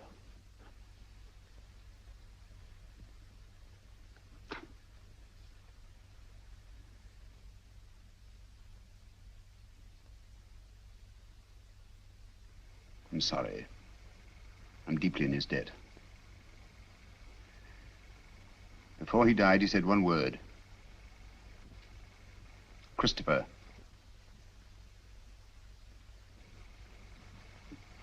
You know what it means? I've got to know. What's that to me? You want to avenge Gavin's death, don't you? I don't want nothing to do with it. No, with you. I never had any dealings with the police, and I won't start now. I'm not asking this for myself. Our country, England, is at stake. Gavin was killed not by his own enemies, nor even mine, but by the enemies of England. So that's it. Yes, Kitty. The Nazis killed him. Help me to find out what Christopher means, and I promise the man who murdered Gavin shall pay for it. Think, Kitty. The cutthroats of the world menace us all. You can help stop this savagery. Yes, you, Kitty. It would take the police weeks, months perhaps, to find out a certain piece of information we must have. That's not so with you and your friends. You know every nook and corner of London. Get them to help us. We need their help. Your friends will become an army. Do you understand? Secret, invisible, and mighty. And you will be at their head, Kitty. You will be their leader.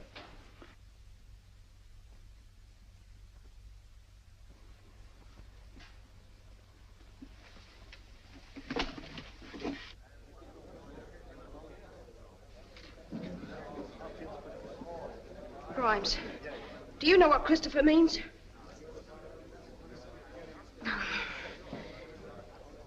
Dugan, do you know? Dugan, listen to me. I ain't got no time to listen to you, girlie. But you gotta listen. Someone killed Gavin. I don't know who, but you gotta help me find out. right, don't help me then. Cut your own throats, that's what you're doing. Help me or help the Nazis. Sure, the Nazis killed Gavin. They might be your friends protecting them the way you are. Don't you know that all the crimes they commit are being blamed on you? Well, they are, and I hope you're hanged for them. You can have it. As for me, I'm British, and I'm proud of it. Nobody's gonna call me a Nazi and get away with it. Well, help me then. Tell me what Christopher means. Well, don't anybody know? It's gotta mean something. Well, speak up if you know what it is. Let's have it. Don't mean a thing to me. You're gonna creep in the corners all your life? You're gonna sneak away at the very sight of a man like this and show him what cowards you are? What are you afraid of? I'm not asking this for myself. England's at stake. You're England as much as anyone else's. Got no time to think about whose side we're on. There's only one side, England. No matter how high or how low we are. You, and you. We're all on the same team. We've all got the same goal. Victory! Now, what do you want to know? Spread out all over London. But find out what Christopher means. We'll find out, no fear about that.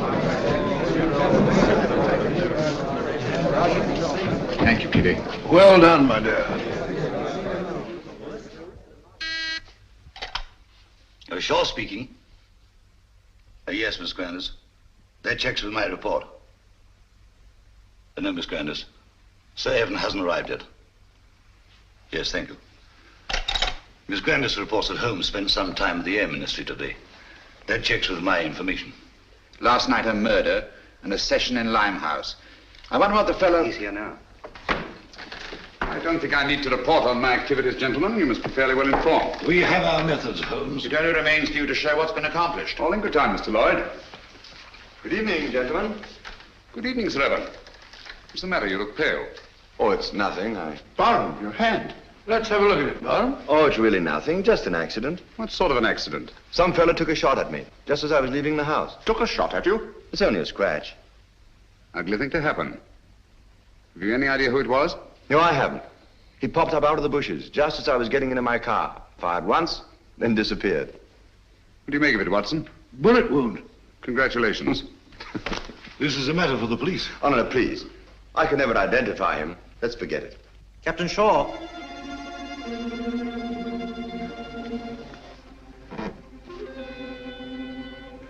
People of Britain, greetings. Is it shock you need? Very well.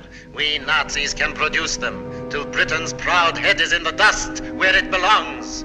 People of London, look out of your windows. You will see your promised disaster written across the skies. Lawford, turn out the lights, please. Look to the East India Docks. Are you alert, number 20? Look, Britain, look, and wonder, and despair. We Nazis keep our promises. There's a terrible fire in East End. Concentration of men and supplies. American bombers, tanks, gone. Destroyed utterly. The flames are mounting, higher and higher and higher. Now the glare must be visible even to the short-sighted leaders of your bewildered government. Mark well the towering fires. They consume your new planes from America, your meager store of tanks, your puny munitions, and your food. Planes that were your only defense against our all-powerful Luftwaffe. Tanks and munitions that you prayed would hold against the magnificent 50-ton German land monsters, which will soon be crashing through your very houses. Food. Desperately needed morsels you...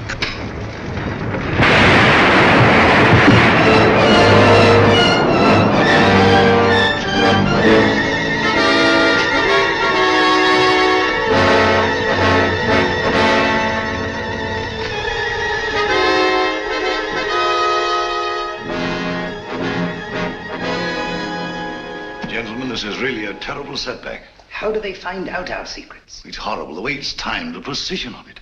It's not so precise. Almost precise. What do you mean? I should call it exact. No. The fires actually broke out some time before the voice called to his operative in London. Sure, that's true. And last time, the train disaster. Captain Shaw was on the telephone immediately, and Scotland Yard knew all about it. The derailment must have occurred at least 10 minutes earlier. That's certainly possible. Even so, What of it? No mystery, nothing supernatural, just split-second planning, that's all. Days, perhaps weeks in advance. Very well figured out, Holmes. It gets us a step forward. Now, gentlemen, let's take a step even further. I have charted here the tonal differences between actual and transcribed broadcasts.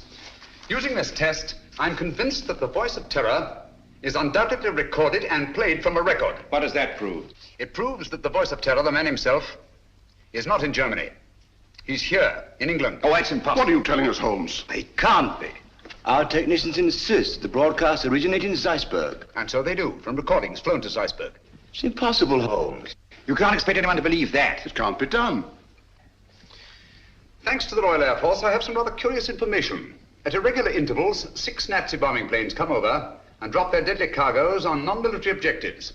A meadow or a sheepfold. That's nonsense. The Nazis aren't fools. They don't waste ammunition. Of course not. Then what's the purpose? To divert attention from the fact that a single plane breaks formation each time and disappears. But why? Gentlemen, that lone plane picks up plans, maps, secret military information, and the voice of terror's timed and recorded speech and flies them to Germany. I can hardly believe it. Sensational, if true. It's incredible. Fantastic. Mr. Holmes, Yes? there's a person outside asking... A lady? Um, Ask her to come in. Excuse me, gentlemen.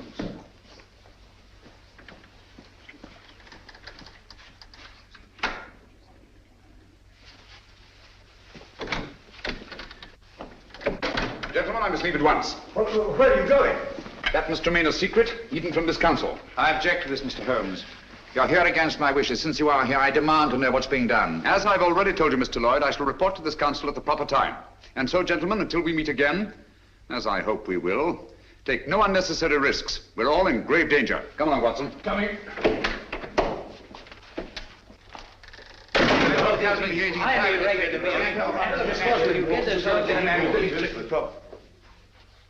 Stay.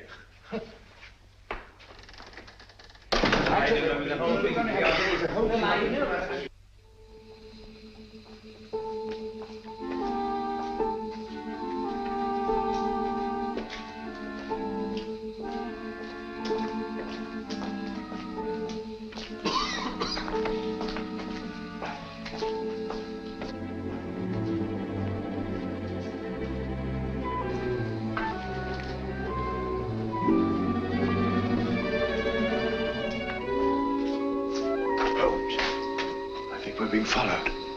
Yes, I know. It's Lloyd. Lloyd? How do you know? He's so obvious about it.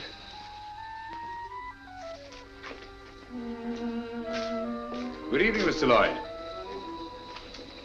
You going our way? I intend to find out what you're doing. Even to the point of following me? This is our business, you know, as well as yours. All right. Come along.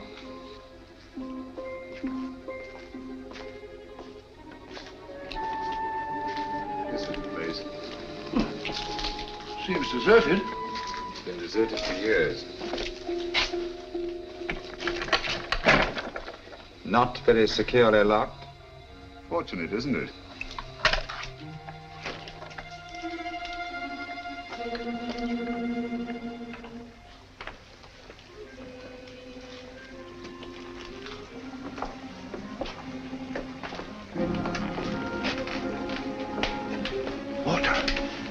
River. This is part of the old Christopher docks. Never heard of them. Christopher? I say, Holmes, isn't that the word that Quiet, Gavin... Watson. Oh, sorry. They're almost forgotten. They were built before Victoria.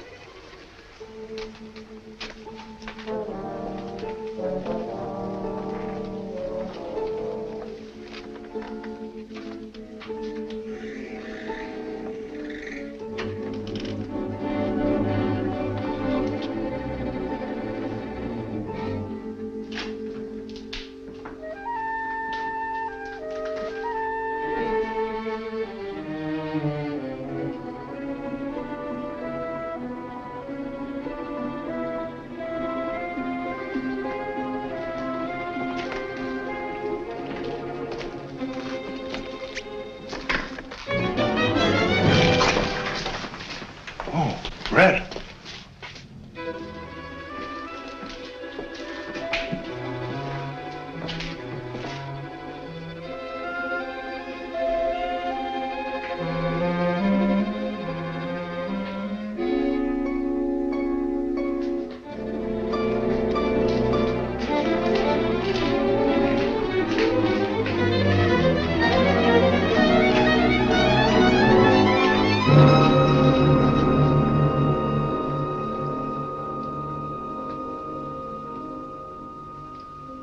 Good evening, gentlemen. I knew your curiosity would be your undoing, Mr. Holmes. You were expecting me then? Yes. I had hoped that the entire council might have come. It would have been a pleasure to deal with all of them, quietly and effectively. Eventually, they all will be taken care of. However, Mr. Lloyd is quite a catch and will have to suffice for the moment. What do you intend to do with us?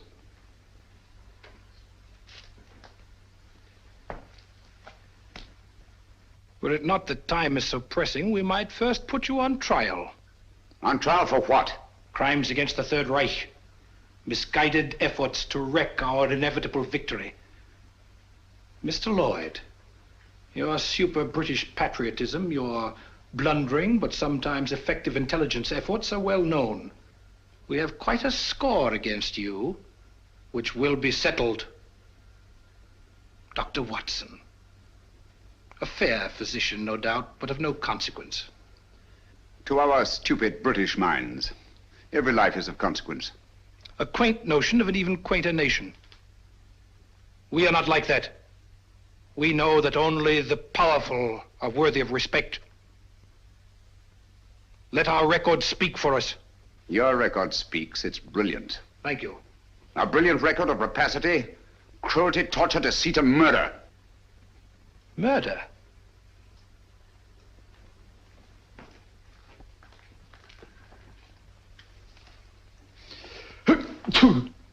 Gesundheit. Thank you. Cold? It is a little chilly in here. I'm sorry you're uncomfortable. My discomfort is of no consequence. Your false courage is not impressive, Mr. Holmes. Of course you realize that you and your friends are going to die? As all men must, sooner or later. Not later. Now.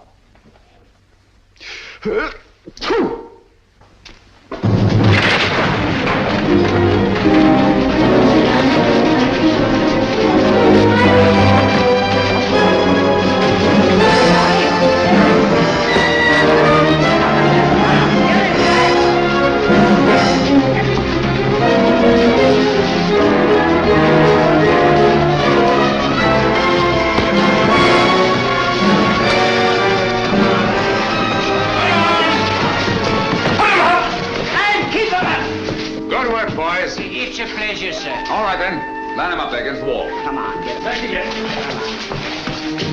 Come on, get back.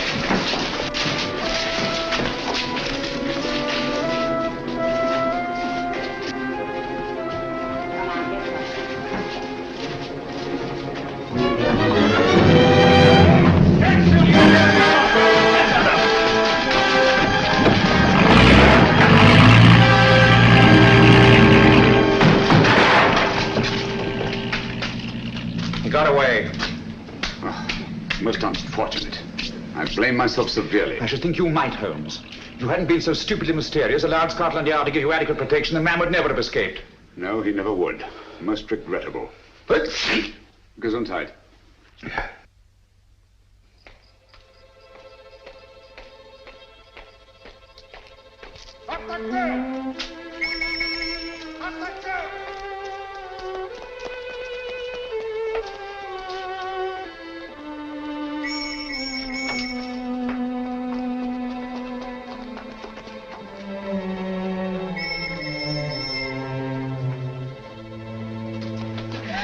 Keep quiet.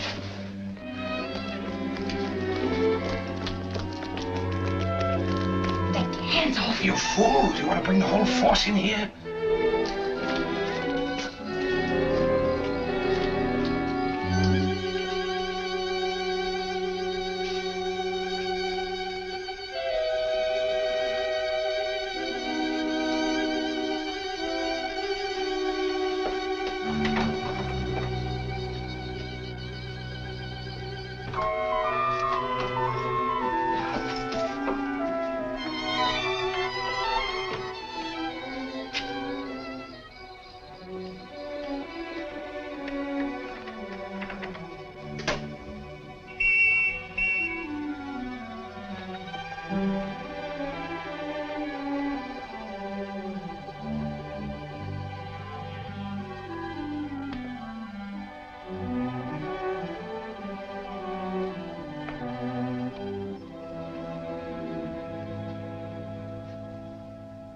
So that was it, eh? Quite a haul. It's mine.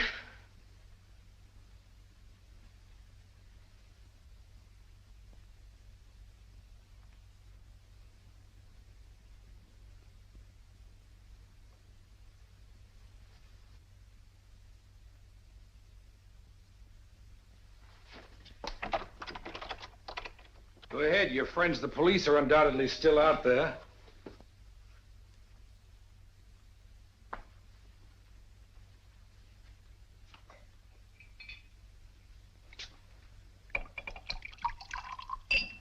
There isn't a better hideout in all London.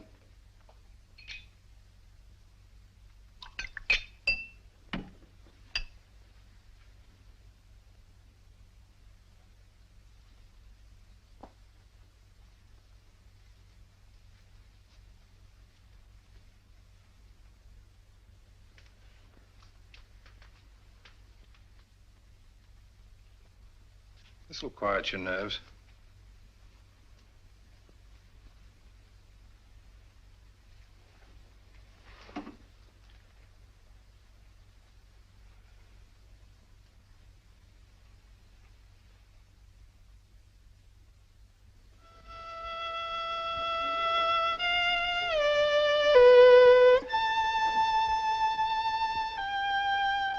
The tea's got cold again. You've been playing that thing all the afternoon? Fiddling while Rome burns. Hello, what's this? General J. Lawford, KCB DSO, and Captain Roland Shaw, MC, who today narrowly escaped being struck by a falling wall in a bombed area. Lawford and Shaw by a falling... Holmes, you don't think that... It was not an accident. Good heavens. Holmes, that sinister-looking fellow, what's his name? Meade. If only he hadn't got away. Yes, difficult as it was, I managed to let him escape. You let him escape? But great Scott, man! He was about to kill us. He may even yet. I don't understand you, Holmes. It's my theory that this chap Meade is the arch criminal, that he's behind the whole thing. You're absolutely right, Watson. Except for one thing. Well, then I'm wrong. Have you observed that a highly secret military plan is thwarted by each of these disasters? Yes, I have. Now that you mention it. Watson, there's a leak. A leak? You mean in the council? But Holmes, that's impossible. Anything is possible until proved otherwise. Let's see who are in the council. It's Lawford and Shaw. They're above suspicion. Their record proves that. Anyhow, they were attacked. Unsuccessfully. There's Prentice. Would he kill his own son? Doesn't seem likely. And yet the boy is dead. Barham, of course, brought you into the case. So it's quite obvious that he wants it solved. Most patriotic of Savin Barham. Yes, he's a great fellow. Played wing 3/4 for the school my last term, so I can vouch for him. Besides, he was attacked too, shot at. So I gather. How about Lloyd? No, it can't be him. Meade was going to kill him as well as us. By the way, he's a brave fellow, Lloyd. Did you notice that he didn't turn a hair? Very composed. Come in. Mr. Holmes? Yes, Kitty? I think now we'll be able to get some information from Mr. Meade. Your plan worked like a charm. I knew you could do it. Oh, it's not so hard once your mind's made up. And mine is. You'll be careful. She better be. She's mixed up with that fellow. Oh, I'll be careful, all right. But I'm going through with this. Good girl. I heard him talking on the phone today. Yes? He said, I'll take care of that little Seven Oaks matter at 11 tonight. Seven Oaks? Isn't that where... Barham has a country place. Watson, there's not a moment to lose. If I find out that Meade did kill Gavin, I'll... If so, he'll be punished. I warned you no one was safe with that fellow at large. Now he's after Barham. Yes, I only hope we're in time. Come along, Kitty. I'll get you a taxi. Thank you, Mr. Holmes.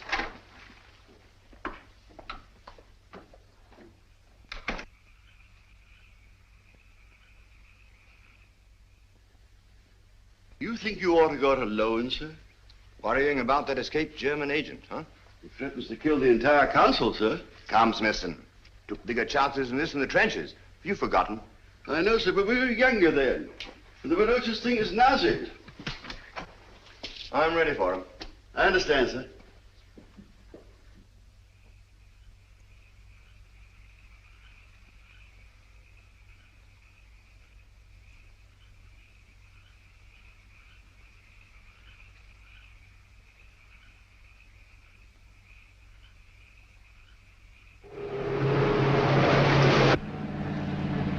You've driven Sir Evan down here before, of course, Miss Grandis. Quite often. He comes down whenever he can. He's a local air raid warden, you know. Likes to get away from the excitement occasionally, eh? Yes, it's so very quiet here. Quiet and remote. Away from everyone.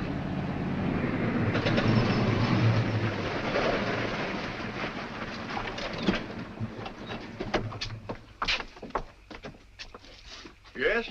Oh, Miss Jill.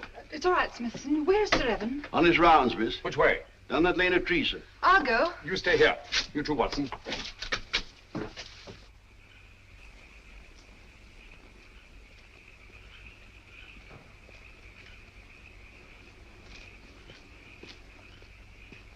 Hello there, Barham.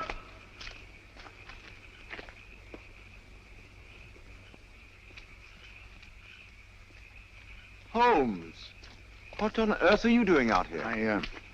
I've been worried about you. Yes? That fellow Meade appears to be in the neighborhood. Do you mind if I go along with you? I feel better about it. Not at all. I'd appreciate the company. You know, it gets quite lonesome, especially on a night like this. By the way, do you feel you're getting any nearer a solution of this terrible business? Yes, the end is in sight. Really? Well, would you mind telling me? Listen. Air raid sirens. Yes. Coming our way. Yes. Yet I don't seem to hear any planes. Wait a minute. I can. Look, there's one. She's coming right over.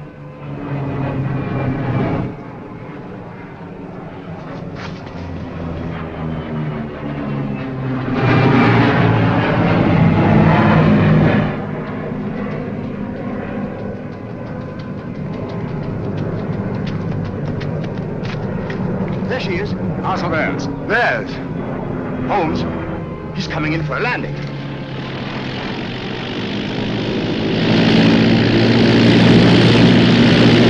The swine. That's a pickup plane. The voice must be here, close by. And then we've got him. Bottom! Be careful!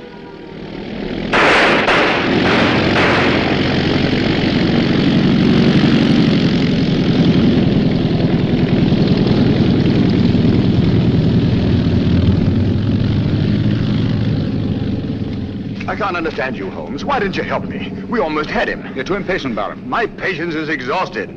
This has got to stop. Thought you'd have solved the whole thing long before this. What happened?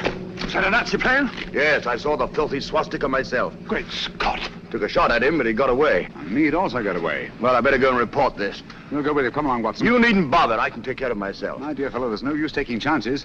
I'm afraid you're a marked man as long as Meade is at large. Come on.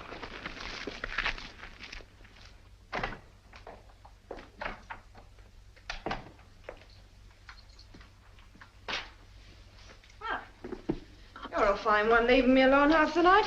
You think I like it? I want to go out and have some fun. Don't bother me. Said you were going to let me work with you. Someday you'll come back and I won't be here. Where would you go? What's my business? Maybe you'll be waiting here next time and I won't come back. Don't talk like that. I'm sorry, Kitty. You seem sort of different lately. Anything the matter? Maybe the next time you see me, I'll be in a position of authority, of power. No longer hiding in the dark. Giving the orders, not taking them. What do you say to that? You're drunk. Drunk? Yes. When I was a boy, I dreamed a dream. I was dressed in armor, shining blue-gray armor. I rode on a horse through the streets where the people cheered, hailing me. I rode over the bodies of underlings, prostrated before me. Their blood ran out along the gutters like a river.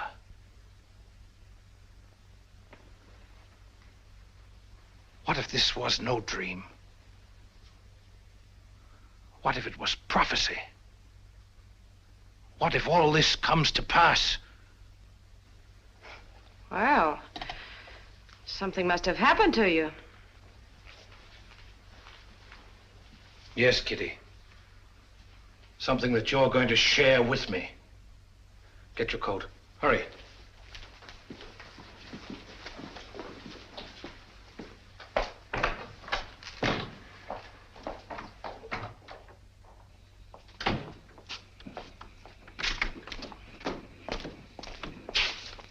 Right, you. Got plenty of petrol? Enough. Start driving.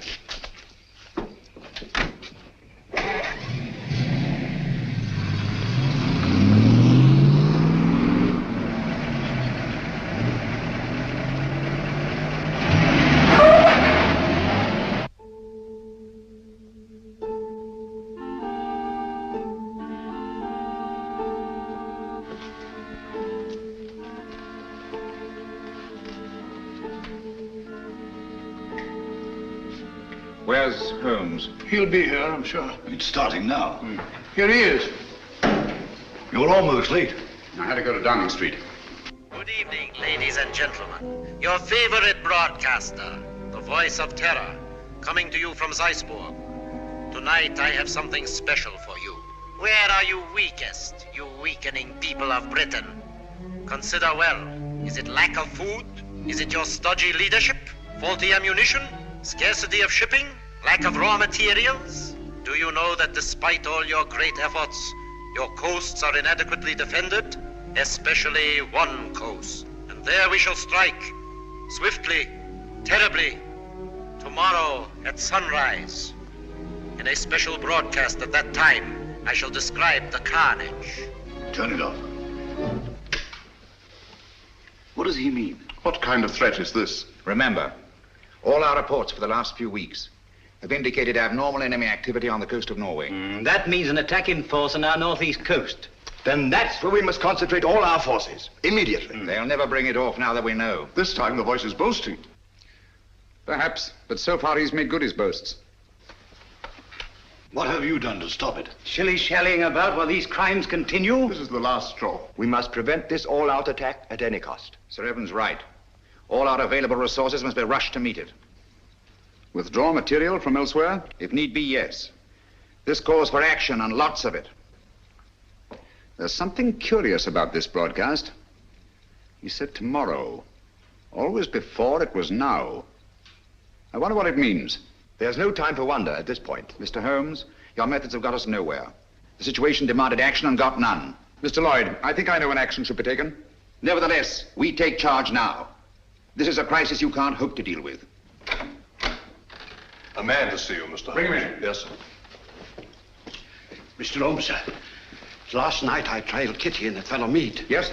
They went to a place near a bomb village on the coast, sir. North? No, sir, south. South? Why didn't you come sooner? Motor trouble, sir. Just got back. All right, it can't be helped. Stand by until we need you. So, it's on the southern coast the drama's to be played. The fox is out of his hole at last. Meade has led us to the voice of terror. Gentlemen, we must set out at once. Are you mad? What sort of a wild goose chase are you suggesting? It's ridiculous. It's time to put a stop to this. Barnum speaking. Yes, of course. We've been ordered to accompany Mr. Holmes.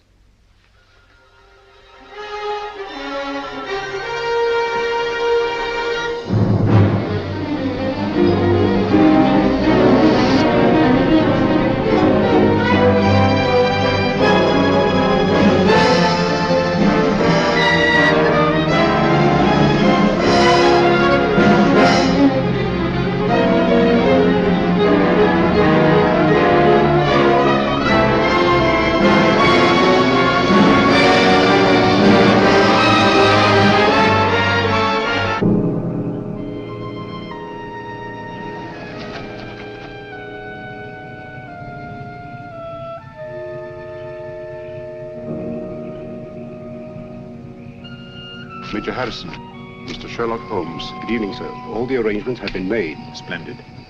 And that church up there? Yes, sir. All right. Let's go, gentlemen.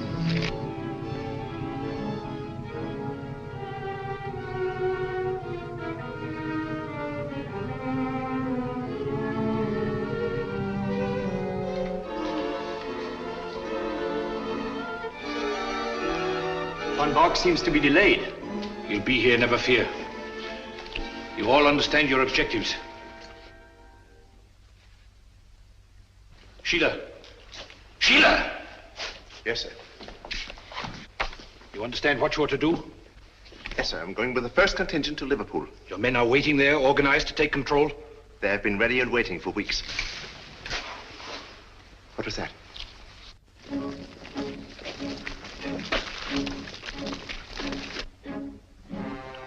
When the world is changing, it is natural to be on edge. Merely owls or perhaps wood rats. No, it sounded like... Sheila. Yes, sir. You all. City of Croydon and Croydon Airport. All is prepared. You go. Birmingham, where I used to slave in the factories, but not anymore. The day has come at last.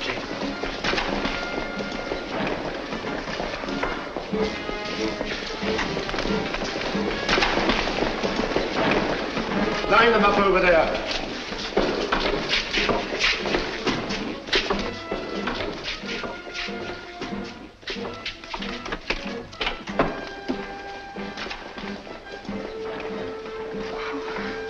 Mr. Holmes. Oh, I was afraid you'd be too late. I'm glad you're safe, Kitty. Come along, sit down.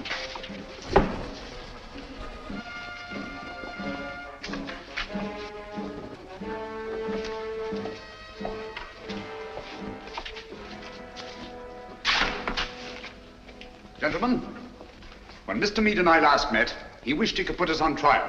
Mr. Lloyd, Dr. Watson, and myself. Now, Meade, you are on trial.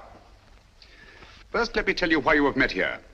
The vague but canny threat against our northeastern coast was a blind. Your group has congregated here to receive an invasion army proceeding across the channel. What? Invasion? All those men rushed for defenses of the north? I can't believe it. It sounds impossible. Hold down for a moment. It seems absurd of me. At the head of this mighty force, the picked and chosen, the faithful were to proceed to various centers of our country and take up positions of authority. And we shall. Do you understand that? Unfortunately for you, that is not to be. We're held, yes. But the invasion will proceed without us. Why was this doing nothing? Why we are helpless here? Please be patient. You called me in on this case to identify and to silence the voice of terror and to circumvent the unknown plan behind it.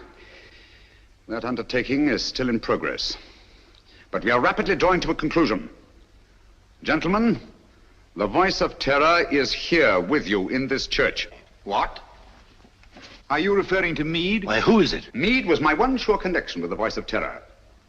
At the warehouse, I allowed him to escape and assigned Kitty here to trail him.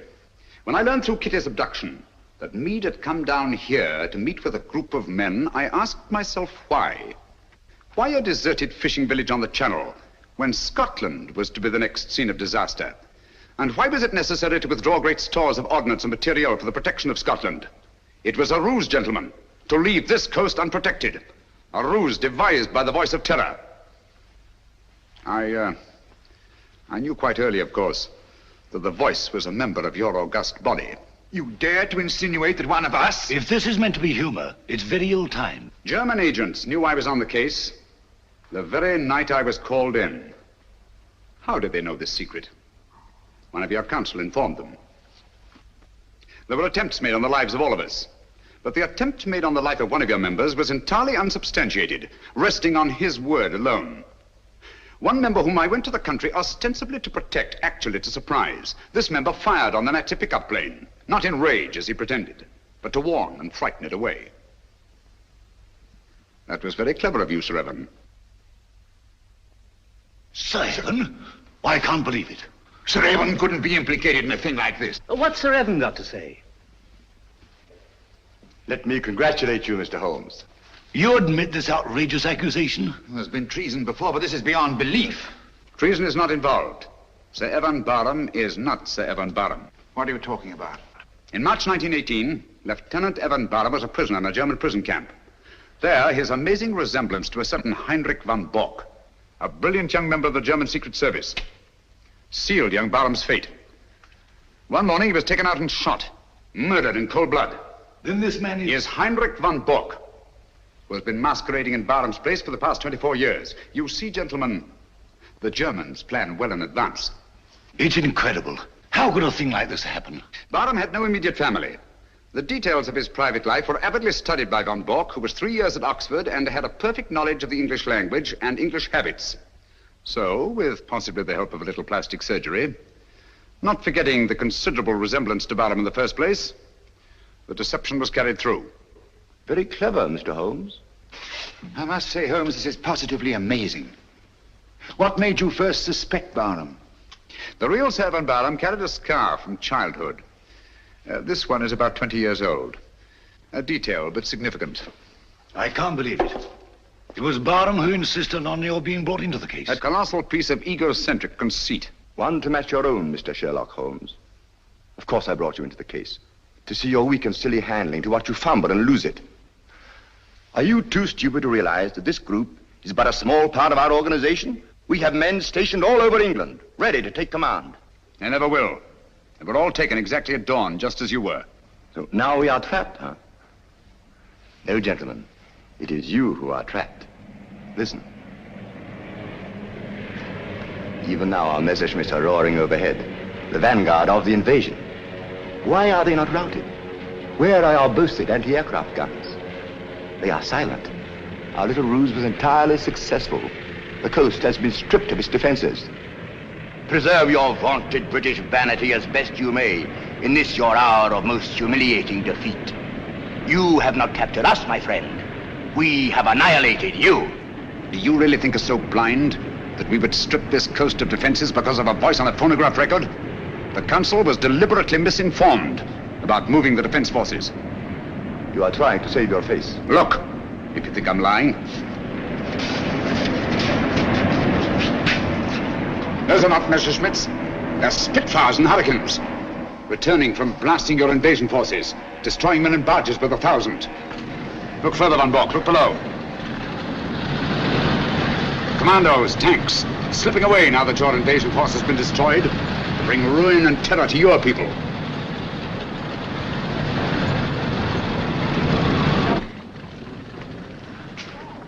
I wonder if there's anything on the wireless about this. The BBC. We are frightfully sorry to announce that a special broadcast of The Voice of Terror will have to be delayed indefinitely.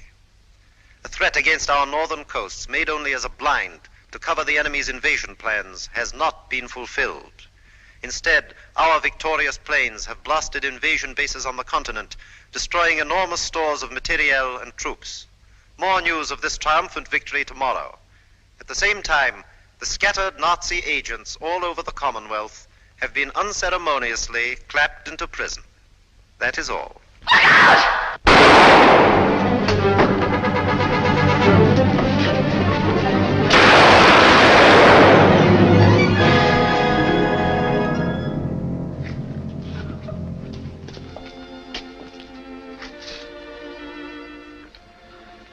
This girl merits our deepest gratitude. Our country is honored in having had such loyalty and devotion. We'll remember. Holmes, I don't know how we'll ever thank you. Don't try, it isn't necessary. I'll be with you in a minute, Holmes. I'll just see that she's taken care of.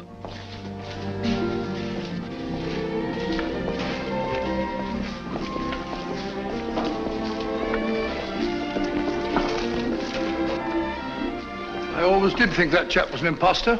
Barham was a good fellow. Played wing three-quarter for the school.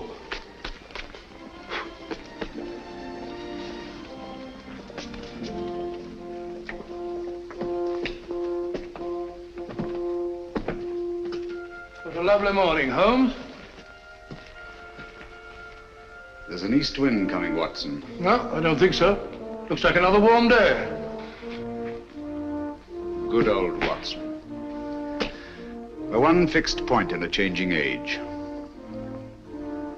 There's an east wind coming all the same.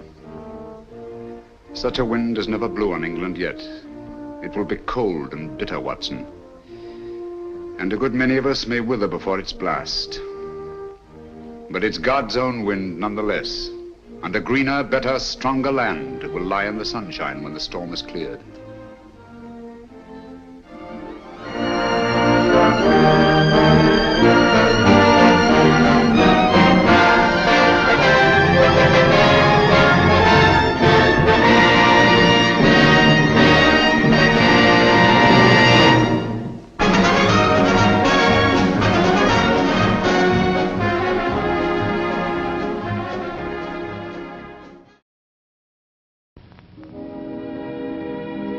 And now, folks, it's time to say goodnight. We sincerely appreciate your patronage and hope we've succeeded in bringing you an enjoyable evening of entertainment. Please drive home carefully and come back again soon. Good night.